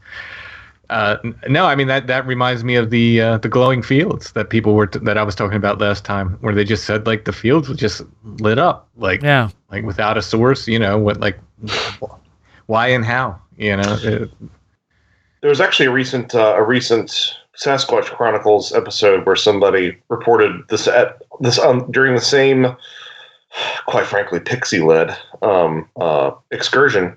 They felt that they not only had seen a Sasquatch, but also saw a field that they said looked like it was lit up with that to be a movie set. but they couldn't discern a light source, which I believe is exactly what you've described too, right, Tim? Oh yeah. That would describe the what I saw one night. Yeah. That's the one where the fellow I was driving with was kind of in a daze. I pointed to him like I was all excited, and he was just. It's like it didn't register with him. It's very, very strange. Yeah, that's queer. Okay. The next one was Tino. Here in the north of England, we have the Pennines Hill Range, where these UFO Earth lights are seen very often and strangely after midnight and in the small hours. I am close to a town called Tormorden, which is a UFO hotspot and was the location for a famous case involving policeman Alan Godfrey in 1980. The moors above the town have anomalous light activity, which I saw myself 2 years ago. This happens all over the British Isles and worldwide. And yeah, it seems like whatchamacallit, who's the one who started writing about earthquake lights and light phenomena? Devereaux. Paul Devereaux wrote quite a bit about this stuff. Yeah, Haunted Land, I believe, was one of them. Possibly, I don't remember. Or maybe that it was title. a different one. Maybe it was a different one. He's done some great stuff. Yeah, it's interesting because I mean, this is tied into this idea of portal areas and genus loci, and the idea that that's an area with a lot of UFO activity. It's an area with a lot of Bigfoot activity. There's something. I would be curious to see if there's some sort of ley line correlation to where these sightings are taking place. I'm sure. I feel like you stumble over ley lines all the time in the British Isles, but I feel like ley lines are one of those things that got a lot of attention at one point in Fortiana and was a really promising area of research that I feel like people talk about casually, but they don't really engage with as much anymore. Yeah, I think it kind of got taken over by sort of the whole New Age thing, and that's why. Well, at one point there was this entire entirely sort of scientifically minded ufological study method called orthoteny. You can find it back in some old Flying Saucer Review issues where they were actually trying to correlate UFO sightings to geomagnetic anomalies and ley lines and that sort of phenomena. But that fell very much out of favor. I haven't really dug into it. I've just run it across in passing in my research. But, I wonder if part of me thinks that might be a really rich vein to tap into. Because I feel like people, again, like you said, it's sort of been co-opted by the New Age community. But I think that the concept itself still has legs, and I think that I would not be surprised, let me put it that way, if a lot of this light phenomena corresponds to those sort of locations. Mm-hmm. Mm-hmm. Well, like the people who just had the light in the cabin said the Native Americans considered what do they say, spirit lights in that area. So yeah. And the thing about I've been attempting to map the ley lines in York County, actually. Really? So yeah. I have a map. I'm laying down and doing it by dowsing rods for the most part, and then trying to get other people to help, and so it's not just all Tim's intuition, but right, some kind of verification. Yeah, Tim tuition. Yeah. So I'm very, very interested in ley lines, and for instance, I believe I have identified one that's almost a perfect north-south line that runs through Cador's Furnace, which is the Toad Road area I'm always talking about, straight down to where my old chessboard was. It's almost a perfect north-south straight line. So I'm finding some very, very interesting things. There's another line I'm not 100% sure of. The north-south one I talked about, I'm almost positive that's a like more of a highway. I guess I think of them more as highways, and then like with the sort of side roads and back roads going off of them. There's another one I've identified that runs from the furnace through Site 7 and up to another area that we've just got a bunch of reports from recently. So I'm very, very interested in the idea of ley lines, and I'm hoping I can get people to help me identify more of them, because very little work's been done in the United States with ley lines, at least that I can find. Why don't I live closer to you, Tim? Damn it. And the thing about Devereaux's work too is that he showed how they UFO sightings follow fault lines. You know, the majority of UFO sightings across the UK, at least, followed fault lines. And what struck me about Strieber's encounters is, you know, he's in upstate New York where there's not a lot of fault lines. There's like one big fault line that runs through New York State down across like the Long Island Sound. And it's not, I don't think it's anywhere near where Strieber was, but there was a report that came out a few years ago saying that New York is actually catacombed with or like just completely covered in fault lines. They're not major fault lines, but they're there and they're all over the place. And I think it was, you know, it was one of those things where they felt it was kind of unusual. And I'm thinking, okay, well, there's the fault lines. Yep.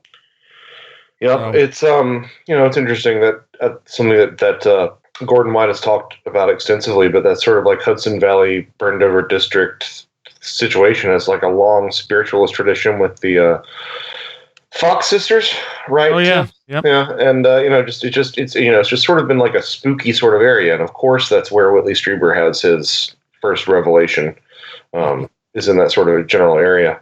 Yeah, well, you have the Fox sisters, you have the birth of Mormonism, you have Seth material, and probably half a dozen other things I'm forgetting about at the moment. So yeah, it's kind of a rich paranormal area. Okay, so let's move on to Greg's experience. And he says, the only way I know how to describe what I saw is liquid light.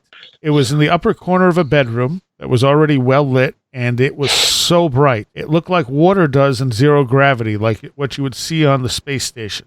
The mass was undulating like water, and it was dripping to the floor. It was the brightest white light I've ever seen. I walked around the bed. It was my first time in this house, and I had to take my eyes off of it to maneuver around the room. When I had approached the corner, it was gone. I looked on the floor, and there was nothing there. It says the girl walks into her bedroom and sees this puzzling, bewildered look on my face. She asked me what happened, and I explained it to her. Apparently, such occurrences were not uncommon, as she just kind of laughed it off. I eventually moved into this house, and I had another intense experience, but it was not so pleasant. Actually, it was the most terrifying moment of my life, but I digress. If anyone else has experienced anything like this, please let me know. The closest I've ever experienced to that is I got that same sort of thing, but with darkness, and it wasn't dripping, but it looked like liquid darkness moving across my ceiling. Not when not on hallucinogens. Yes, I've never done hallucinogens. No, I mean I've seen liquid light on hallucinogens. Oh, but well, I think it's very attributable to the chemical. So this was a line of at least a metaphoric line that Jung pursued a lot with his study of the flying saucer, was this idea that it was sort of by definition, it was mercurial, and it sort of exhibited those sort of aspects, the sort of quicksilvery, dripping, dropping aspects. And I believe that his book on flying saucers actually talked about an account. It was either a dream or a eyewitness account, and I realized that those are two very different things. But where the flying saucer actually appeared to sort of like melt and drip and actually appeared to have some sort of like drop-like watery quality. And of course, you know, I mean, I think that it's something else that Terence McKenna described when he was describing UFO phenomena. He said, you know, it's whenever you try to reach out and grasp it, for lack of a better term, he always seems to be very, very mercurial. It's almost like it sort of slips through your fingers like water as well. So, from at least a metaphoric standpoint, that's consistent. It also is, you know, sort of reminiscent of these accounts where you see craft that appear to be sort of sloughing off some sort of slag or some sort of deposit. This idea of this liquid molten component. I realize that what this person saw was not a UFO, but I'm just sort of thinking about the fact that UFOs generally often tend to be anomalous lights and sort of exhibit this sort of mercurial aspect as well. Fair enough. So did this person write about the other terrifying experience? Or, no, that was it. But they're welcome to share it with us if they want. Yeah, please share. Don't be a tease.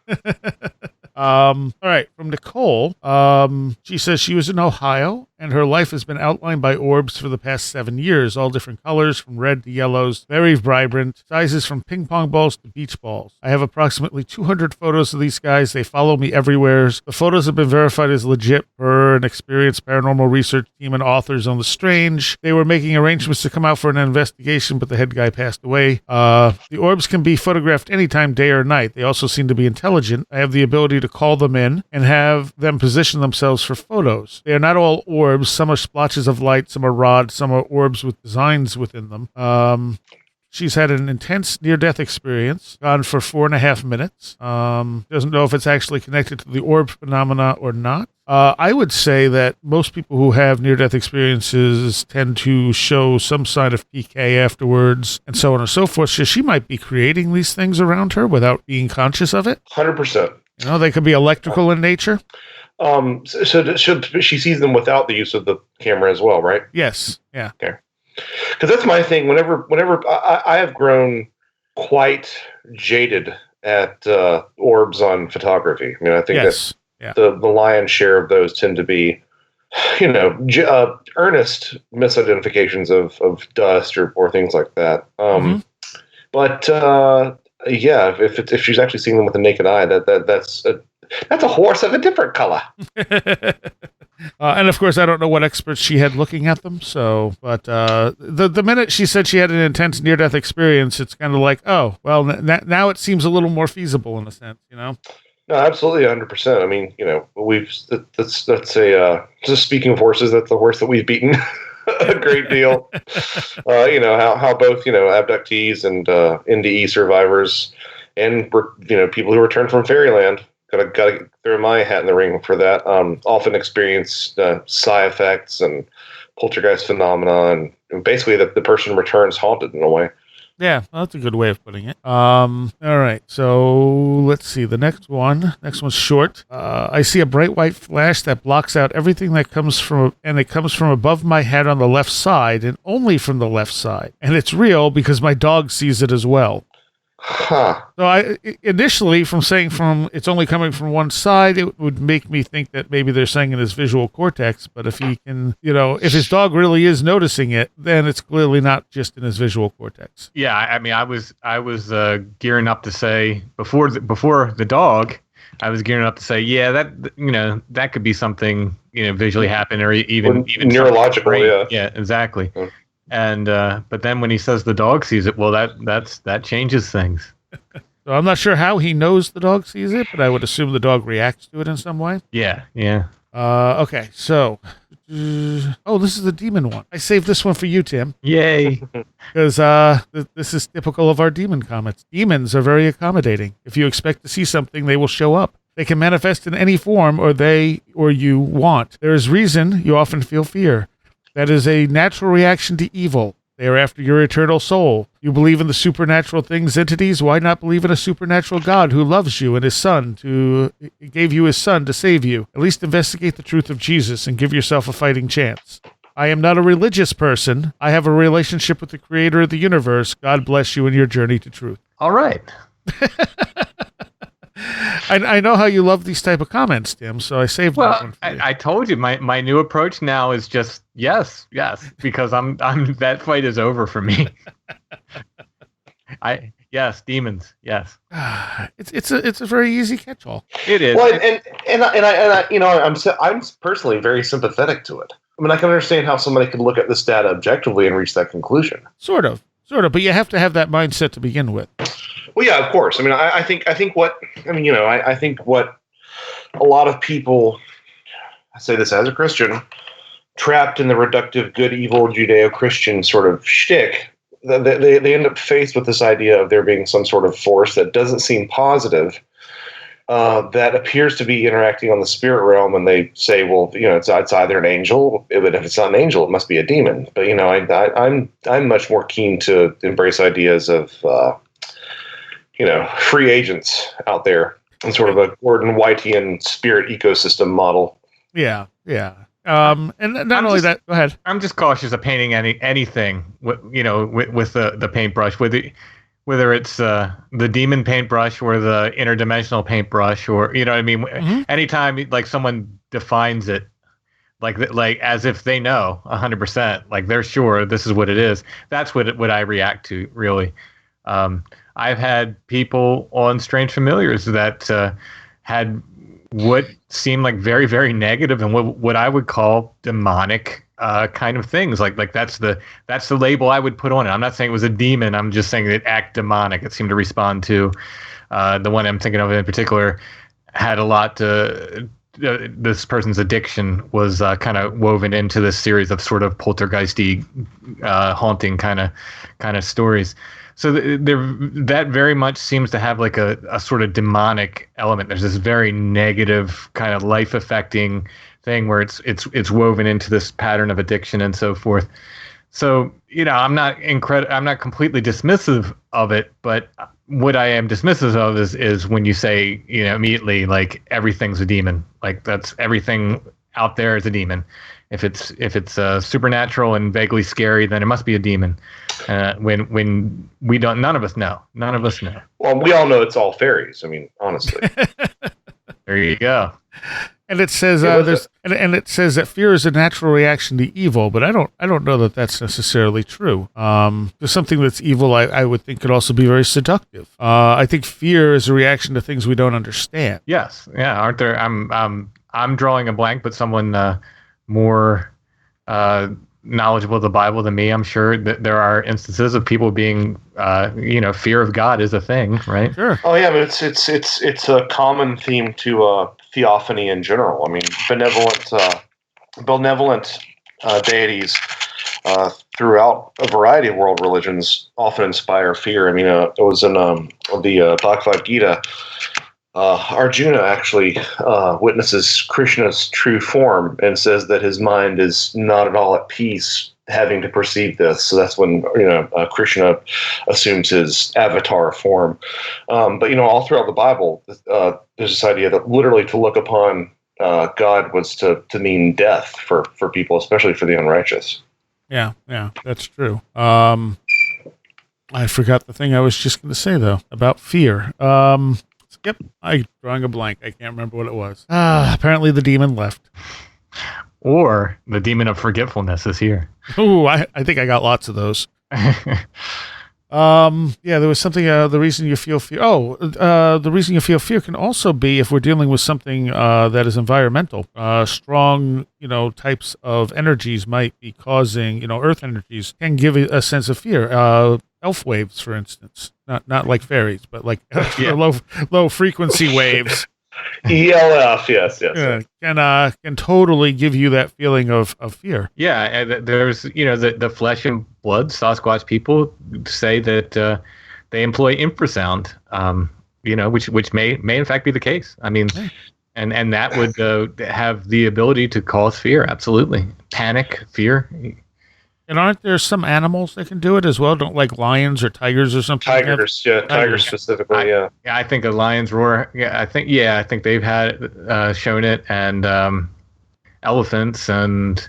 I do not believe it has been exhibited in primates. Doesn't mean it couldn't be, but to my knowledge, there has not been a primate that's exhibited use of infrasound. Yeah, but at least we know it's something that can exist in the animal kingdom. Right. So it gets points there. Yes. Yeah. But environmentally, if you're seeing a ball of light and you're approaching it, that ball of light is being created by some combination of environmental factors that also affects you on a visceral level. When you get close to it, you might feel fear. You might be like, "Whoa, okay, what's this?" You don't know what it is, and you're getting this visceral fear reaction. It doesn't sound like a lot of the people having these experiences, though, are reporting fear. Like the woman who had the thing in her basement. She wasn't afraid of it. She was just trying to interact with it. Yeah.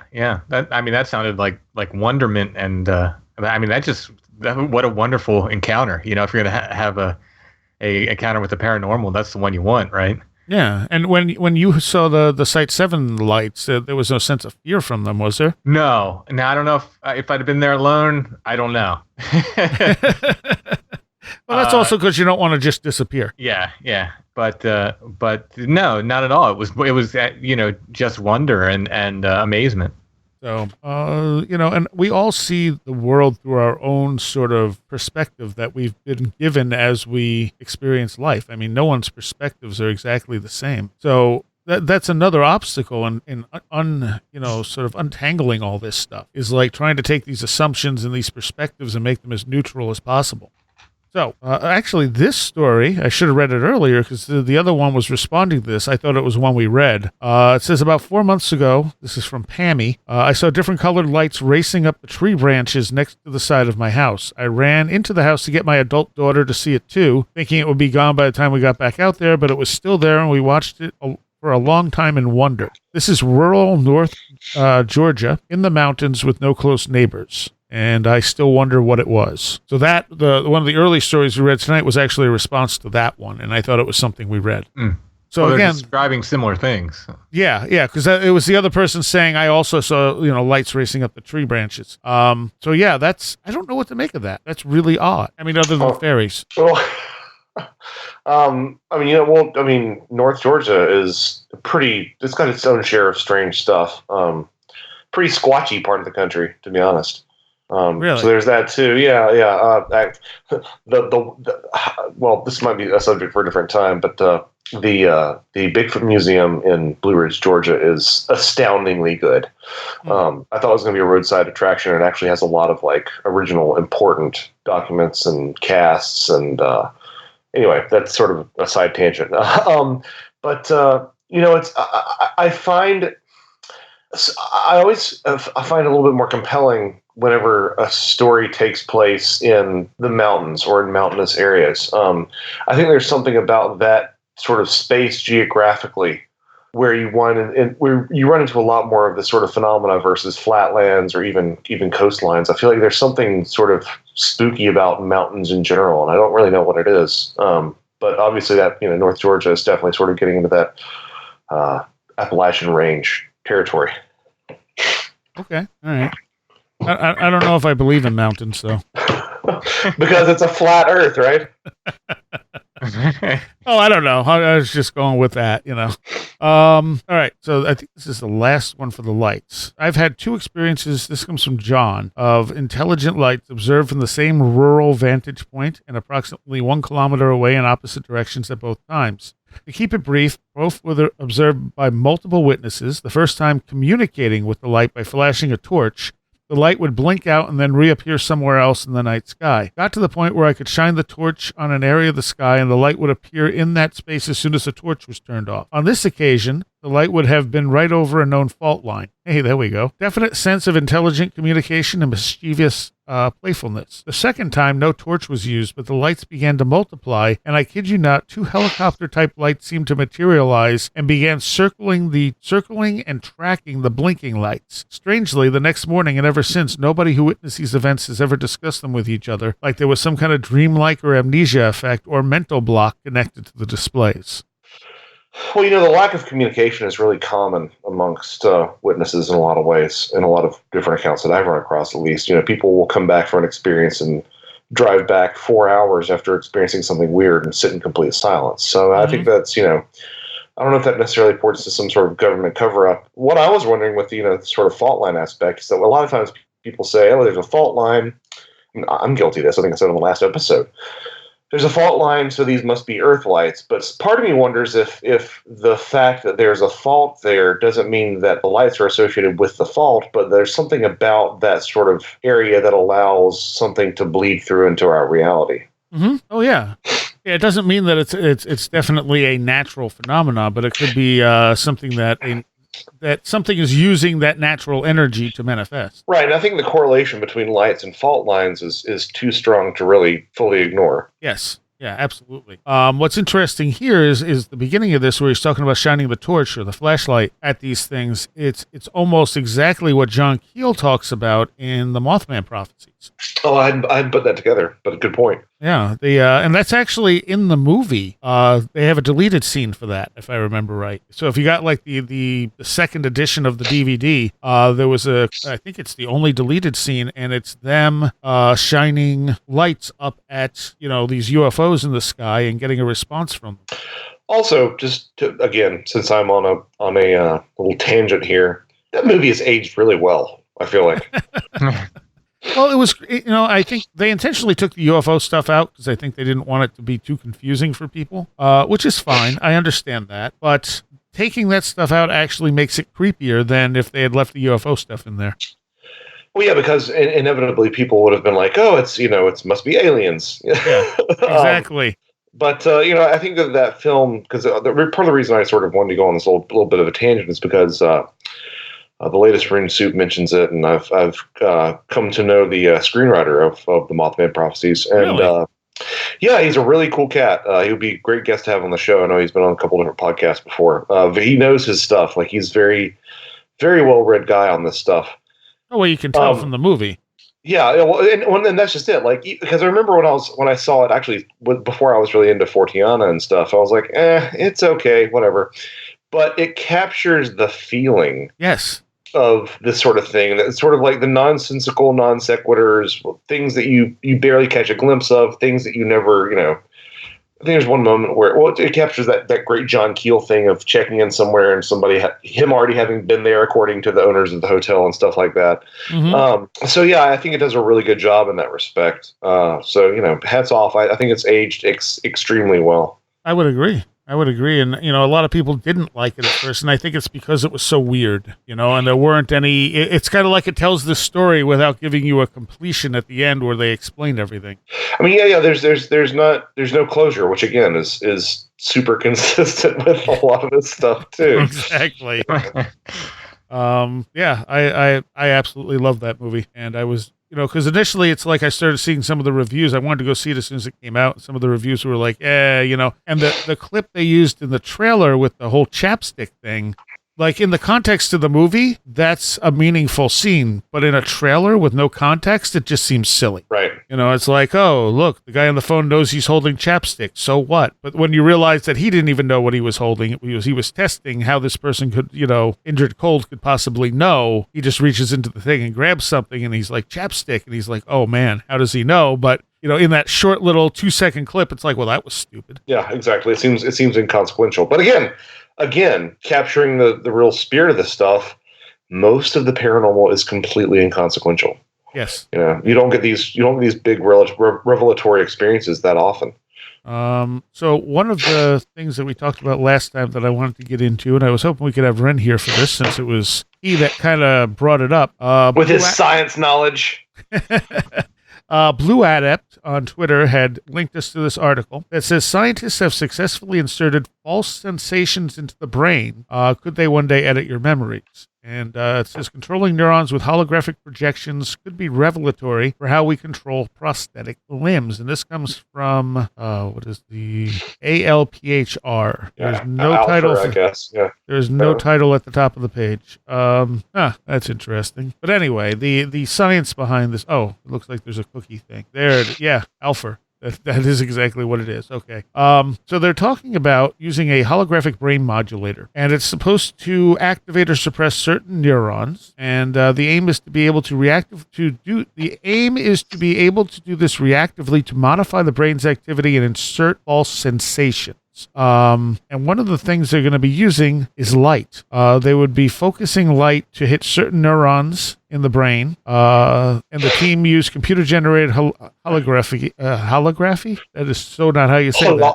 Holography. Thank you. This allowed them to create a 3D hologram of light points, which was projected through a layer of tissue at the surface of the mice's somatosensory cortex in the brain. The major advance is the ability to control neurons precisely in space and time, said co-author Nicholas Bigard. In other words, to shoot the very specific sets of neurons you want to activate and to do it at the characteristic scale and the speed at which they normally work. The prototype was tested in the touch, vision, and motor areas of the mice on treadmills. The researchers didn't notice any behavioral changes, but the brain activity was similar to what would be expected if the mice were responding to actual stimuli. So, taking Wren's idea that there could be something out there that is able to stimulate parts of our brain using light, and taking all of this type of phenomena where light is a common thing, also taking, like we said, like most encounters involve light. You have encounters of lights of revelation.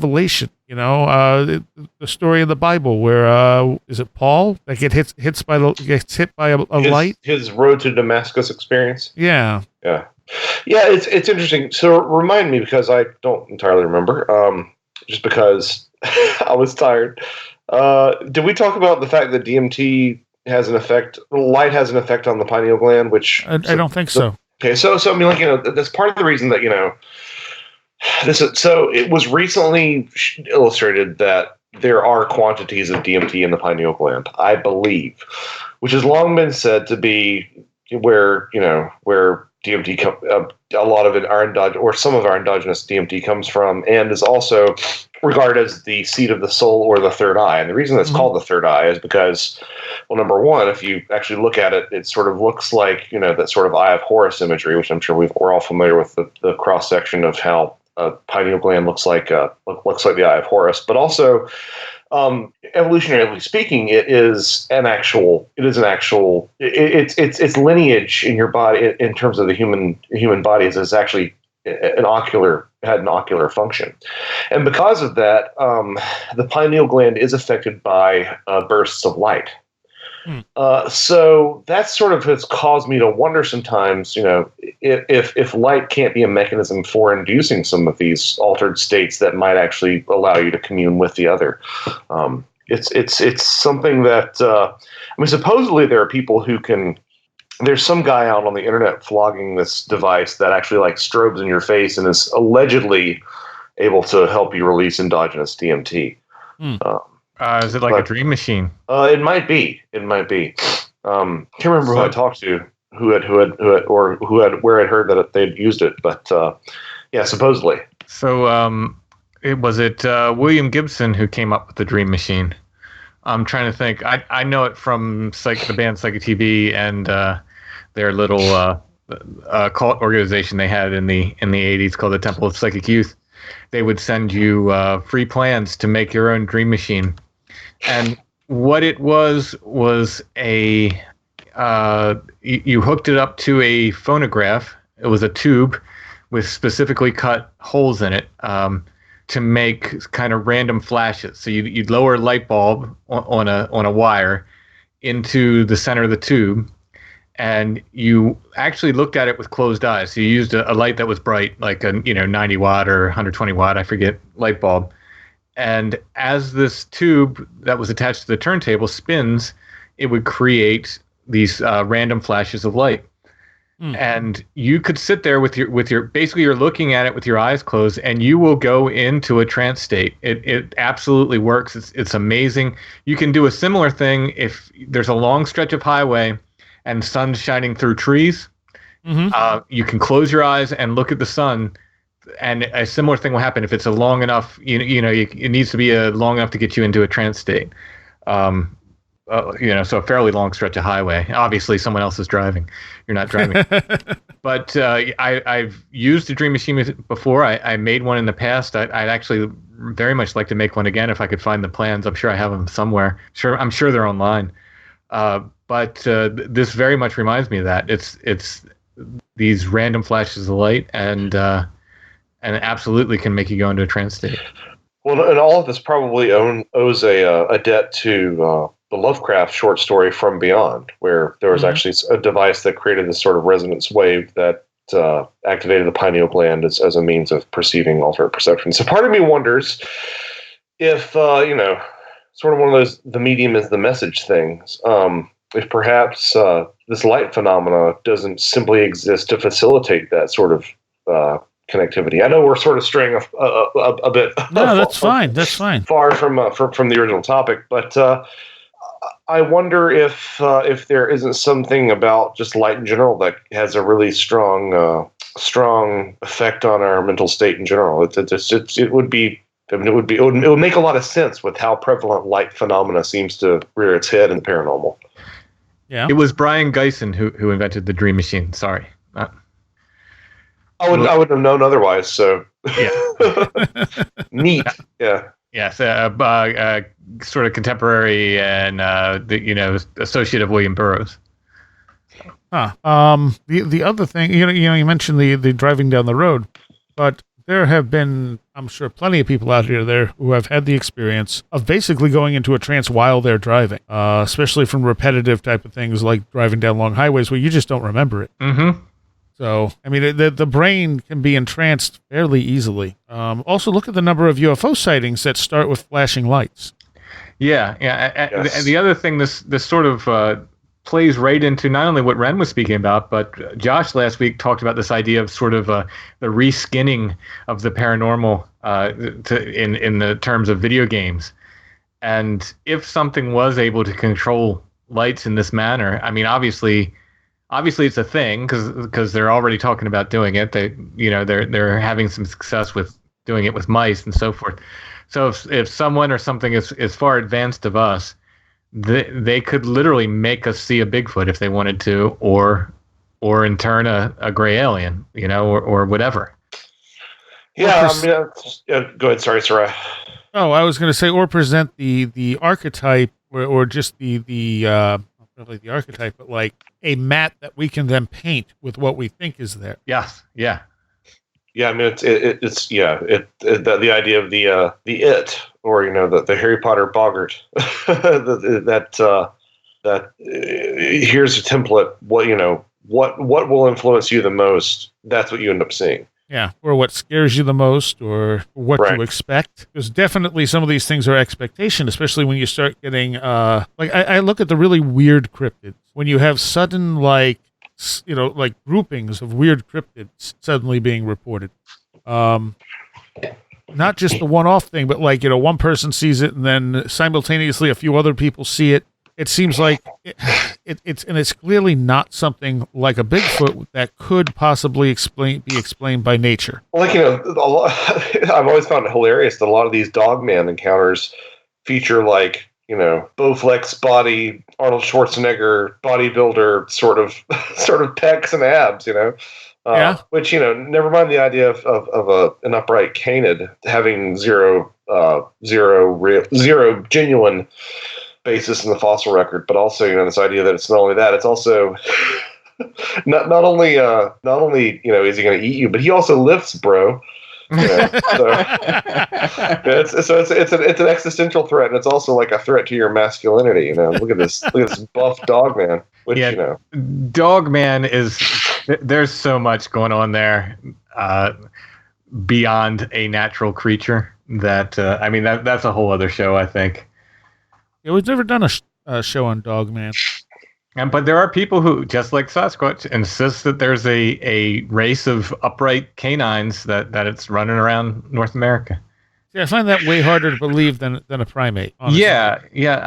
A canid is a pretty efficient evolutionary animal. They're pretty efficient at what they do. I guess it could be improved on by opposable thumbs, but there's so much other stuff. I mean, there's this weird stories about people say when they'll go from all fours to standing up, but they'll make these like popping noises when they do. To me, that's like something's like, okay, that's weird, right? Like there's something more there. And they're attributing it to like their bones or whatever popping into place, or sinews or whatever. But I'm thinking like, well, now we have a popping noise like that, when other things, when reports of Bigfoot going from all fours to standing up, you don't get the popping noise necessarily. But natural creatures, you don't have that. A bear stands up, you don't have a sort of a popping noise. If it's something that it naturally can do, it just seems odd. And then the people report this intense fear, but these creatures, these dogman creatures, will get right in their face. But I don't think I've heard one actual attack, at least not that I can recall. Well, the other thing that sort of makes me skeptical of dogmen being an actual creature is you don't see anything with that sort of dog leg. You don't see anything that is capable of walking bipedally having that dog leg structure. You just don't see that. Yeah.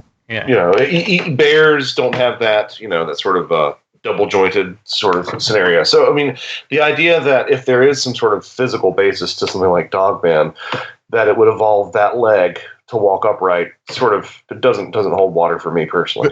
The canine head on an upright body, I think I heard someone, like a zoologist or some real kind of, person who had education in the matter, said like that makes no sense. Like a canine head on the way the neck of the canine is, and putting it on upright biologically, it just doesn't make sense.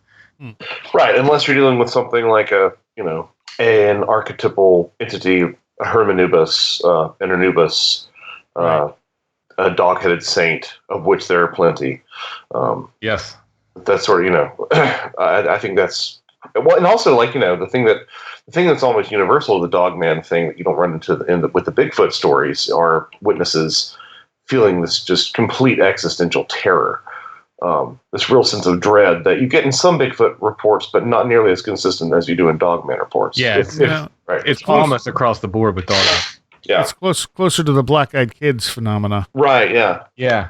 It's very it's interesting. I mean, I think there's definitely something going on there, but I really cannot get on board that it's a natural creature. No. I did have one other comment here, and this was on an older show we did. But the story is really interesting. He said that Aaron says that he lives down in Australia, and in a local forest, he had pulled the car over, and suddenly everything went still, and he was looking down into a valley and saw a cloaked being that he could see the outline of, and it stood around 12 feet tall, walking down the valley. As soon as it sensed me, it stood behind a tree and did not move. Scared the hell out of him. He jumped in the car and got out of there. I'd have to clean out my pants. I mean, like, that's horrifying. Like, yeah. I don't know. I'd kind of like to see a 12-foot being. Well, yeah, said the guy who's seen the devil demon monkey.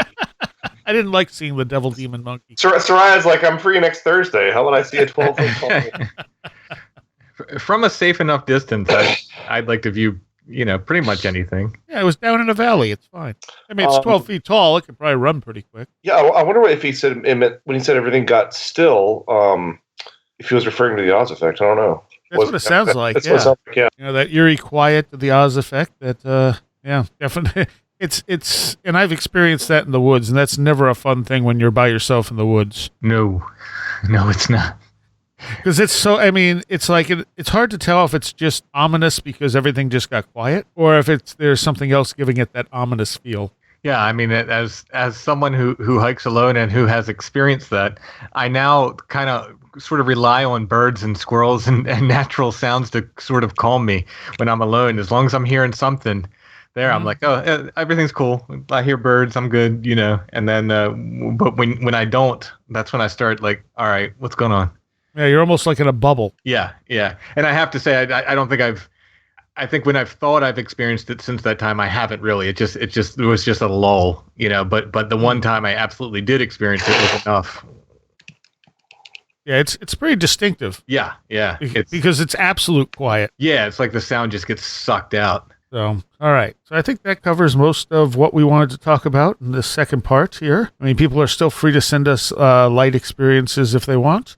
If we get enough of them, we might do a follow-up. But like I said, I'm kind of interested in people's experiences with the phantom buildings.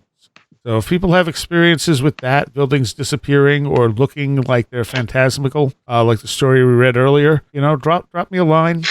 Stories at wheretheroadgo.com. Maybe we'll do a show of a collection of those type of stories at some point. And you said someone on Strange Familiars has had this experience, and that's coming up? No, it's someone in my next book. In your next book, okay. Well, I think it'll be my next one. My follow-up to Beyond the Seventh Gate.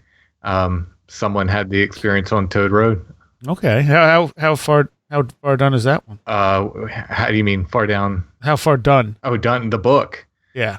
The writing's probably 70% done, but I haven't even begun the illustrations yet. So it's maybe in all, not quite 50% done, but we'll see. The writing's going very quickly on it because I had a bunch of stuff written that I had planned for other books and that kind of fit in this one. So I'm shifting things around, and so the writing's going a lot faster than I thought. All right. Where can people find you, Tim? Strangefamiliars.com. Any contact information there goes to me. So if you want to listen to Strange Familiars, you can go there. Or if you just want to contact me about my books or about anything, strangefamiliars.com. All right. And Josh, your book, how's that going? Good. I got back my line edit from Soraya. Now you know it. My line edit from Patrick today back. So I've got so we're well on track. This is where the rubber starts meeting the road. So now what's a line edit? So this is the second time that my publisher has read the book. The first time he said, hey, you might want to flesh this out, develop this idea a little bit more, etc. A line in it is where he goes through and says, this sentence doesn't work, take out this word, replace this word. Like it's a much more detailed sort of focused thing. I still haven't looked at it yet because I'm a little bit nervous, but but I'm going to get around to it tomorrow. So when happening soon. When do we get a sneak peek at the cover, dude? As soon as Sam Sheeran finishes it. So it should be, I think that he should be, last I spoke to him, he said it should be done in the next couple weeks, next about 2 weeks or so. So I don't know, but that's also, not entirely up to me either. I've got to sort of defer to my publisher on that in terms of, when I can release the some images of the cover. So we'll see. I'm very excited to finally have it getting out the door, though. It's been way too long. and how big is it going to be? I believe the last count was 90,000 words. Okay. So to give people perspective, A Trojan Feast was 60, Brimstone Deceit was 80. So it's your biggest book so far. It's my biggest book so far. This is without me putting in the, literally probably about, at this point, because it also has the most in notes and references of any book I've done as well. I think it's about 700 different discrete references and over 1,500 in notes. So that'll probably tack on another 150 pages. But, the good news is Patrick's the kind of publisher who's like, no, we need to, be transparent, say where your stuff came from. It's okay to tag that on there. So it'll be a horse choker. But I would rather do it right and be as thorough as I can than to not. So yes, yeah. And it's coming out on Anomalous Books, and the name of it's going to be what? Anomalous Books, into the summer. It's so far so good. It should be titled Thieves in the Night. Basically, looking at paranormal child abduction from the fairy faith through the UFO era. Nice. All right. Well, thank you both. And that was a pleasure. I think going over this stuff definitely helps us flesh out a little bit of patterns involving this light phenomenon, just how diverse and weird it gets. Yeah, and how often it happens as well. Yeah. All right. Thank you. You have been listening to Where Did the Road Go? This show is made possible in part from our Patreons, and we thank you and everyone listening for helping us continue this exploration of the strange. You can always find everything Where Did the Road Go related at www.wheredidtheroadgo.com. And thank you so much for your support.